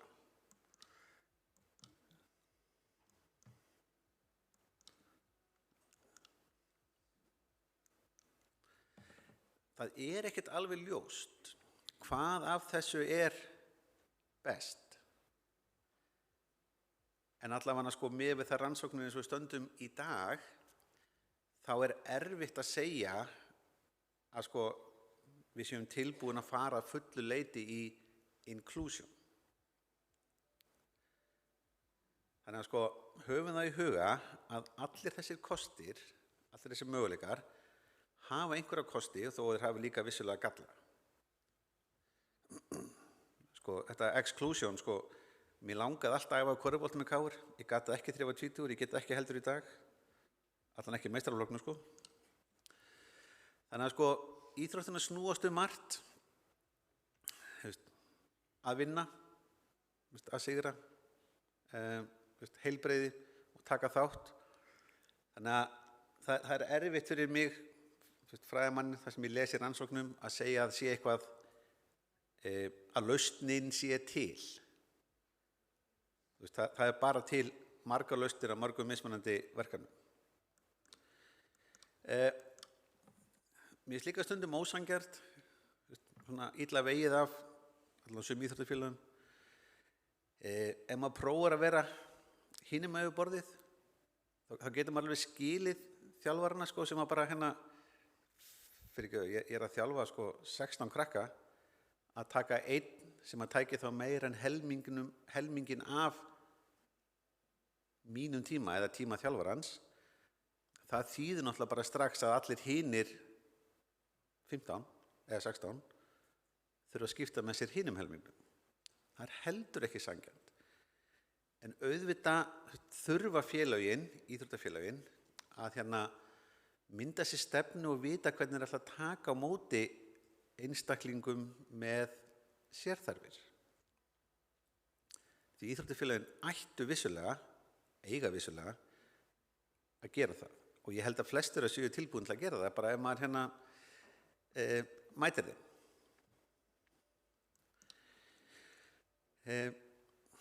Sko áskorunar hjá fötluðum börnum eru bara margar hverjar þar sömu hjá ófötluðum. þetta þarf ekkert að vera sko, svo ólíkt eða nálganirnar þurfa ekkert að vera svo ólíkar. Ég er sannfærður það, þú veist að ef að, svo Margbó kom hérna fram í morgun og ég held ekki að væri með eitthvað pönslan hérna, en hérna, ef að fólk er tilbúið að ræða saman, ef fólk er tilbúið að mætast bara augliti til auglitis, þá er nánast alltaf hægt að finna lausn sem að allir verða sáttir við. Fullkomna lausnin er ekki endilega til. Ég vildi ég var 1,85 að geta spila körfu, en hérna, bara, sorry, ég hérna, ekki ennþá. Og þetta er ekkert sko við og hinir. Mér er líka búin að vera andinn hérna í morgun, sko, þetta er ekkert hérna ISI annars vegar og IF hins vegar. Þetta er bara eitt samfélag, við finnum einhvern veginn lausn á þessu, því að hérna, þetta eru bara við. Og ég er svo vanur að tala á svona félagsstofnum sem að hérna, fólk fara að spyrja með einhverjum, hérna, ég líklega sleppið það núna, eða hvað? Ég er alltaf búinn.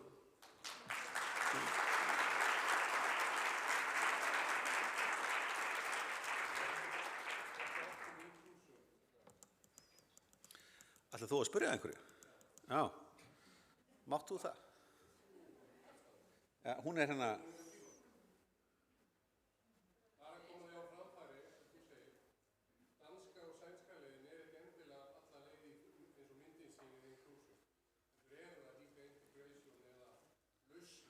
Já, algjörlega.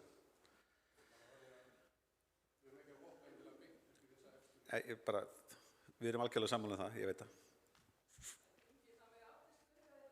Já, svoleiðis, já. Ok, ég til. Takk fyrir.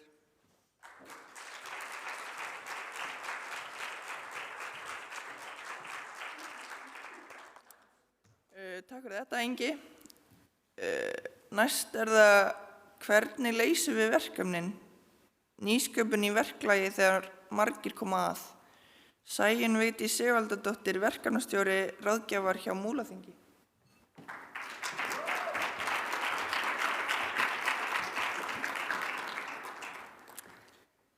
Góðan dag, Sæunn Vigdís heiti ég. Ég er verkefnastjóri ráðgjafar hjá Félagsþjónustu Múlaþings. Fyrir þá sem ekki vita, þá er Múlaþing fyrir austan. En takk fyrir að bjóða mig í dag. Þetta er búið að vera frábært að hlusta á ykkur. Og það er svona eitt sem ég heyri, það er viðhorf. Mér finnst viðhorf vera svolítið ábyrjandi. En talandi viðhorf, þá langar maður að segja ykkur frá því að í mörg ár í mínu starfi þá fekk ég símtöl frá íþróttafélögum og þjálfurum að það væri barn hjá þeim sem var að glíma við erfiðleika og fatlanir og gæti illa tekið þátt og þau voru bara í vandræðum. En svo síðastliðið haust þá kom Ingi og Kristín til okkar með fræðslu fyrir alla þjálfarana og þá fór aðeins að breytast hjá mér lífið. Þá fekk ég símtöl að það væri að koma barn í íþróttir og þjálfararnir hringdu og sagði, já, herðu, það er að koma hérna einhver barn og það er að koma fjölfærðarbarn og jafnvel kvíðabarn. Hvað getum við gert til að koma því betur í? Sjáðu viðhorfið, sjáðu breytinguna. Ingi, Kristín, ávallt velkomnir austur, bara takk fyrir að koma þarna í haust. En ég ætla að segja ykkur aðeins frá því hvernig við höfum leyst verkefnin. Foreldrar geta sótt stuðningsþjónustu fyrir barnið sitt hjá félagsþjónustunni, en það er algjörlega foreldrarna að ákveða hvar þau vilja nýta stuðninginn, hvað henta þeim best. Er það eftir skóla, eða helgar, eða að fara í skipulaðar íþróttir hjá íþróttafélagi, eða jafnvel bara fylgja þeim með afmæli. Því að ég held að sé engu foreldri til góðs að þurfa að fara í 15 afmæli á ári. Þá er bara mjög gott að hafa stuðninginn. Og þau þurfa að gera þetta jafnvel í 10+ ár. En þetta er bara veruleiki foreldra fatlaðra barna, að fylgja alltaf börnunum sínu hvert þau fara. Og þá er nú gott að hafa þennan stuðning. En Barnasáttmáli Sameinuðu þjóðanna segir að stjórnvöld eigi að fjarlægja hindranir svo öll börn geti orðið sjálfstæð og tekið þátt í samfélaginu með virkum hætti Íþróttafélögin kalla eftir stuðningi, foreldrar kalla eftir aðstoð svo börnin þeirra geti stundað íþróttir. En þá er bara spurning, hvernig leysum við þetta verkefni? En þetta verður að vera samvinna. Þetta verður að vera samvinna foreldra, íþróttafélaga og félagsþjónustu. Og ég ætla að segja ykkur hérna frá honum Svenna. Svenni er 10 ára drengur, hann býr á Egilsstöðum, hann er einhverfur með ADHD og vægaþroskahömlun. Hann hefur pröfað íþróttir. Hann var í fótbolta, það gekk ekki. Hann fór í frjálsar, það gekk mjög illa. Svo pröfaði mammans að fara með henni í fimleika og fljótlega kom Auður Vala sem var yfirmaður fimleikadeildarinnar á þeim tíma og ræddi hvort það var ekki hægt að vinna þetta á þann hátt að Svenni fengi stuðning til að geta verið á æfingunum. Og mamma kom til mín og ræddi þetta og sjálfsögðu pröfuði það. En málið var að Auður Vala hjá fimleikafélaginu, hún fann stuðningin. Hún fann einhvern sem hafði fimleikaþekkingu og þessi samvinna gekk það vel að núna er Svenni að klára sitt annað ár í fimleikum. Fyrsta árið var Alvar stuðningurinn hans og Ásta Dís þjálfarinn og þau náðu mjög góðri samvinnu við Svenna. Það sem Alvar gerði, það var það sem þjálfarar hafi ekki svigrúm til að gera, en það er tími, eins og Ingi talar um. Að gefa sér tíma vegna þess að Svenni er bara þannig drengur að hann þurfti tíma til að kynnast hljóðunum, salnum, áhöldunum, lyktinni og lengi vel voru margar æfingar þar sem þeir tveir sátu út í horni og fylgdust svo bara með öðrum og voru bara að spjalla um lífið og tilveruna og mynda tengsl og kynnast. Nokkru síðar náðu Alvar að koma honum af stað og byrja að pröfa og Svenni fór af stað. Hann fór af stað algjörlega og það kom að því að Alvar þurfti bara að stíga til hliðar sko. Hann var ekkert með þarna hjá honum. Og Svenni fór bara alla brautina án aðstoðar og núna er hann bara að klára sitt annað ár í fimleikum. En seinna árið þá fékk hann nýjan stuðning. Sunnivu og Dímu. Díma þjálfari tók við af Ástu Dís. Það vill svo vera, það er mannabreytingar.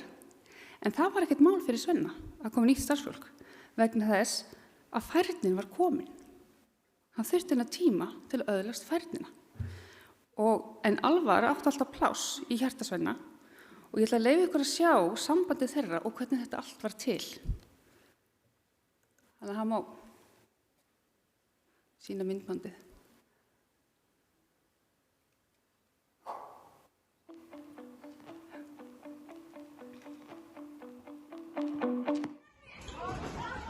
Hvað mætur?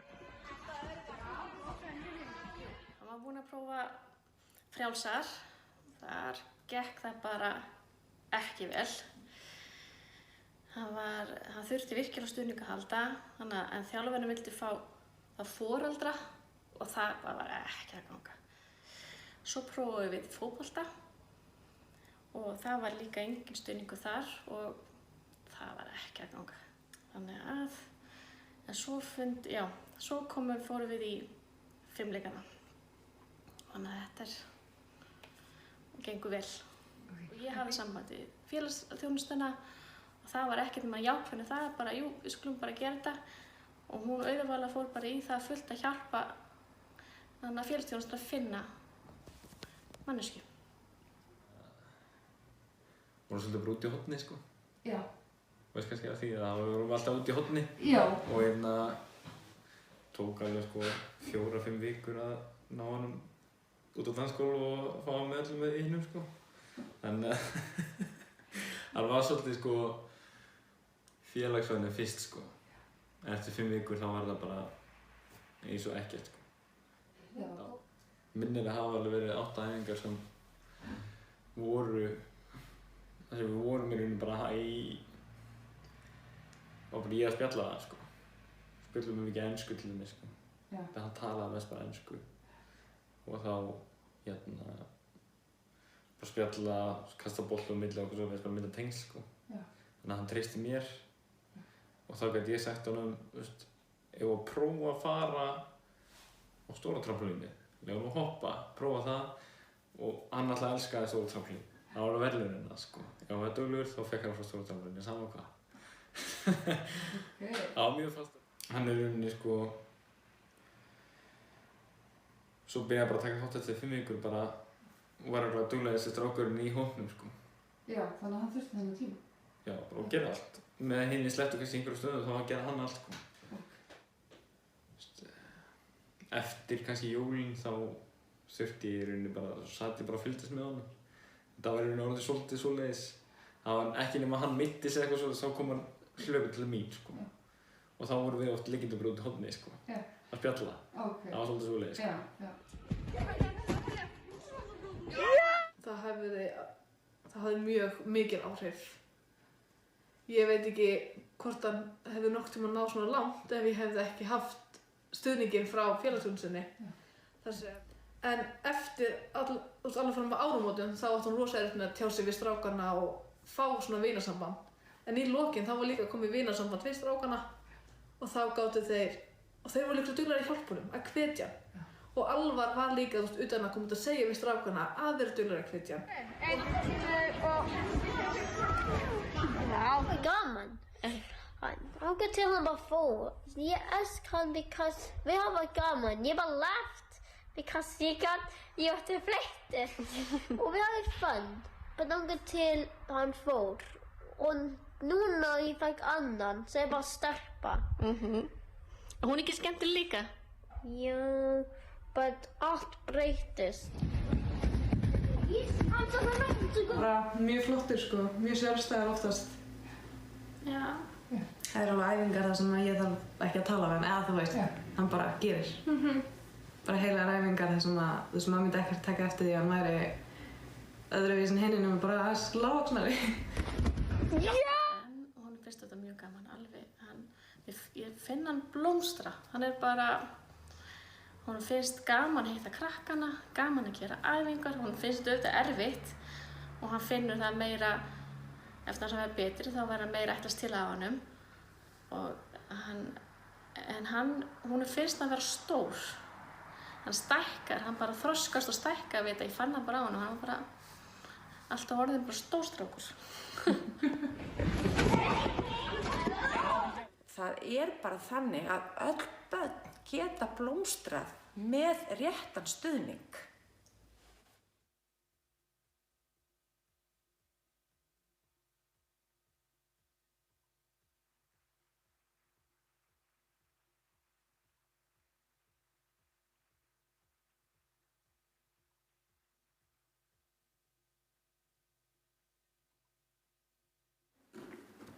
Takk fyrir þetta, Sæunn. Nú er komið að málstofum. Þar sem að ráðstefnugestir skipta sér í lið, þar sem mótaðar verða hugmyndir. Og það eru hér 4 þemu, félagsþjónustan, menntakerfið, íþróttahreyfingin og heilbrigðiskerfið. Annars spurning. Þetta þakka við.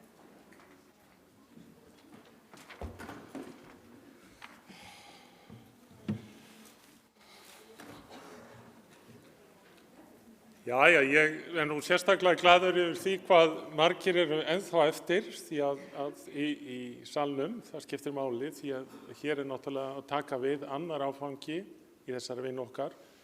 Í dag höfum við haft svona einslags, hvað getum við sagt, gallerí þar sem að við verið að sýna mjög margt, mjög mikið sem að skiptir okkur máli í líf okkar að starfi. Ég heiti Þór Garðar Þórarinsson og starfa í félags- og vinnumarkaðsráðuneytinu sem það heitir núna og ég ætla að stíga þessi fyrstu skref hérna með ykkur í dag varðandi þessa málstofuvinnu. Nú, þegar við vorum að fara á stað með þetta verkefni, þennan fund hér í dag, að þá hugsuðum við að þannig þessi dagur á að vera eitthvað meira heldur en bara það að við höldum einhverja ráðstefnu þar sem fólk kemur, hlýðir á eitthvað, tekur einhverju leyti þátt og fer svo heim og svo er andinn kannski farinn eftir nokkra daga. Nei, við hugsaum þetta þannig, hér verður hvatningarfundur í raun og svo ætlum við hér í sameiningu að reyna að leiða það fram sem að okkur finnst að eigi að leiða fram í þessari þjónustu, skapa þessa farsæld sem að við erum þá að leita eftir. Og við höfum talað það í gegnum tíðina að það vanti nú stundum upp á þetta samtal á milli kerfana. Þess vegna voru málstofurnar settar upp með þeim hætti að við værum með félagsþjónustuna, værum með menntakerfið, værum með íþróttahreyfinguna og síðast en ekki síst heilbrigðiskerfið. Og þarna fengjum við umræðu í þessum 4 þemum þá þætti sem snúa þá að verkefnu dagsins. Þannig að við ætlum að taka okkur áfram í gegnum svona skrefatalningu í þessu. Við byggjum sem sagt á þessi vinna okkar núna byggir á þessum kjarna sem að framkemur í 30. grein samnings Sameinuðu þjóðanna réttindi fatlaðs fólks. Þannig að hluta til það sem við erum að gera hér, að við erum að spyrja okkur að því hvernig komust við þangað að ná þeim markmiðum sem að koma fram í þessari 30. grein. Þannig að það skiptir máli að við séum konkrétt. Við ætlum að reyna að vera svona eins yttuð í þessari vinnu eins og við getum. Þannig að við getum eftir þennan fund farið með ykkar hugmyndir áfram, kannski snirtan aðeins til og svo viljum við hittast aftur. Þar sem við förum yfir þessar hugmyndir með ykkur og fáum, hvað getum við sagt, svona sátt þær hugmyndir sem við ætlum að vinna með áfram. Vegna þess að við erum að stefna að því og ríkisstjórnin hefur samþykkt að lögfesta samning Sameinuðu þjóðanna réttindi fatlaðs fólks og þá þessi vinna okkar hér framlag inn í þá vinnu. Þannig að það sem við gerum hér, það verði þá einhvers konar leiðarvísir inn í þessa framtíð. Erum við samferðið í þessu? Þannig að nú tekur kannski ennþá meiri alvara við í þessu, hvað snýr að ykkur hér, en við ætlum að horfa aðeins á þessa þætti sem koma fram í þessari 30. grein samningsins. Og við sem að störfum gagnvart þessum samningi, við erum farin að tala samningin með stóru S-i, það bara einn samningur í gangi, samningur Sameinuðu þjóðanna réttindi fatlaðs fólks, en þetta eru fleiri eins og við vitum. Ég hef tekið hér úr þessu samningi þau atriði sem að skipta okkur máli. Hér talað það og ég hef dekt það hér á skjánum, aðildarríkin skulu gera viðeigandi ráðstafanir og það þetta viðeigandi ráðstafanir, þetta hluti af þeirri umræðu sem við höfum átt hér í dag, þetta viðeigandi aðlögun. Ég þarf að skapa þær aðstæður og veita þann stuðning að viðkomandi geti í raun og veru notið sín í þeirri stöðu sem hann í. Og hér segjum við í því skyni að gera fötluðu fólki kleift að taka til jafns við aðra tómstunda, frístunda og íþróttastarfi. Hér í aðlinum líka talað að algengu íþróttastarfi á öllum skólastigum. Það líka merkilegt í þessu og þarna verðum við að horfa til áhersluna á leikskólastigi, grunnskólastigi og áfram. Og síðan á innihaldið að vera þannig að það eigi vera örvandi, það á að vera framboð á viðeigandi tilsögn, þjálfun og fjármunum. Og síðan kemur hér í C-lið þar sem verið að tala íþrótta- og tómstundastarf sem fer fram og að ferðamannastöðum. Við tölum íþróttastarf meðal annars innan skólakerfisins og síðan aðgang að þjónustu þeirra sem annast skipulagningu, tómstundastarfs, ferðamennsku, frístunda og íþróttastarfs. Og þið sjáið þessi þætti kannski ganga örlítið hver inn í annan, en samt sem áður þetta okkur leiðsögn í þeirri vinnu sem að við ætlum að vinna hér í dag. Við ætlum að reyna að gera þetta einfalt. Það þannig að við ætlum að átta okkur á því hver búinn að skrá sig í þessu hópa. Nú sitthvað af því fólki sem var búin að skrá sig í þessa hópa farið.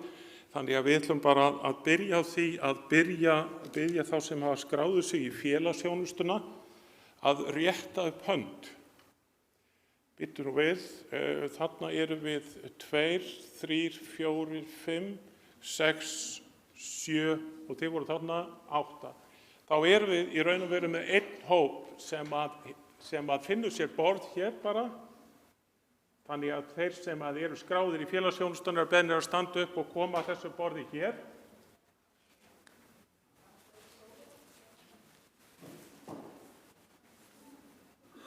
Er þið ekki klár með þetta? Gott og vel, og síðan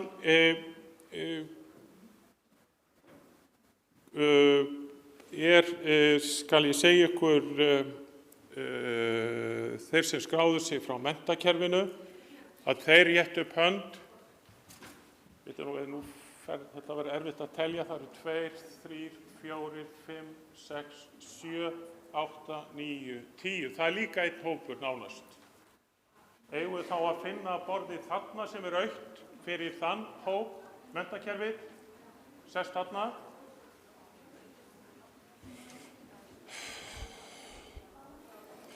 Og svo eru það íþróttirnar og það skráði sig af þeim að því við gerðum þetta smá athugun á þessu þegar við vorum að biðja ykkur að skrá ykkur, að þá var helmingurinn á öllum þeim sem að skráðu sig voru skráðir í íþróttirnar, þannig að við verðum með fleiri hópa þar. Þannig að ef þeir rétta upp hönd, já, býtum við. Hvernig á ég að taka þetta?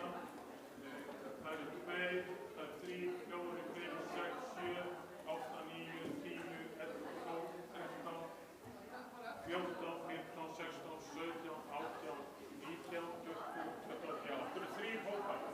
Þeir sem eru hér.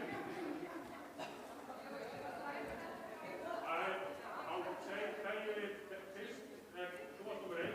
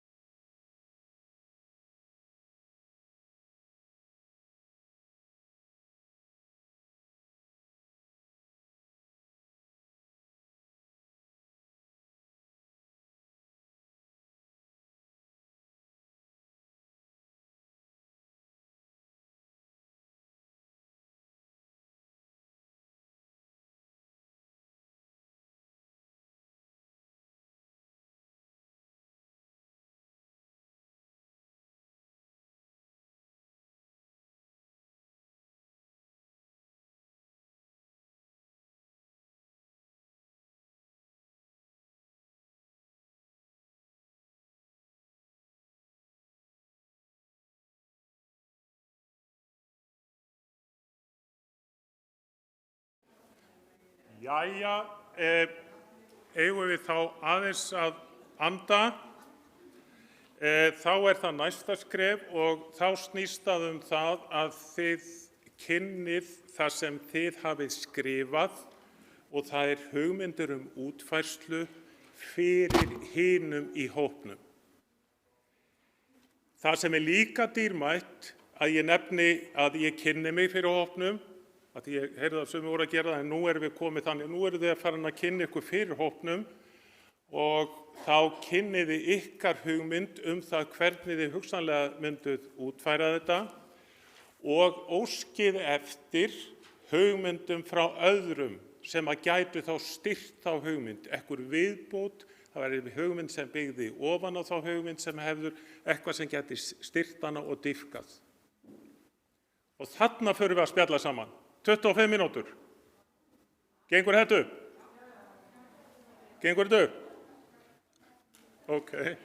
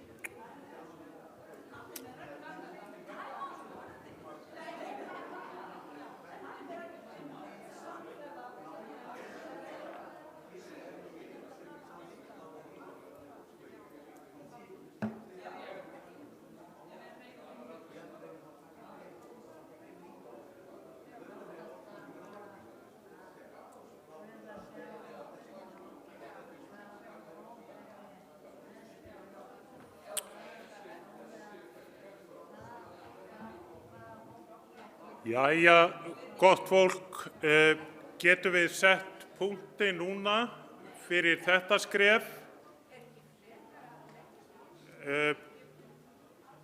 Takk fyrir það. Þá tökum við skref númer 4 og þá eru hóparnir beðnir það að forgangsraða.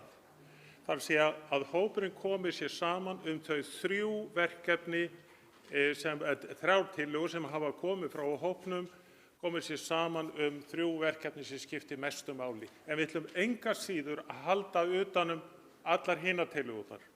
Þannig við sjáum þennan fókus skýran. Við gefum okkur 10 mínútur í þetta, fólk eins. Takk. Nú að ná konsensus.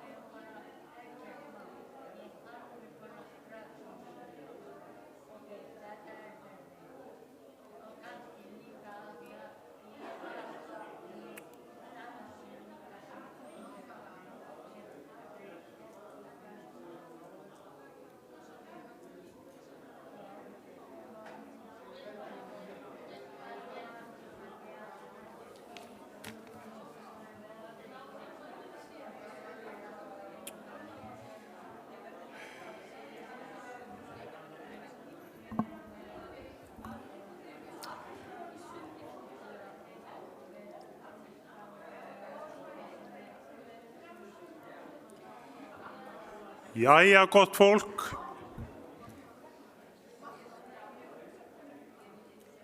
Það er svo mikið stuð hérna að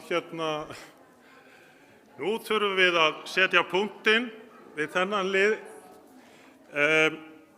Við vorum að klára hér skref númer 4 og halló. Vorum að klára skref númer 4 og þá er 5. skrefið sem er tiltölulega einfalt, þannig að hópstjórar eru þá beðnir að halda utan allar upplýsingar, öll þau gögn sem hafa komið fram á fundinum. Ég ætla þá að þakka fyrir þennan hluta og við skellum okkur þá í það að horfa á það hvað gerist næst. Eins og ég sagði hér í upphafi að þá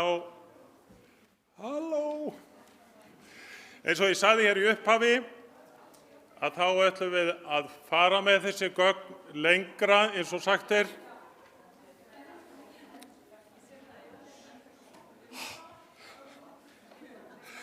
Og ætlum við að fara með þessi gögn lengra því að við ætlum að stýrihópurinn sem hefur staðið að þessu sem samastendur þá af þeim ágætu konum hér, Þórdísi frá Öryrkjabandalaginu, Önnu Láru frá Landssamtökunum Þroskahjálp og Önnu Karolínu og mér. Við ætlum þá að fara í gegnum þessi gögn sem hafa þá komið fram hér.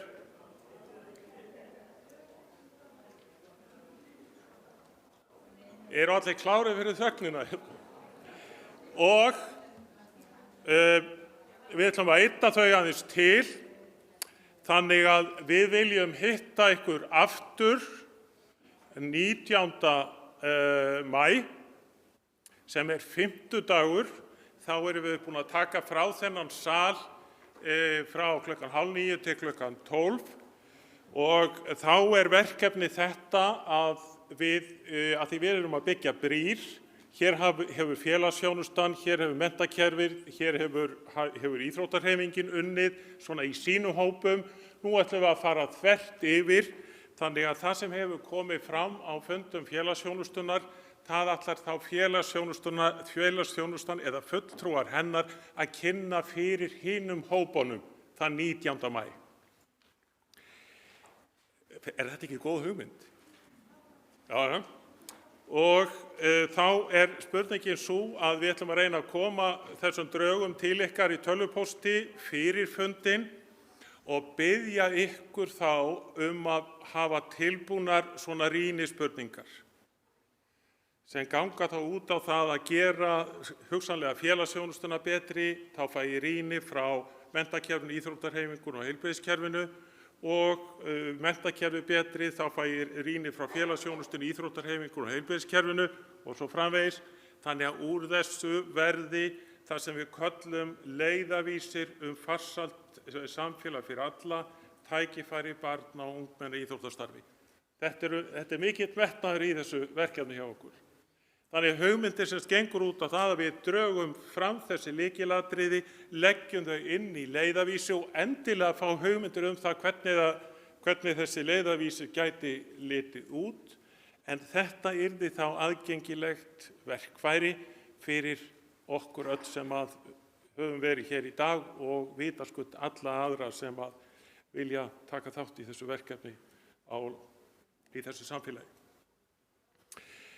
Þannig að við erum semst komin að þessum punkti. Við reynda gerum ráð fyrir því líka að þessa niðurstöðu fari í samráð, þannig við óskum eftir því að líka almenningur gæti tjáð sig þessar hugmyndir og eins og ég sagði hér áðan að þá er hugmyndir svo að þetta gæti þá orðið framlag inn í væntanlega lögfestingu samnings Sameinuðu þjóðanna og þá sérstaklega horft á 30. grein samningsins. Það hreyfir engin mótbárum við þessu. Er þetta skikkanlegt verklag, finnst ykkur? Ok. Þá set ég punktinn, en nú opnum við fyrir almenna umræðu. Við ætlum að ljúka þessu fundi klukkan 15:10 og orðið laust. Hvernig hefur ykkur liðið með þennan dag? hvað hefur gengið vel, hvað hefur gengið síður, hvað viljum við hugsanlega bæta og hugmyndir inn í framtíðina sem þið kunnið að hafa og á erindi til alls hópsins. Hver er fyrstur á mælendaskrá?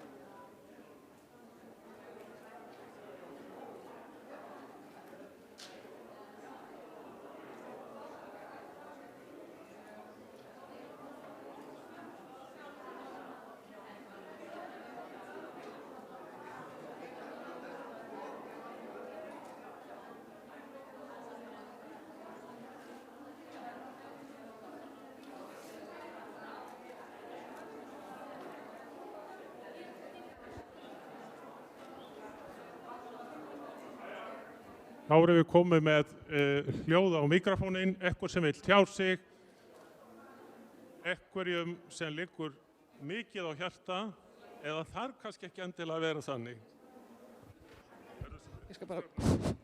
Ég ætla bara að byrja að klára og svo takkið þið við. Ég ætla bara að byrja á því að þakka í stað fyrir alltaf að enda að þakka.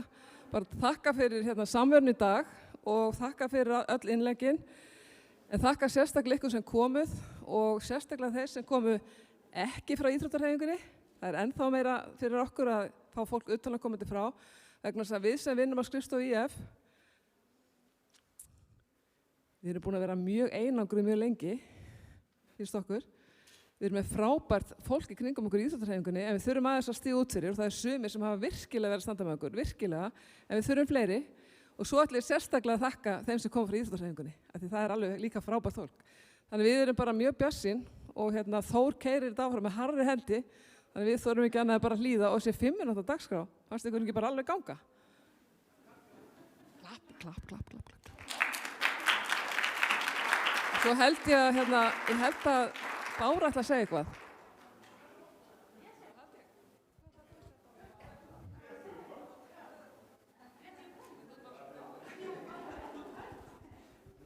Ok, hæ, ég rétti ekki pönd.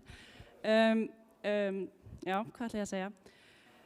Ég ætla bara að segja takk æðislega fyrir erindin í dag. Þetta hefur verið, ég búin að vera að hluta þessu verkefni okkar í 4 ár og bara, ég búin strax búin að fá margar hugmyndir hvernig við ætlum að bæta okkur og hlakka bara til að gera þetta stærra og sterkara hjá okkur. Líka bara, það er svo mikilvægt fyrir okkur að tala öll saman.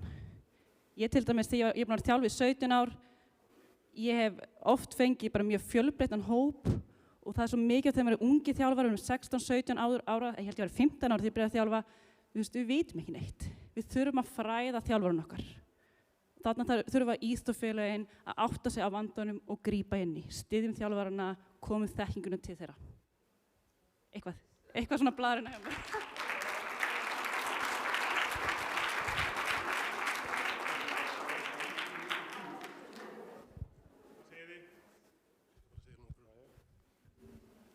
Ja, gott fólk.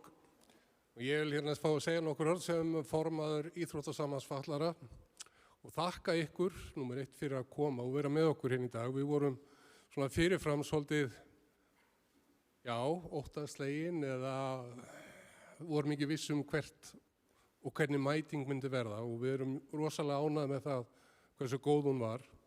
Og ég vil líka nota tækifærið og þakka undirbúningshópnum, fulltrúa ráðuneytisins, Öryrkjabandalagsins, Þroskahjálpar og Önnu Karolínu okkar, sérstaklega fyrir auðvitað undirbúningin og reyni að skapa þessa ráðstefnu og þetta prójekt fyrir okkur og ég vil biðja ykkur að gefa þeim 4 gott klapp.